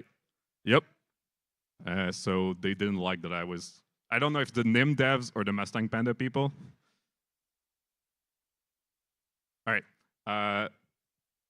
So yeah, that's an actual function. You can sort of read it. My WND proc, yeah, that makes sense. Numbers, instance, it's not so bad. But while I was testing my tool, I wrote some code. And I got this monstrosity of a name. You can, the first part, it's fine. You can read it, get you in 32BE. But the rest, it's just a mess. There's some strings in there, name, nimble. And if you guess that the numbers are hex encoding, because that's what everyone would do, it's not. That would be too obvious. So since the mangling scheme isn't documented, I dove into the source code. And I found this function that does the mangling. So slashes and periods are converted to Z's and O's because they sort of look alike, as it says in the comment, official reason. And uppercase letters and numbers are converted to their decimal representation. So luckily for us, all the ASCII printable characters that they use in those can be represented with only 2 digits. So we don't have to deal with variable lengths, but it's still a very weird choice. So now that we know that, we can reverse the process. So at the top, original name. At the bottom, actual name. It's much better. Like, it doesn't tell us because it's poorly named, but we can read it. And if we do the same thing with the second one, well, this is how I learned, and probably a lot of you learned, that module names are just paths. So for those third-party package, the Nimble ones, it's the full path. And this can leak interesting information, much like what you would have in the PDB debug paths. So you can have the username, the exact version of the package, and even the checksum of that package, so the commit hash, and the project names, and my Nimble installation path. So it can be useful for attributing stuff, for example. On the other hand, the standard packages from the NIM library, they're path relatives to the base NIM path. So pure strutils is the package name, and if you look in the lib folder, those are 2 directory and files. And as an other little aside, because I like to point out the weird and inconsistent stuff, this exact same function from the exact same program compiled for Windows and Linux, and Windows has an absolute path, and Linux has a relative path that goes all the way back to the root for some reason. And I can find in the code where it does that, but I cannot find the reason why. So anyway, mangling problem solved, right? That's it, bye. Of course not. So if we dig a little deeper, we find names like this. So again, we can sort of read it, atm.8@s ...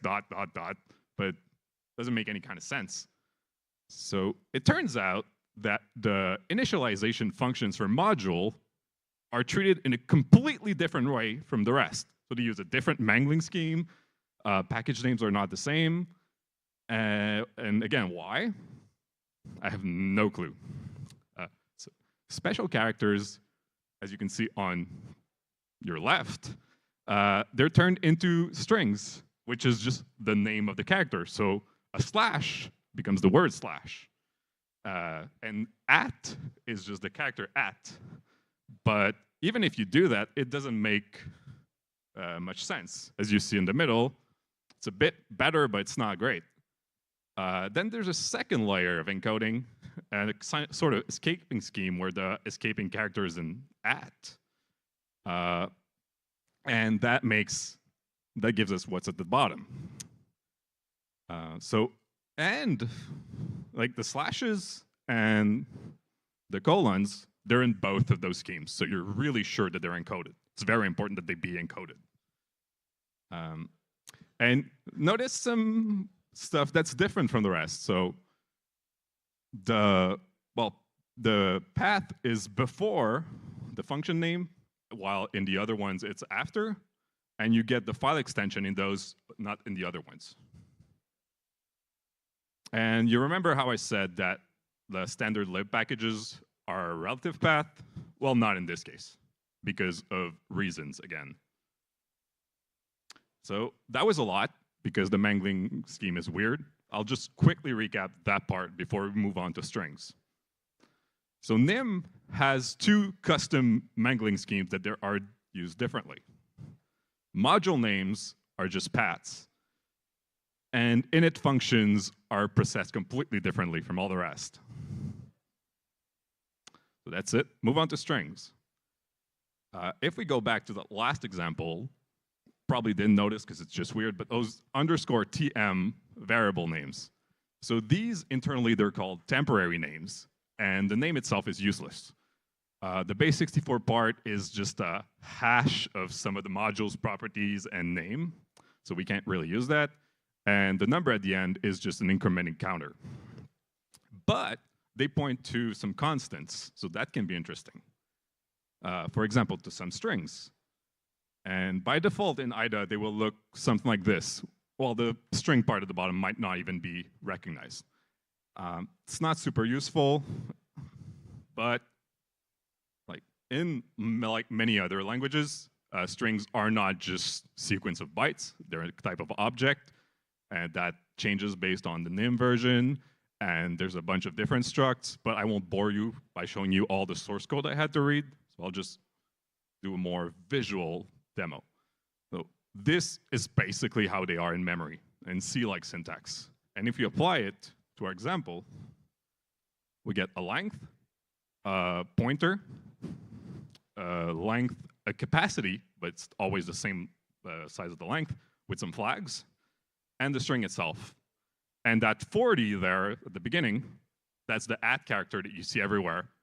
And it's not meant to be 40, it's just something based on the bit size shifted left by however many characters, because that's a fun way to mark that it's a string. And if we apply everything to our example, we get something like this in IDA. So barely readable function name, proper naming of like variables and proper fields.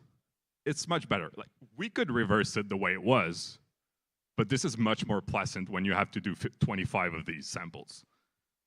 And there's a bunch of other details that I won't go into because it's not interesting, but if you use the tool, it'll do it for you. So after all this, people are lighting NIM beacons, they're calling for help, it sucks.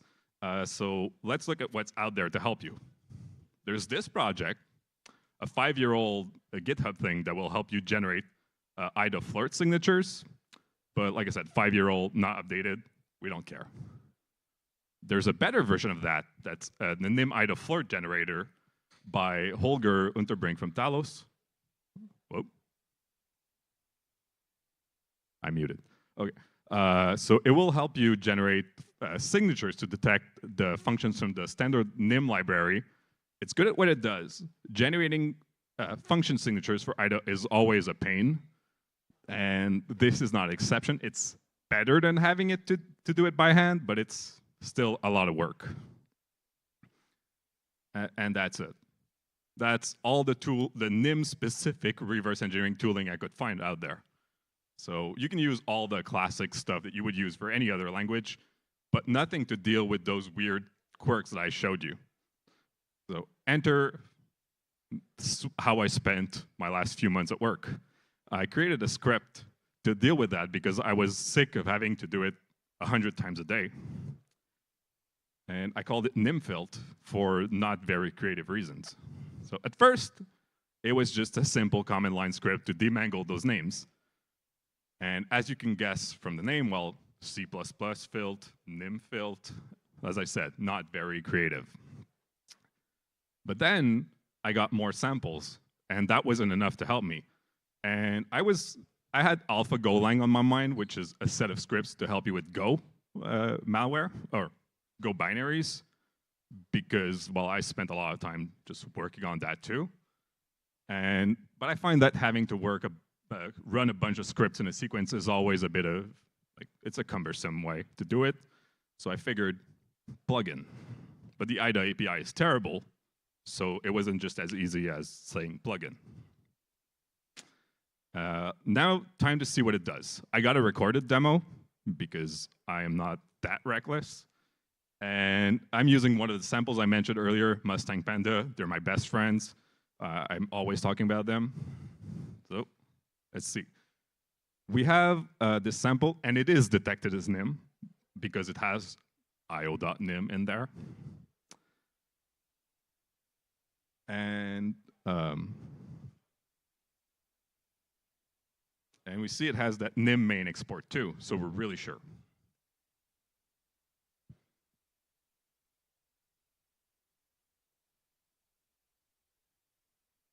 All right, if we go into IDA and we open up, well, you see all those mangled names on the left. They're not so bad because they're functions with simple names, but it's still annoying. And if we go to that first export, which is the one that actually does the malicious stuff, you can see there are some unrecognized strings in there that are not, like even the string itself is not typed as a string. I had to do it by hand. So I just get this weird variable name and it doesn't help me. Now I go and run the plugin. As you see, it's pretty fast. And the names have been renamed and they're grouped into folders for all the different packages. I want to do that so that they group all the standard library together, all the Nimble packages together, but I haven't had the time to do it yet. So you can see no, you can't see anything. You can see those de-invoke packages there that are the same ones I mentioned, and our friend get hash.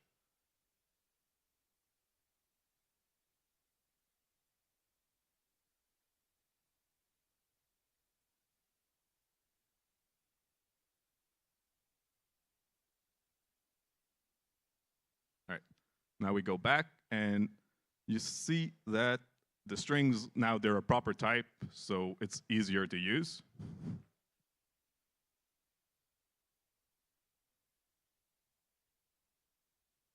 And there we have some names that are still mangled because my plugin is not perfect.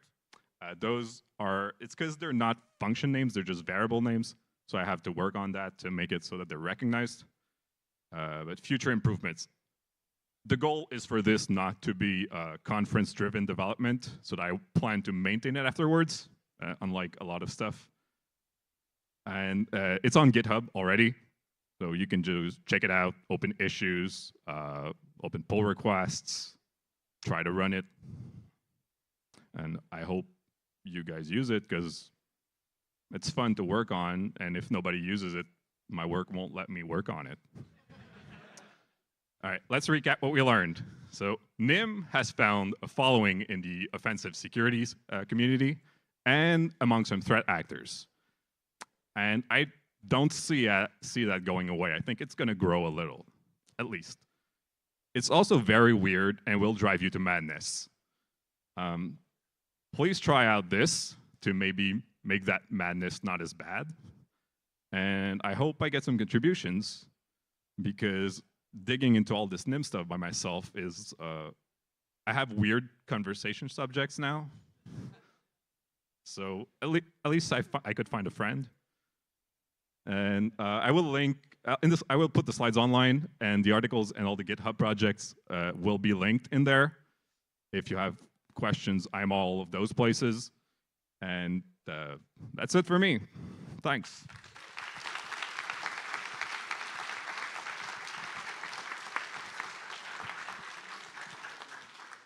Thank you very much, Alex. We will have a short break, and we will finish this session with a panel with all our presenters and Sergey, who was our keynote this morning as well. So please stand by. We will start in roughly 5 minutes. Thank you.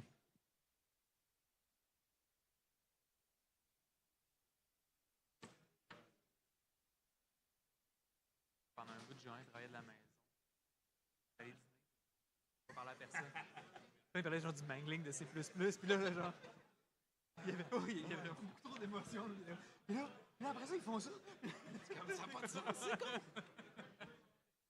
Là, il y a comme une personne, ça entend, qui a écrit quoi d'autre, et on comprend pas pourquoi.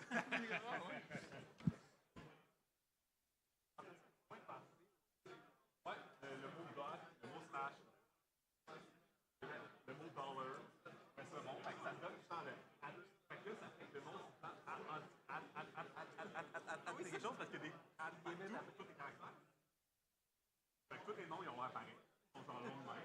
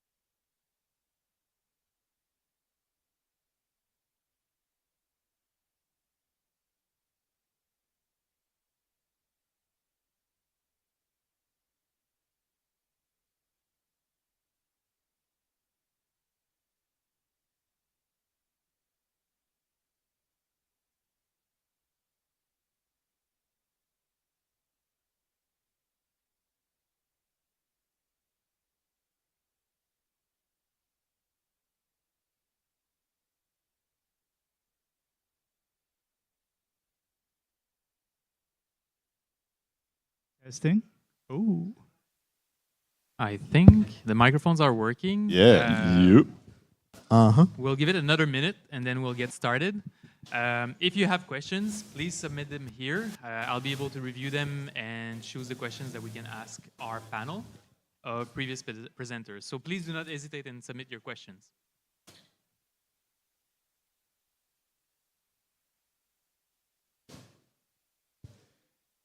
Cindy. We could have some elevator music. Cindy, there's an empty chair up here.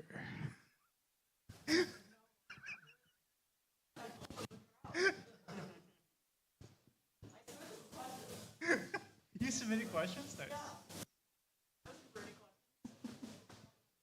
Are they about unpacking VM Protect?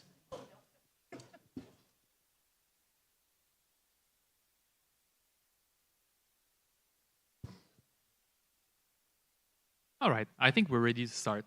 So, once again, thanks for joining me on this panel, Alexis, Marc-Etienne, Alexandre, Sergey. There are lots of very hard questions to ask, lots of very opinionated ones, so I want your opinion here. Please, let's try to remove as much filter as possible. I really want to have your true feelings. My first question is about Montreal. What do you think there is in the water of this region that produces so many world-renowned experts? And what can we do as a community to make sure that this continues to happen and even multiplies in the future? I think it's a mix of being stuck inside in the winter and the really good beer. It just does something. I think we can also attribute it to the number of universities, especially engineering universities that are in Montreal. So ETS, Polytechnique, McGill, Concordia, and they all... UQAM. UQAM, yes. Shout to UQAM. Thank you, Alex. I knew I was missing one.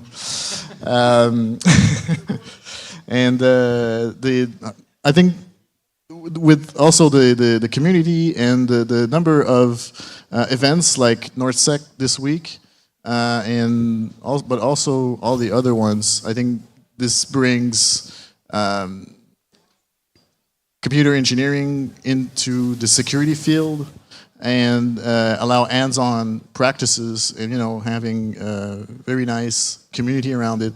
There's also Montréal, which is a monthly event where, you know, you can actually meet people that have the same interests. I think it's not just the number of events, but also how accessible they are in terms of cost. Like Montréal is free, NorthSec is a non-profit, so it's not like $3,000 for a 3-day conference. So it's easy to get in the scene. If you know somebody who's interested, and you can easily tag along and just get into it if you're interested.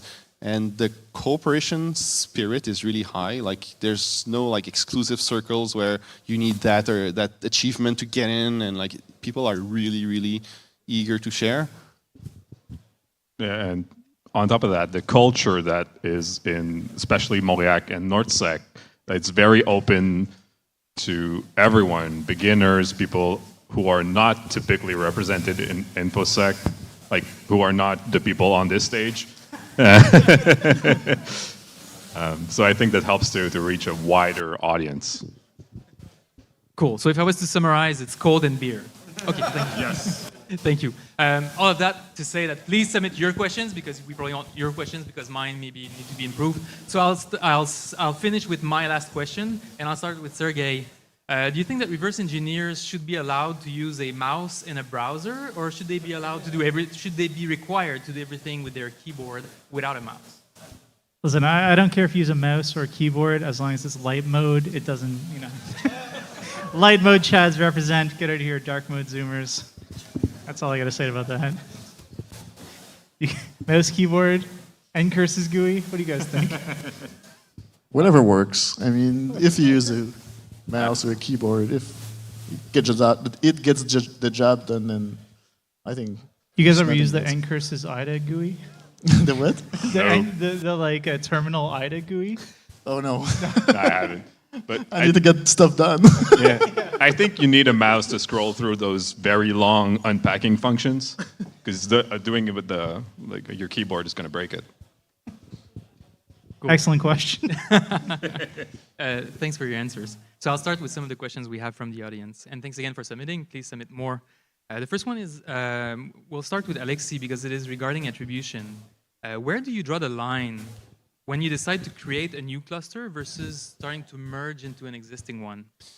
Really, really good question, and there's no unique answer. We look at a few things, and based on vibes, we'll graduate a cluster into a named actor. One of the first elements we look at is the persistence over time. So we want to separate those like one-off attacks from the persistent activity over time. So that's an important thing. Probably the most important thing, actually. We will also cooperate with other vendors on the side to see what they think, because let's be honest, we kind of all see the same activity from a different point of view. So we can share our experiences and say like, hey, are we ready for this one? Yeah, no, not sure. And we may be influenced by others or influence others in that sense. But yeah, I don't have a grid. We don't have like a decision tree and fixed parameters for that. Thanks. Marc-Etienne, Alex, anything? Very similar answer, but we are trying to build general guidelines internally that maybe we'll share. But I think the very important thing when you do this kind of clustering is explain it. Because if you just say, this is that, this is this, it's a bit worthless. But if you say, we think it's this because of these reasons, and people might agree or disagree, but they can judge the merit and they can know why you got to that conclusion, which might reduce the mess that some groups over time, they just encompass all of a country, like WinNTI and that kind of stuff. That's a good example. Sergey, I would ask you the same question, but with a bit more of a tangent towards binaries and malware families. I guess in your work and your analysis, you do have to kind of attribute or move some of the binaries you find into their specific families. How do you tackle that? Yeah, I was going to say, I work in e-crime. I don't know anything about this attribution stuff. It's just detect and prevent in my world. But yeah, no, I mean, so I actually did some attribution. That's kind of crazy to think about. But it was really because it was like code overlap. Like it's straight technical stuff. And there it's super concrete. You just like, oh, this code overlaps with this. So they're grouped together. That's kind of how it goes. Sometimes you have other people that you work with who are seeing, APTs come out of the woodwork, and they're telling you, oh, it's a false flag. They copied that code on purpose to make you think that. Nah. So anytime you see some code overlap, that's usually what I look for. I love it. Thanks. Let's E-crime. Cool. The next question I have here, and we'll start with Marc-Etienne, is name one tool that would speed up your work by 10 times. But that currently does not exist. Somebody's looking for a new business idea. I'm not share that idea. No, a community-driven effort. And now, That's a very good question. I don't have a good answer now, but it seems like the answer is AI, but I don't use it. But I'm forbidden words. Forbidden words. Does anybody else have on the blockchain? No, but I mean, if we had such an idea, we would probably be trying to build it. Okay, so I would probably change this question just a little bit. Not in terms of tools that don't exist at all, but in your opinion, what is one tool that you are using that you started using this year that has significantly changed your workflows? A tool from the last 12 months, let's say. Copilot. Yeah. I mean, it's terrible to say, but yeah, I just use it daily. I'm really bad at coding. I type with 2 fingers, and it's not so much that it like has the answers, it's just that it auto-completes fast. So it does more typing than I can do, and yeah, I use the heck out of it. Yeah. That's a great answer. There's nothing really except internal tools. one of the things I wish we had is some sort of tool that could query information from different systems and aggregate everything in like one clear view. Like, what do I know about this domain or IP? So maybe one day somebody will build it and release it open source. So we use a tool internally that will query many systems and get you answers based on an indicator. Yeah. And maybe at some point Elixir will be able to use it. Who knows? Okay, thank you. You asked for honest answers? Yeah, these are really honest answers. Okay, thank you. Here's another one that can trigger very interesting discussions. What is the craziest story you have tracking threat actors and or e-crime malware? I have a great story. Whoever sent that in might actually just want me to tell the story. It might have been someone who knows this. Me and a group of people were tracking what was known as BitPaymer. It's a ransomware group that was doing targeted ransomware. They called themselves BitPaymer. And there was a fork at some point in that code. See, code forks, it's related. And me and this group of people, whatever, shout out Bex and shout out Brett, we were working on this and we didn't have a name for it. So we called it Doppelpaymer because it was basically like a doppelganger. And we all just thought it was funny. And like 2 days later, they changed the name of the ransomware to Doppelpaymer, and they changed their ransom node and everything, and rebranded as Doppelpaymer. So unfortunately, I think we contributed to their brand, which is crazy, I guess. Yeah, crazy story.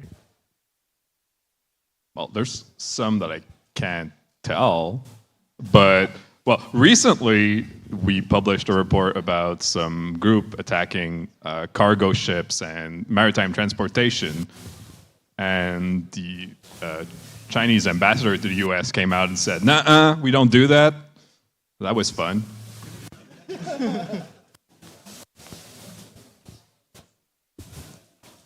So there was one with a hosting provider when we were looking at Ville-Marie back in 2013. That was we were working with them, and at some point, one of the administrators there is sending me an email, trying to call me and say, "Hey, something's happening because all of our systems are being deleted. So someone is trying to delete all of our customer information." And this, we were worried at the beginning that it might have been Ville-Marie trying to retaliate. But in the end, we found out that the attackers were actually originating from Quebec. So this was a Quebec company and Quebec hosting provider.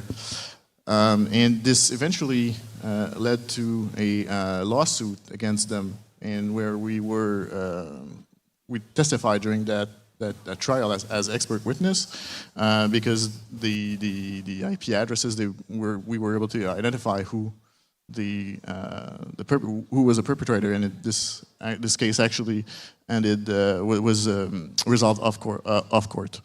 But yeah, this is one of the time where it gets really real. So even for Ville-Marie, I talked about how one of the co-conspirator got extradited back to Minneapolis. Well, actually flew to Minneapolis to explain to the attorneys how this whole botnet worked and so on, so that they knew how to handle the legally, like the event. And yeah, we were scheduled to testify as expert witness as well in that case, but yeah, because he pleaded guilty in the end, we never had to. So I've got one, well, I've got many stories as well, but the one I want to share is an attack last fall. So we caught one email, just one email that tripped a, let's say, medium fidelity hunting rule. That basically the email contained a URL to, I think it was like a Dropbox or like a file sharing service, leading to a file, and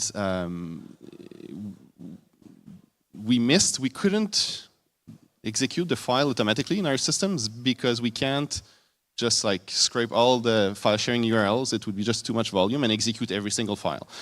And but it tripped other rules, and we realized that this was APT28, so it's basically the Russian GRU operation, and we're able to see when the targets click on URLs in emails that are protected by our products, and we saw one click. So the email came in at like 9 a.m. local time in Europe, and like half hour later, we saw multiple clicks, like from iPhone, macOS, iPhone. So the person was really trying hard. And it took about like 2 hours to figure everything out. We got a file. It was known malware. But they were successful clicks. Like we just blocked the URL like a little late. And so we reached out to the customer. They did like a full incident response. They cleaned the computer that was actually infected because they executed the malware. And once that was done, I was like, I don't recognize that, like we have like acronyms for customer names, and I don't recognize that organization. And I looked them up, I'm like, oh, like this is a multi-billion-dollar US tech company that supplies technology to Ukraine to optimize basically their war effort. So I'm like, all right, that's what I did this morning. Thank you very much. These are really good stories. Changing gears a bit and talking more about collaboration. Why is it so difficult to collaborate on reverse engineering projects?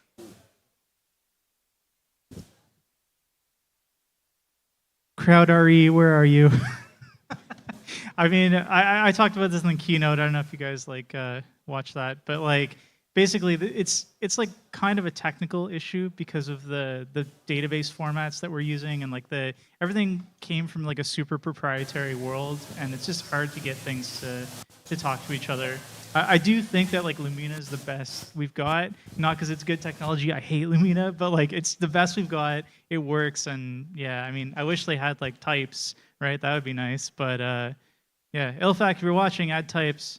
But yeah, I really don't. I think it's just a technical thing, really. I don't think it's like every reverse engineer I've ever met has always been like, yeah, let's tag team this malware, and then you're like, well, how do I send you the IDB? Like, how do I do this? It's very, it's just not great. Yeah, I think it's technology, honestly. When you reverse engineer whatever software, you get a very niche knowledge about this malware. So if you're looking at something for like a month and then someone comes in, there's a very steep learning curve that you have to explain to that newcomer. I don't think it's only a technology problem. I think it's also a problem of very having a very specific knowledge that the other person that the newcomer needs to ingest, honestly. So. Do you guys use naming conventions? If we use yeah? Do you guys use naming conventions for your functions? Yeah, somewhat, yeah. That's like, I mean, for us, that helped out a lot, because then you can go cross-team and you can kind of see it's the same for all teams, even if someone has a cave of knowledge that you don't know. At least you have the same standardized. I don't know, that kind of helped a bit, I guess. I agree. And there's also the difference between working together on the same one sample or working together on things that are related. That's much easier.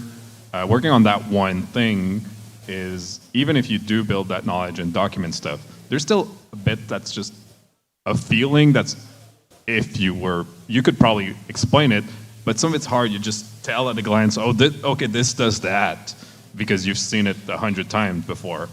And that's harder to share. I was like a super Nazi about this. That's a weird phrase, I shouldn't say that. But I was very strict about this where I used to work, where I would always yell at people to like upload their notes to like a shared directory and take proper notes, use proper naming conventions in the IDB. Like I was always that guy doing that, and that's basically the reason why I'm not a Nazi. That is a very weird phrase. Clip that out. Clip that out of the video. Cool, thanks for the insights. The next question I have here is, with malware being more often politically motivated, how up-to-date with the geopolitical world situation does your job require you to be? And I'll start with Alexis, since you were talking about attribution.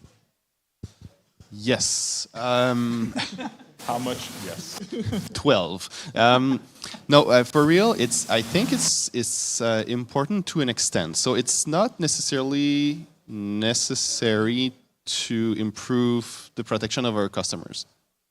I know this is related, like the example I gave, the US wants to ban or to exclude China from accessing US AI technology. Yeah, it's cool context, but is it gonna help me block an attack next week or 2 weeks from now? Not really, but we can. I think it's important to understand the context, the geopolitical context around those countries of interest that we track. If nothing else, it can help us kind of predict a possible move, like when there's a missile launch failure in North Korea, or when there's a protest in Iran. We can guess that we're going to see attacks start to target those individuals that are creating chaos. So that's important. It's not the only thing, far from it, but it's important. Yeah, I think the value for analyzing stuff isn't much, but the other way around, you can use it to help with your attribution. If somebody's attacking someone and you don't know who the attacker is, but that target is of political interest to some specific entity, well, that might help you point in that direction. As for require, not much, but I tend to learn about it the other way. Like, there's an attack on something in Kazakhstan. I'm like, why would they do that? So I check the news and like, oh, okay, there's this initiative.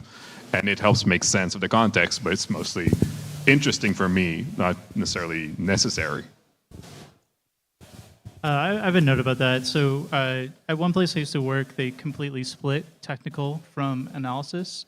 So you could, I was technical and I didn't care at all what I was doing. I was just looking at code overlap, and then it was passed on to somebody who had a background in whatever geopolitical space that they were analyzing. Not saying that it has to be done that way, just when you split it like that, it's very clear that, yeah, you can do all the technical analysis without knowing anything. I mean, if that's the way you want to split it. Yeah, there are a couple of models that work, and in my team we tried actually both of them, and both are good. Like, it's a matter of organizing work.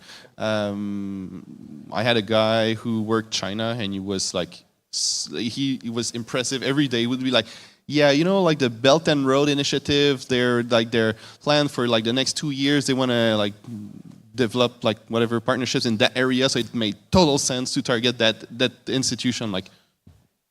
If you say so, man, cool. And that would be included in his report. But we also have an analyst who just knows everything from everywhere, and she adds that bit of context. Yeah, exactly. Cool, thank you.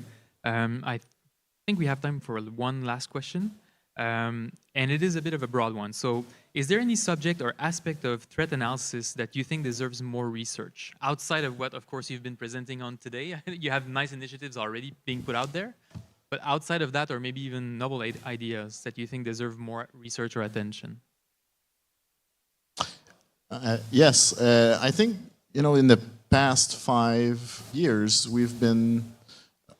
A lot of us started researching towards APT groups and spy and stuff, and I think we left all the crimeware scene kind of free. For me. Yeah.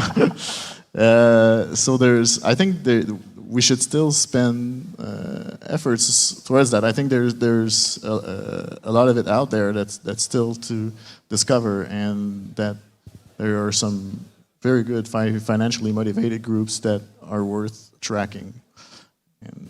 Tracking and disrupting, the law enforcement cooperation is probably the best way to tackle these super active groups, at least a little bit.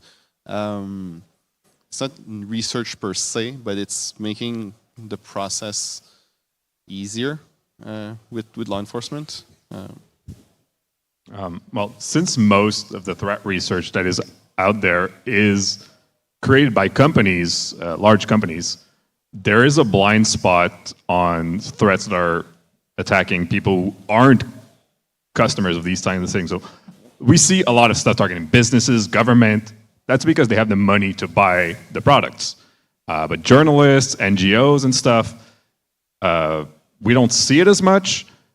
And there's not necessarily a financial incentive to report and search for that because they're not going to buy the reports. They don't have the money. But that's still very important to work on that. I have something like totally out of left field and totally inside baseball. It doesn't have anything to do with anything outside of reverse engineering. But so shout out to my co-founder, Sean, who has been working tirelessly for the past like 6 months on sorting out the noise from the treasure in our feed. So basically, like most companies, we have a giant feed that you guys can buy at unpackme.com. No, actually, it's not even .com. What am I saying? See, there you go. Not a vendor pitch. I'm really bad at this business stuff. Anyway, we have a big threat feed, and like most people, it's full of junk. Like there's not anymore, but yeah, it used to be full of junk. And basically, there's just a lot of malware out there that's just old. It doesn't really have to do. Whoa. Okay. What is that? Sorry. Oh, it was me. It was me. Yeah. Anyway, see, they knew I was going to make a vendor pitch. No, basically, so basically, for the past 6 months, Sean has been looking at malware that just has no agency. There's nobody behind it. It's just self-propagating, and these aren't just worms. So there's lots of worms. There's some great talks about worms that just keep going. But some of these are actually just samples that when you run them, they're slightly polymorphic. They have a slightly different hash when they run. And you have these companies, it's not their fault, but they're running these samples in sandboxes and then submitting the results, the unpacked or carved results or whatever they're saying, back to public file repositories, thus creating the worms. Like they are themselves creating this. And you can map this out and see like where are these samples coming from. They're coming from other security vendors' sandboxes. So we've been like working we released a report on this. Sean calls it zombieware. I think it's a great name. It's basically just malware that is zero value to anyone. And so we've been working on trying to filter that out. And I think if everyone focused a bit on that on their feeds, we would have a much cleaner perspective of what's going on. So that's my kind of left field, needs more research type thing. Yeah, shout out to Sean for that. That's awesome. Thanks for all these great answers. And this is the end of this panel. So thank you very much for thanking me, for joining me on stage. Thank you. Thank you. Thank you. And thanks for our presenters. Thank you.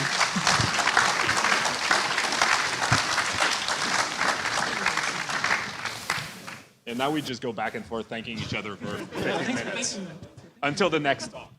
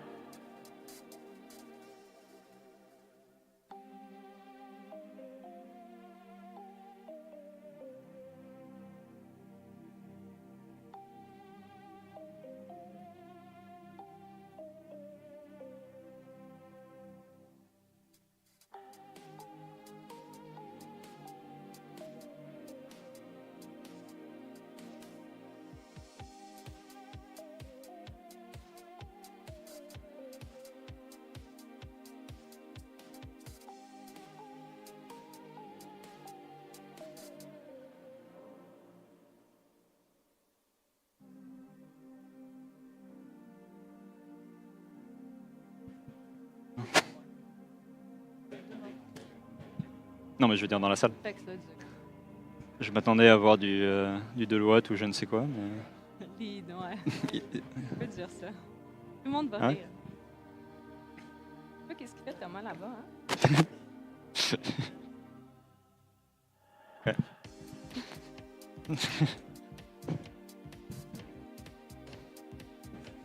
Good.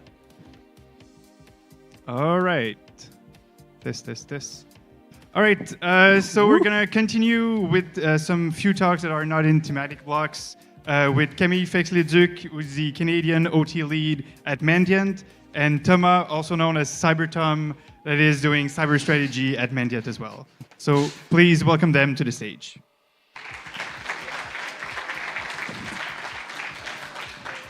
Hello, everyone. Thank you for being here. Today, we're going to unveil the OT threat landscape. We have 3 sections today. The first one is introduction of OT cybersecurity, and then after, Thomas will do a deep dive into the threat landscape, and then a key takeaway and recommendation. First of all, what is operational technology?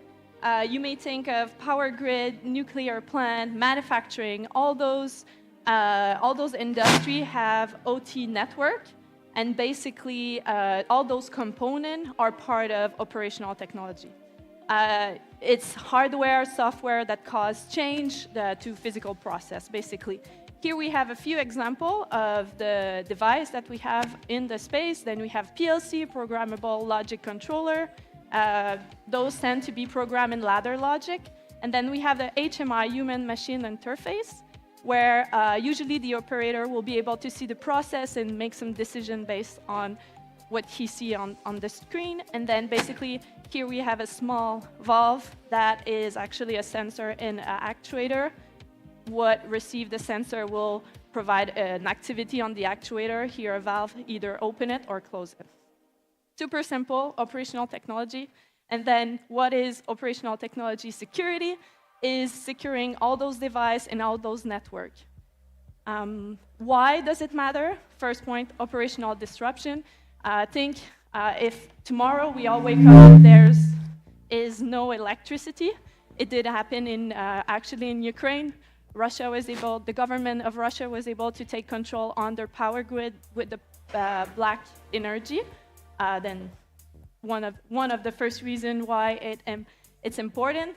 Second one, safety risk. Imagine a water plant that a threat actor get access to the PLC and they're able to change the chemical component that are inserted into the water. And then the third one, financial loss. Also another one, industrial melter. Those type of device, if they're power off for more than 4 hours, they need to be changed. They're over, they're done. Then to change those industrial melter, it costs like millions of dollars, then financial loss also. The unique challenge of OT security, legacy system, unpatched hardware and software, proprietary protocol. You can think of Siemens and ABB. They have their own protocol to be able to have the communication between the different devices. Also limited visibility. In OT, you cannot do active scanning. You really have to do like passive scan or even like walk through your site to understand what you have. And then skill gap, cybersecurity, there's a lack of skills, then OT is even worse. Here we're going to cover the OT and IT key difference for OT, safety, reliability, and availability instead of the CIA triad that most of you know. But here in OT, really, safety is super important. Just because of everything we just talked, you can actually have a loss of life with those devices. And it's super important because those devices are working with operator, then because of that, you can have loss of life. System, physical process, industrial equipment. All those systems run on often real-time or near real-time system. Then it's super important to have some consideration related to that. You won't see a lot of OT protocol that are encrypted just because of the latency that it brings to the network.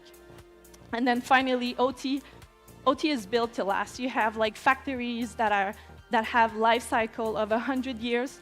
Then just because of that, those type of devices are built to last. They want probably half of the life cycle, 50 years or 20 years, but it's super important to understand that those are really simple devices that we want them to run for many years instead of IT. We all change our laptop maybe every 2-3 years, then it's really different. Then the next point is OT threat landscape. Okay, so I'm going to walk us through a bit about the OT threat landscape. This is going to be a little bit of a sprint because we have a lot to cover, but I promise it'll be interesting. I like to start with this graph that's all about, so this is Mandiant's proprietary OT incident database, because the kind of obvious takeaway from this slide is just to showcase the interest, the growing interest, the almost exponential interest that we're seeing in the OT targeting space. This is a type of attack surface that has changed significantly since at least 2010, and we're going to walk through some key dates together. I like to start with a little bit, this is very nice, so big I can actually, well, I like to start with a little bit of a genesis event around 2010, which is your good old Stuxnet. Yes, we do have data prior to that, but that's mostly insider threat and experimentation gone wrong type incidents, while Stuxnet was very much kind of the wake-up call that the world needed to understand that OT was not only a significant attack surface, but attack surface where you could do very high level of damage. Because of this wake-up call in 2010, what we see for the next few years, all the way up to the Crimean War, or invasion, I should say, around 2014, 2015, it's what we refer to as kind of the era of OT vulnerability research. This is where you start seeing the first campaign that are OT specific, like Shamoon, or the first few instances of Black Energy. And so after that, APT is going to keep using that research. So 2015, 2016, we see Indestroyer, and then 2017, we see Triton. However, starting 2018, but really 2019, is where we start seeing much more ransomware in the data. This is because at that time is kind of where we're reaching not the peak, but the first peak, let's say, of the ransomware pandemic, quote unquote. And because of the nature of ransomware threat actor, which is very much opportunistic targeting, they are landing themselves every once in a while into an OT network, and that's where they get counted into this data set. And obviously, they've only gone up since. That being said, the other big date I want to mention is going to be 2022 with the invasion of Ukraine. Essentially, everything that was true pre-2022 is the opposite post-2022. We cannot underestimate how much the Ukraine war or invasion was really a ground-shaking moment when it came to cyber threat intelligence, most notably OT cyber threat intelligence. Fact of the matter, if you look at all this data, we're talking about 10% hacktivism, maybe maximum. Hacktivism used to be kind of an anomaly. Whilst post-2022, it's now 75% of our data set is hacktivism. I will make the differentiation later that hacktivism being super prevalent, but high frequency and low magnitude, which is kind of the opposite of what we see from the state-sponsored one, which tends to be very high magnitude, but low frequency. And before I move on from this slide, the one thing I do want to mention is that we have a little bit of a problem when it comes to intelligence in OT, which is simply the quantity of data that we have. In IT, it's a lot easier to do SIGINT, so signal intelligence, secondary source intelligence, and whatnot. In OT, there's a fundamental issue that Camille mentioned with limited visibility and so on. But there's also just from us, right, at Mandiant, we do a lot of data collection for this kind of intelligence, and we struggle because there's just not that much out there. So this graph that you're seeing is probably objectively inaccurate, but the trends it shows are accurate, meaning every year we catch about 400 plus suspected or potential incidents in OT, but we only get real validation, so data validation, for less than a fifth of that. So those are the figures you see here. The other two disclaimers I really need to make when we're talking about OT intelligence. So the first one here is more of a definition one. Mandiant uses the term cyber-physical to include everything that you may colloquially refer to as OT, but also things like IoT. It is worth noting, for the purpose of this talk, we are completely discarding IoT simply because the nature of threat intelligence in IoT is not completely different, but significantly enough different than from more traditional threat actors in OT and ICS. That being said, I do have to give a disclaimer. At the Mandiant level, we track everything as cyber-physical, and all the data you see today is cyber-physical. The second thing I need to mention is kind of how you categorize or refer to different types of OT attacks. We used to have this very nice little diagram, Venn diagram there, that kind of easily differentiated between something that targets data versus something that targets systems or processes. So OT targeted espionage is kind of interesting because it doesn't need to actually hit an OT system. It just needs to target OT data. interestingly enough, the overwhelming majority of OT data tends to be on the IT side of the networks, because that's where you're going to find databases and so on. So that's the first part, versus this one where you're going to find obviously like malware and wipers that directly target OT asset, as well as ransomware, which would fall in that category. And in the middle, the most common ones that we refer to just very simply as cyber-physical attacks. These are the ones you probably heard about. These are the ones that make the news, simply because of the level of magnitude, level of impact, and significance that they have. That being said, the good old days of Venn diagrams are gone, because what we're seeing, as I was showcasing before, with the maturation of APT capabilities in the space, we now deal a lot more with this one up there, which is kind of like an other or / all-encompassing category, meaning that the latest campaigns that we see really do everything. Like, they can sometimes be espionage, sometimes be ransomware, and they kind of morph themselves left and right. So this very neat Venn diagram that was enabling us to categorize threats up to now is less and less relevant. So let's talk a little bit about targeting geographies. And here, I'll start with the left one. So these are the victim geographies. We see that very clearly. I don't know if you can read that super well, but it says Israel at more than 50%. This has been kind of a staple for a while now. Israel has historically been the most targeted geography when it comes to OT, and it's unlikely to change given the current geopolitical state. But something worth noting is that there's massive data bias, once again, in this part of the diagram here, because it's just so hard to get OT data collection, right? So it's very likely that Israel's overrepresented, because Israel is a state that has a level of cyber maturity that almost no one else has. So when you attack OT in Israel, it's very likely that they know about it, and they have really good detection, really good investigation, so we end up having it in a data set. In comparison, the second one we got there, which is Russia, well, the Kremlin isn't putting out an annual report on whether their OT targets have been hacked. Rather, we have to rely on secondary sources, hacktivism claims, or even just raw intelligence investigations to kind of figure out that, yes, they've been hit. The other thing you'll note on this side is that Canada's not in the top 5. I can tell you it's not even in the top 10. It's very interesting to note that Canada is a purely Finn-dominated space, meaning the overwhelming majority, if not sometimes almost exclusive level of targeting in Canada is Finn-sponsored, meaning financially motivated, meaning cyber criminals. We do have the, still a little bit of APT or state-sponsored targeting, notably when we have elections, or when we piss off India for some reason. But overall, in terms of OT, we're very much not a target or not a systemic, sustainable target like the US is. So it's one of those cases where you can't really talk about North America, because the difference between Canadian targeting and US targeting is very big. The second thing I like to point out is what we call the Big Four, so that's the attacking geographies. Big Four, nothing to do with KPMG and Deloitte, everything to do with the 4 governments, I should say. And I need to make a massive disclaimer. Today I'm talking about governments, not people. Once again, I'll be talking about states, not people. These are the 4 governments that really account for the overwhelming amount of OT and IT targeting. And we'll go through them one by one. So the first one's Russia. Russia, which is obviously very well known in the OT space. They account for almost all the names, the fancy names that we have for malware out there in the OT space. But the second one might come as a little bit more of a surprise, which is North Korea. It's worth noting, North Korea is a little bit of an outlier when it comes to state-sponsored, because they're really in it for the money. And they fund their entire ICBM program through cyber extortion. So through their activities of ransomware, once again, opportunistic, almost like collateral targeting, they end up finding OT networks, and they know that that's something they can monetize or increase the pressure of ransom payment. So that's where they show up in the data set. On the opposite side of the spectrum, you have China, who's much more of an espionage-driven threat actor, not really here for that much destruction, at least not yet. And they're very much more interested in both data exfiltration, so just understanding what the network looks like, and persistent access. If you want to stop sleeping at night, I highly recommend you listen to Jennifer Easterly, so that's the head of CISA in the US. She did a Congress hearing, right? Hearing at the Congress. Yeah. Okay.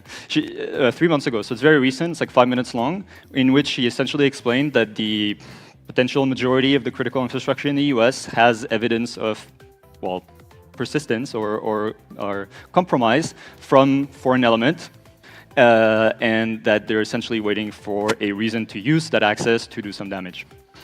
The last one is going to be Iran, which is by far the most destructive player in the space. It's also the one that accounts for why Israel's #1 there. It's also my favorite one to track simply because of the taxonomy that they have for the threat actor groups. So if you ever get targeted by Iran, you'll have to deal with groups that call themselves like Moses Staff or the Soldiers of Solomon or even the Cyber Avengers, which doesn't soften the blow, but you take joy where you can. And yeah, so that's for in terms of where. I also just want to mention that when it comes to the OT threat landscape, we can't really talk about too much about the espionage side because that's very still IT and kind of data exfiltration driven. But we can talk a lot about malware. And at Mandiant, we've managed to categorize all the malware we find in the OT space in 3 categories. First ones, these ones are OT specific, meaning they really go after a specific OT ICS asset class or even specific version. You have the destructive one, which is your good old wipers and whatnot, and then the worm-like ones, which are more used to do essentially like access to OT, so bridging that IT-OT separation, getting access into. It's usually a staged attack. This will be used in conjunction with something else. However, the main takeaway from this slide is what you see here at the bottom, which is all of these, or the majority of these, are being developed, maintained, and leveraged by states, governments. Once again, this is not a space where cybercriminality is that prevalent. When they encounter an OT network, it's usually because it happened, while states purposefully go after this. So this is a key takeaway here. This is an overwhelmingly state-sponsored state. I'll be bringing this up again, but it's worth noting now, OT targeting is primarily driven by geopolitical considerations, which is a little bit unique because it happens on the IT side as well, but nowhere to the same level or magnitude as it happens on the OT side.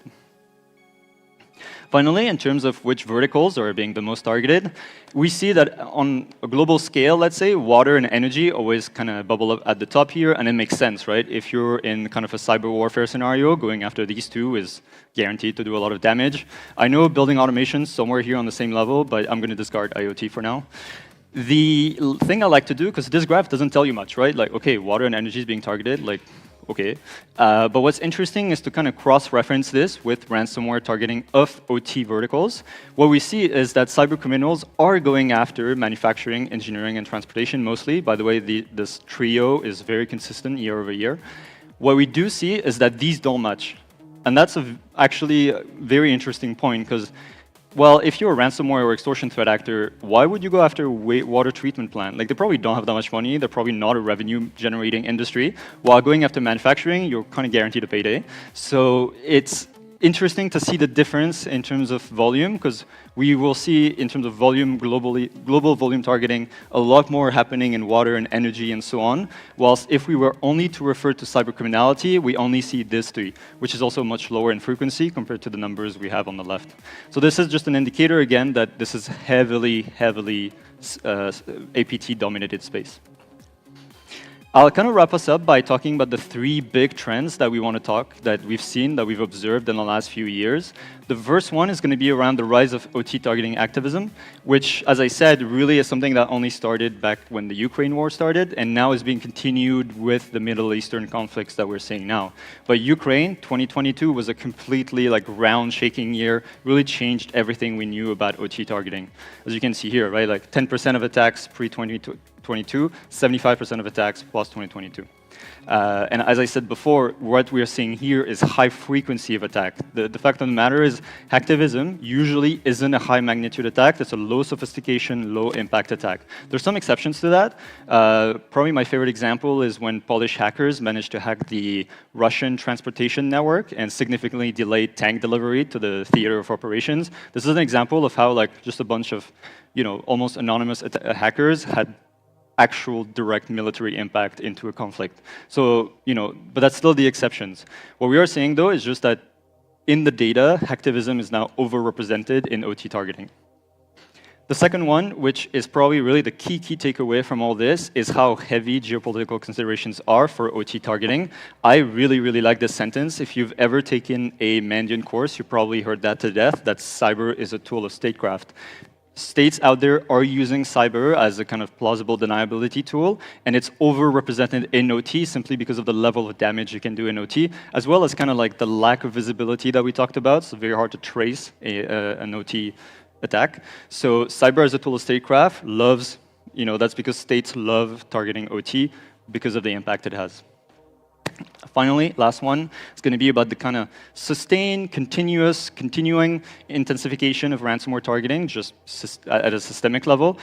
Exception to that, by the way, once again, is 2022, where we saw a massive dip in ransomware targeting, simply because, let's call them loosely Russian-affiliated ransomware gangs, were all being redirected to the Ukraine geographic targeting, which means that in the US and in the West in general, in 22, you see a huge dip in ransomware targeting, which since then has come back up. But otherwise, as I said before, this is very much kind of opportunistic targeting. They do increasingly find themselves face-to-face with an OT network, and through that experience, they understand better and better how to leverage that access to maximize ransom payment or just ransom pressure. The last thing I want to talk about is just the rise of multifaceted extortion. It's all good. The rise of multifaceted extortion, which is a little bit of a crusade that Mandiant has been on to kind of rename ransomware into multifaceted extortion. The reason we want to do that is simply this graph here. If we talk like 5 years ago, ransomware was very much a kind of dirty shotgun approach, playing the law of large numbers. You blast a bunch of links out there and you hope someone clicks on them and it would work. But as the success for that went down and down, attackers moved into what we call the more post-compromise stage, which is where you buy access and you make sure you do your attacker due diligence, such as deleting backups and exfiltrating data.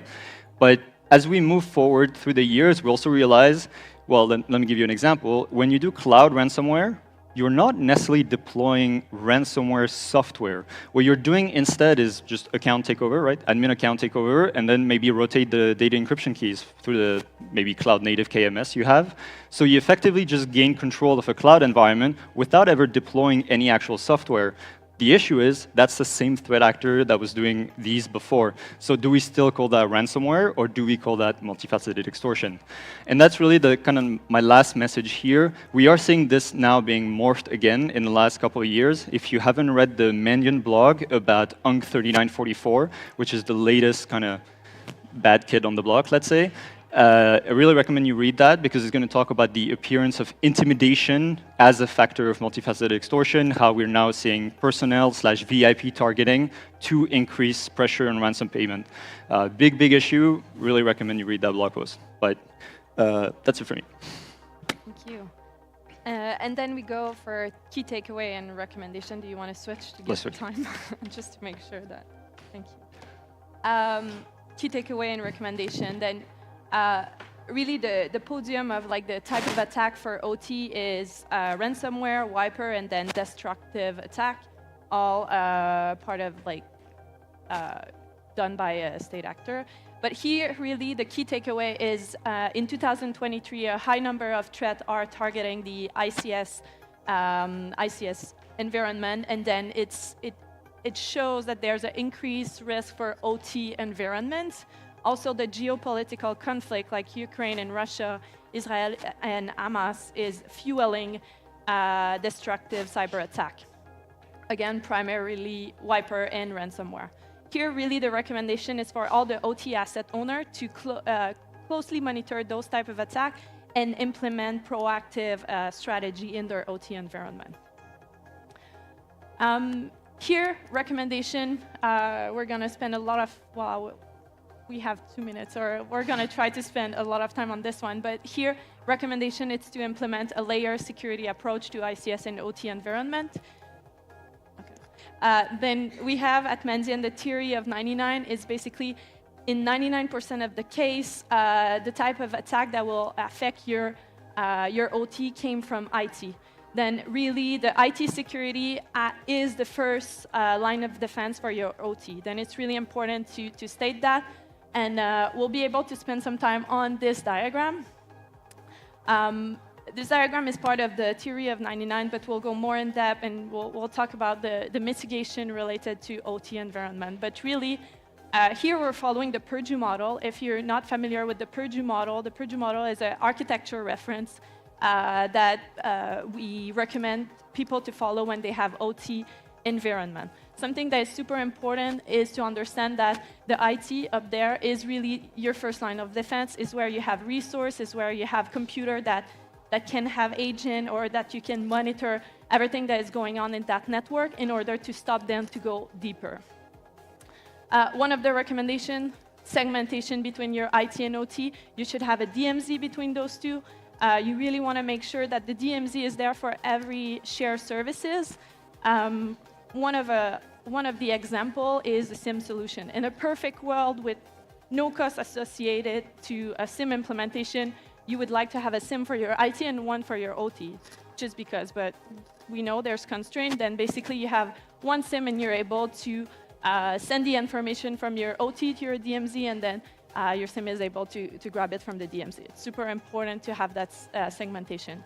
Another one here is Active Directory. You want to make sure that you have two. You want to make sure that you have one for your IT, one for your OT, and there is no trust relationship between those two. After, we can go much more in depth, but segmentation. Here on top, you have the intranet that we call like enterprise network in the Purdue model. And then after, you have your DMZ, and it starts to the level 3 to the level 0, whereas all the OT network. Earlier, we did talk a little bit about the PLC and the sensor that are communicating all together. What else? Also, it's quite interesting to do penetration testing in those type of environment. Really, those are sensitive environment, and you really need to make sure that you don't create too disruption in your OT, and you don't want to cause any problem for your operation. But it's also something to do, because it's great to understand if you have a threat actor in your network, what can they do? Can they change the pressure on your pipeline and then it cause an explosion? What can they do in your network? And that's really where you have a penetration tester that are specialized in OT to do that in order to understand your network a little bit better. And that's it for us today. Thank you so much.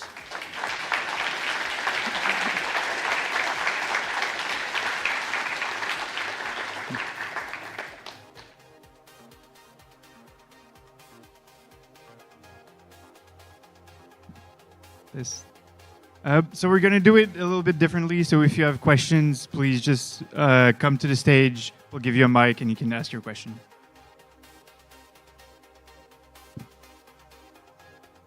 The front of the stage.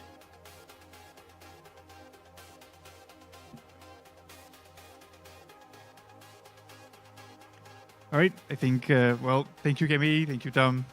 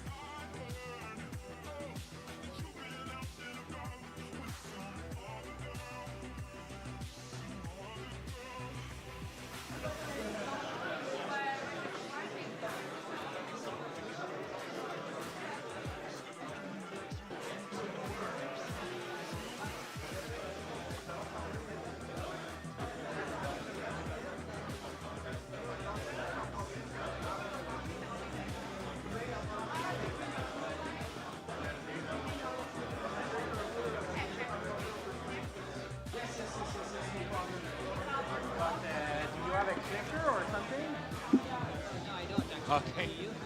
No. Hey, okay. That's fine. But sorry. Did you add a clicker? Yes, I get it. Okay, that's fine. I start people there. No. Everything is like you don't go in front of the. Don't go in front of the speaker with your mic. But if you would have a clicker, there would be no problem to do. I don't know if you were there before, but there were two presentators. One were on each side. Oh yeah, I saw Except the audio, the RF issue, like. But they were using the wireless. No, wireless, but Belpack, and I think it's just right now there's Wi-Fi people. Also, there's we use CB to communicate. Maybe we should. I saw in the morning there was a Wi-Fi issue. Maybe we might adjust the frequency of the Belpack. Those pack can shift, so it's more of an issue of like maybe too much frequency or intermodulation and stuff like that. This is why it's not working. It's not accurately working.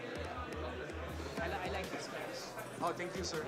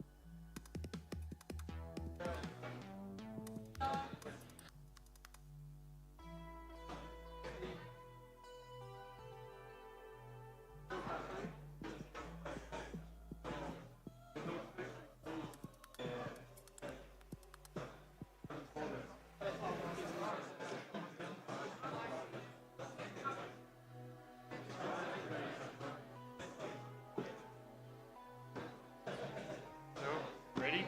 I guess.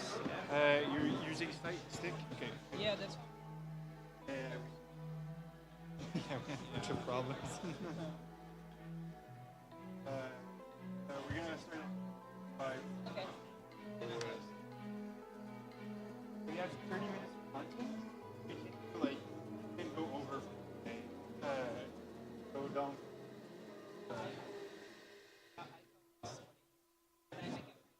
Okay. But like 35 would be.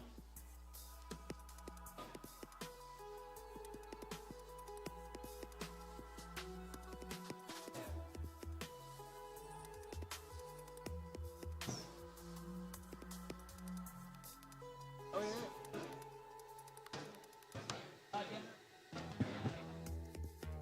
Do you want the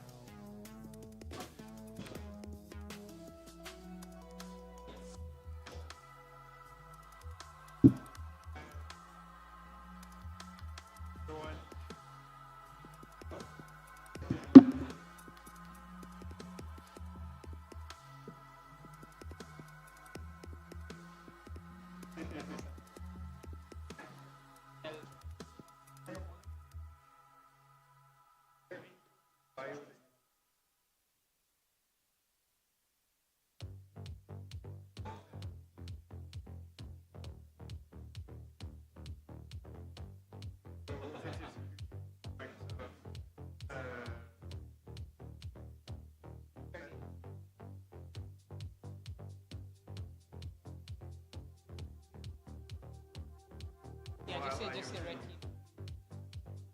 Red team.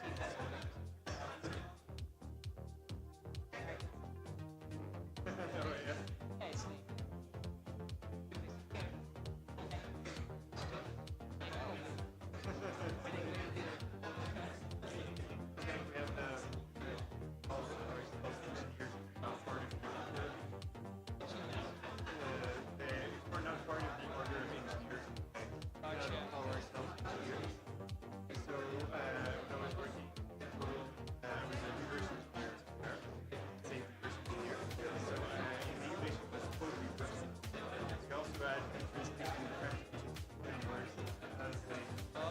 So whatever this group is, and they are, I guess, engineering in traditional sense of the construction. Alright. And that's like a union job, I think. Very interesting. So yeah, does that apply to everybody in Quebec? Yes. So like if, like the police, as you said, the Google has an office over here, they come. So there's no software engineer? Yeah, technically, they're all software developers. Right. Okay, software developers. Okay. And I went to engineering school, like my engineering bachelor's. So how do universities issue degrees? Yeah, so I'm a bachelor in engineering, but I'm not an engineer. Oh my god. So they can issue that degree, but Yeah, if I were to pay the order every year, then I could. But I can get out of it. oh my god, so that's like the CISSP cartel. Yeah, exactly. What is that? ISC2? You have to pay them so that. Oh my god. Yes.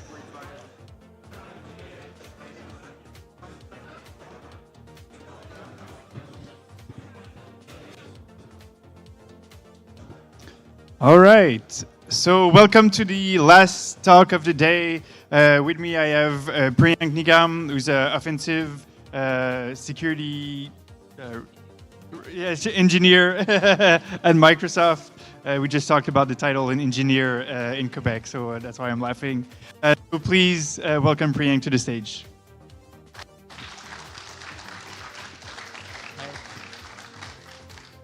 Thank you. Very excited to be here. We're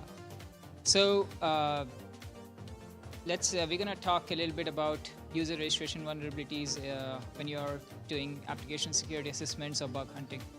Okay, bug hunting in general. Let's keep this brief. This little bit about myself. I'm a senior red teamer at Microsoft. Fairly active in responsible disclosures, bug bounties as my time allows. Very much interested in application security across multiple domains, the latest ones being AI and LLMs, and then obviously cloud security and IoT stuff.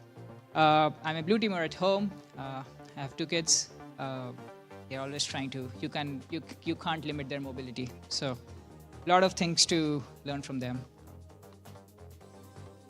So here's the agenda. We're gonna look at a bunch of user registration case studies from first-hand experience. So these are all my field notes.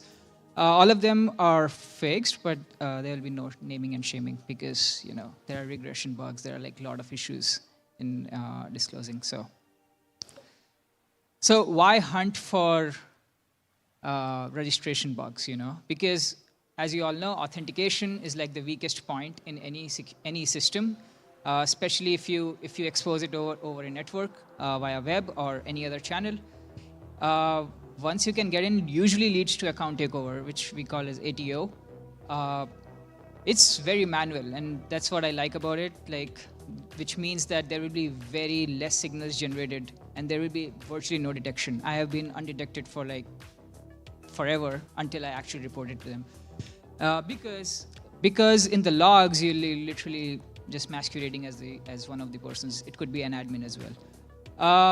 And then we'll also talk about pre-registration account takeover, which means if a user does not exist on a system, you still kind of hijack that email or phone number, and then you can masquerade. But then the real user, when they come in, a lot of funny things can still happen. So this is what authentication looks like in a mobile-first world. Everyone must be subjected to this password game. where you are encouraged to make complex passwords, but in reality, you end up with the passwords on the right. So in the past 5 to 7 years, every app is like, every services now has a mobile application. Like even if they do nothing, like, oh my God, you just use our app. Like, I don't understand why even transit companies have apps just for scheduling, you know? Nobody uses password manager on smartphones, even I don't. On a laptop or everything, it is still there, which means they came up with a solution called OTP, one-time password.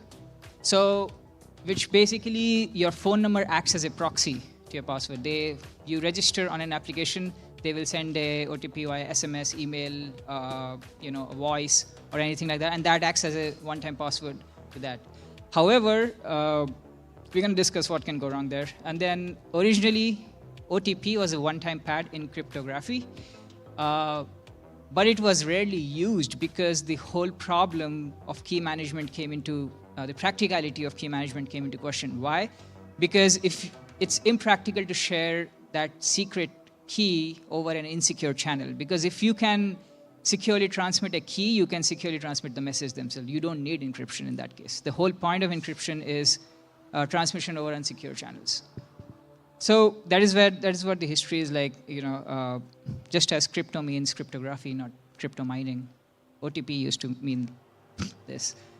So let's begin. So this is number one, where you authenticate using just a phone number. So there was this chat application I was looking at. It used email to sign up, but only the phone number to authenticate. So, and then the key thing was, because they were only using phone number to authenticate, they thought verification of email is not necessary. But the phone number is verified, so using OTP or, you know, other stuff. So what can go wrong? So two aspects of this. So one is like the easy thing, which most of us obviously is going to try to do, is to take over any unregistered email.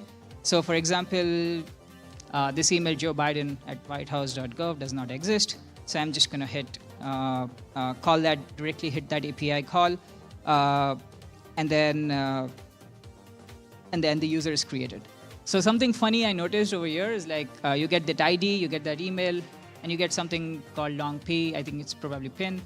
So I keep it in my back pocket. At this point, I own that email. So if you're going to search that user, Joe Biden, you'll be talking to me, even though they don't exist. So, and let's level up. So I just you know, went in, enumerated all the HTTP APIs as an authenticated user, and then found an endpoint that would return an authentication token for your user, which is not a big deal because obviously, because I registered for an account, I know my authentication token. But this is where things are going to get interesting. So yeah, this is what the endpoint looked like. So if you call that registration endpoint with that ID and the PIN, you're going to get an access token for your account only, which is cool. I mean, no problem at this point. However, like now someone tells, like, okay, you know, Mr. Biden does not exist on this app. Please create your account and take over that account, right? So what are they going to do? So you can't register with that same email, right? So what is the next simple step? You're going to hit forgot password, right? And when you hit forgot password, you're going to get sent an OTP to the real number, and then you can take over that account, which I control. So, but then remember that endpoint which leaks the authentication token. I figured that that token is like fairly static, never really changes. So what happens is, like, even if the legitimate user claims their own account, I could still go in and use that token to access all the HTTP APIs using that account, which means that basically I can still masquerade as that original user. So this is like the example of pre-registration bug. So in this case, I'm again changing the phone number to whatever I own, and then I can just verify using my OTP. So this, which brings us to the human angle, right? So what is more identifiable, like fully qualified domain name or an IP address? It's obviously the DNS name, right? So legal name or a passport number is the name, right? name or a crypto address. It's our name, right? Email address or a phone number, right? So you get the point, right? So email address is like more verify, and if I own that email, it doesn't matter. Even if the legitimate user has changed their phone number, people are going to still search by your name, like Joe Biden at whitehouse.gov. What are you going to believe, like that particular email or the number on this application? So yeah, there was like a positive ending. They basically accepted it, and they said it shouldn't actually return any user information, leave alone the authentication token. So this was like very interesting to me, because this is like chaining of 3 vulnerabilities, because on its own, all of them are like very boring. You know, lack of email verification, yeah, whatever, like nobody cares. A lot of apps do that. Return of sensitive information, even post-authentication. If it's returning only for your user, it's not interesting at all. But then something happens and you can kind of misuse that to your advantage. And then the registration endpoint was still active post-registration, because remember that endpoint which was returning the authentication token, that registration endpoint need not be active at all once the user is done. So like if you just zoom out and look at all the vulnerabilities, you could find like really high impact stuff. So that's like one of the things. So moving on. So this is the second one. So everyone has heard of single sign-on. It's difficult to break, but let's see how there are still a gotcha, right? So let's do a crash course in single sign-on. There's basically 3 parties involved: the client, the identity provider, and the service provider. Identity provider is basically anything which asserts where the user has an account with, so like Google, Facebook, Microsoft, anything. Service provider is your application in question, and client is typically a web browser or a mobile client, right? The funny thing is like there's no real-time communication between an IDP and a service provider. And then it also introduces like tampering, such as OAuth and SAML-based attacks on a bunch of stuff. So initially on the back end, the service provider and identity provider authenticate themselves in the sense of like by sharing a client ID and secret. So that's how you actually register. And then when the client comes in for authentication, the service provider is going to redirect to IDP, which is identity provider, where they enter the username and password, and then it sends a signed token to the client, and which client basically forwards it to the service provider, and that they trust it and they give access to whatever resource you're using. This is like fairly common, like the 3-legged approach of even Kerberos and other legacy network level protocols. This is more suited toward web. So there was like one application I was looking at where it was doing single sign-on via Azure AD. Now it's Entra. So basically it exchanged, once it gets the JWT token back from Azure, there was like one minor thing which they were doing which they shouldn't be doing, is basically added an extra step to exchange an app-specific token. So once they get that token, they use that token to get another token which identify the users on their platform. So this is what the request looked like when they were doing that.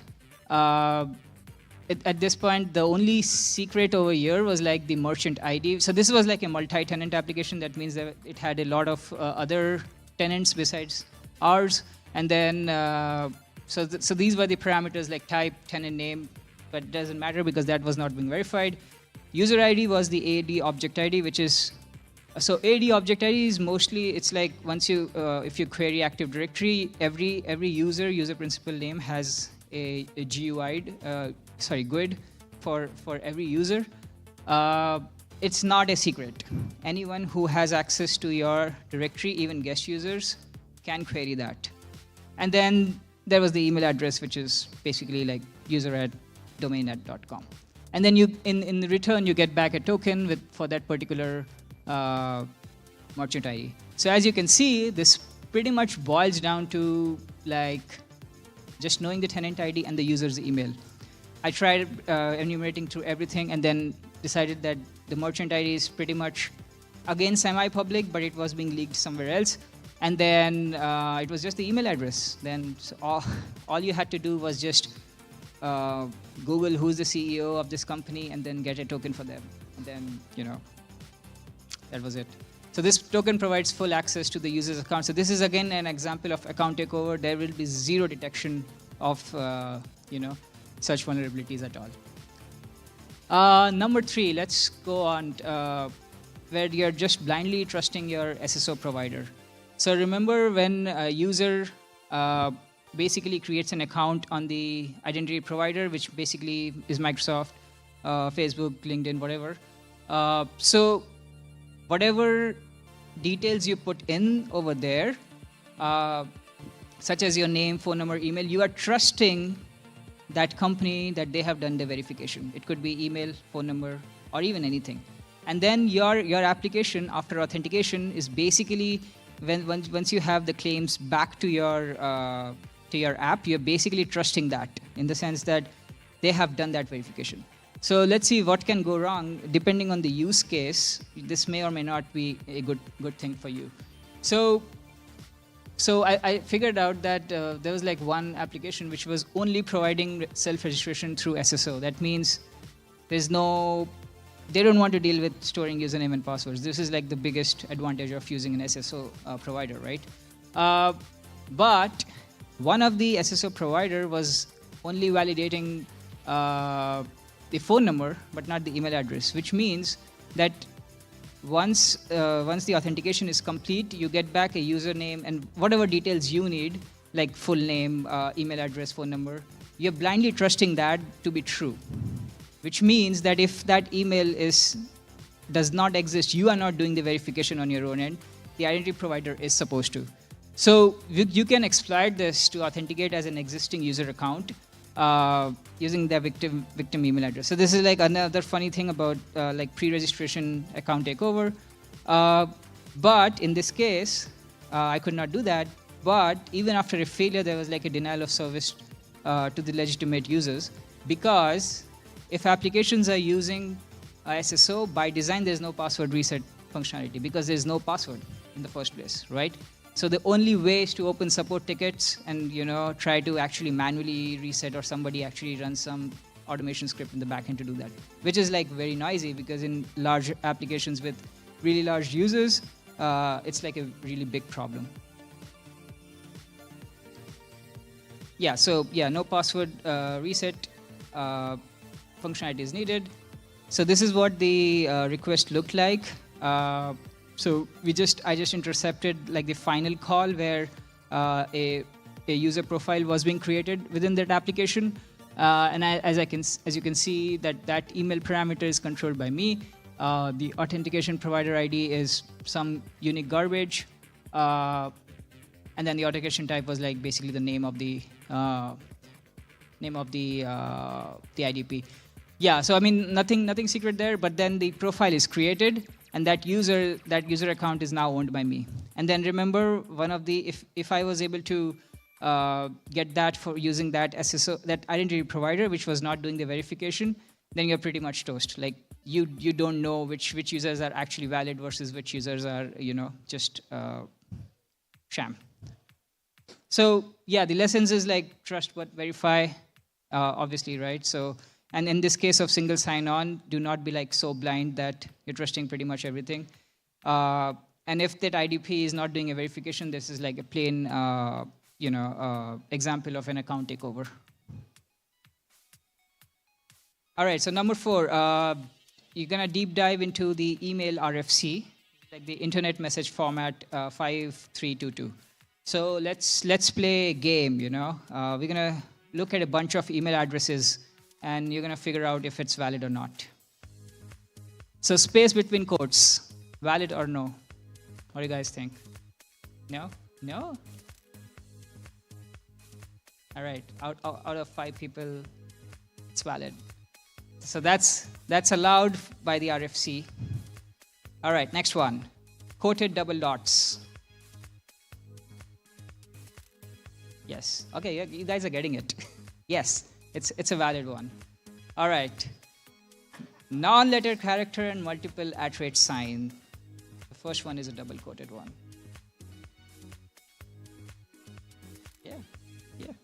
People are getting it.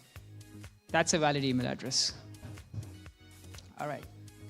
IP address instead of domain names. So when in square brackets, that is allowed by the RFC. Slashes, backslash.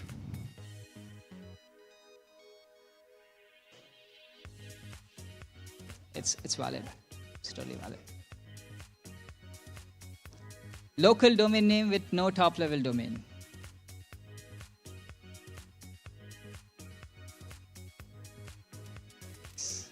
It is. Yes. It's a valid one. Yeah, there are like ICANN highly discourages that, but according to the RFC, any framework which is strictly implementing it has to allow it. So there was this application. This is Java application, and all of these new emails. All user registration has to accept email, right, or phone number. So in this case, it was an email. They were being run through the standard Java validator. Which this is the class name. It's like javax.mail.internet address.validate, and they have to adhere to the RFC, right? So all of them, those valid email addresses could be done. Now, what can go wrong, right? So as penetration testers, hackers, like you see quotes are allowed, you see angle brackets are allowed. So people will try like the most basic XSS payload, right? But the target is still going to be like difficult. The mail clients are like, hardened enough that that may or may not work. And that's like boring, right? What are you going to do by scripting and putting an alert box, right? So there are like a lot of targets in this case. So web clients, tech clients, any Outlook, Thunderbird, OS X, mail app, or anything, mobile clients. I don't know where else people read their email on. Links browser, I'm not sure. But so these are like the typical targets. But then we found out that modern mail readers, instead of just doing scripting, and which is going to cause like a lot of detection, they have like a lot of CSS capabilities. So email addresses like this are totally valid from the point of view of RFC, in front of point of view of that application, and after running it to the validator, these are all valid ones. So and we had some character limitations, and then so we found out that if you do an import with an external URL, you can start loading external content into your email. And let's see what funny things can we do about it. So we came up with the CSS where the visibility is hidden when the email loads. But after that, when the email is open, you can just probably replace this content by whatever you want the user to do, right? So like in this case, it's like OTP is requested for your password reset. If you did not do this, go here, do that, enter your password, stuff like that. So this is like a very credible phishing message where most users are going to click through. Some mail clients did warn about external loading content, but who thinks about it, right? It's like Excel macros, like people hit allow, right? Because what can go wrong, right? So this was like very interesting. So always go through, what kind of validation is being going through, and then validation and verification are two different things. So that's the lesson. And then the last one is like fairly straightforward, but I wanted to include it because it is so stupid that everyone is going to laugh. So in this case, this is like a huge retail home improvement retailer in the US. And then, so one of the mobile applications was the user registration was so bad that I found out that when I was hitting the profile endpoint, you can ask for any user ID, and then if the user exists, you're gonna get back an ID, you get back your authentication token, and whatnot, some details. However, if the user already existed, it still returned a ID. The user ID of the actual user and an authentication token. So I was like, what's going on here? Like, what can we do here? Like, what's going on? Let's try if we can actually use that token. Does that token belong to me, to someone else? Like, what's going on? And it turns out it does belong to that ID which I requested it for. So like think of an application where you just ask for an email address and they give you an account takeover vulnerability back to you. It was like so bad. So the reason I included this is like, do not give up, do not think, no matter how big the company, how hardened the environment, there are like foolish vulnerabilities like this which exist. And registration is like the easiest ones to get through, because once you get in, you're pretty much in. Forget about domain admin, forget about everything. You need this. So let's end this with a cheat sheet. Everyone should, if you're looking at a web application or a mobile application or any sort of application, if the type of authentication channel is being used, like usually out of band, right? So you have to check if they are verified. Like that's like the basic thing.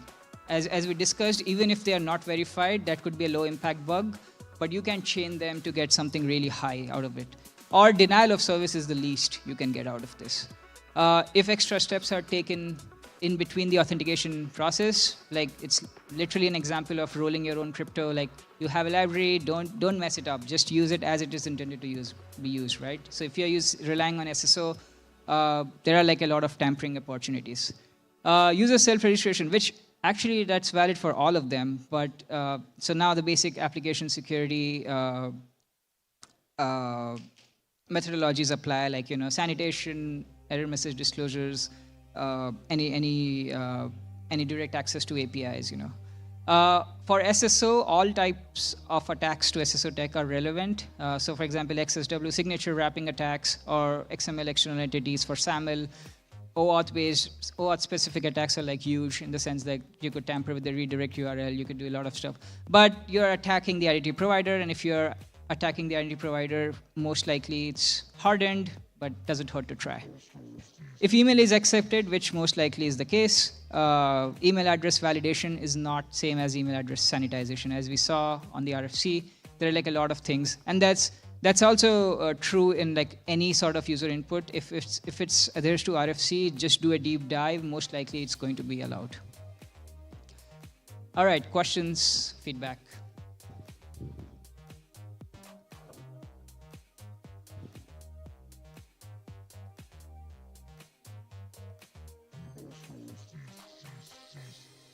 If not, yeah, feel free to connect with me, hit me up, ask any questions if you don't want to ask now.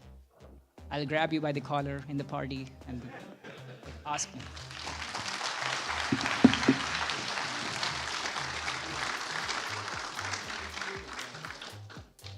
Thank you.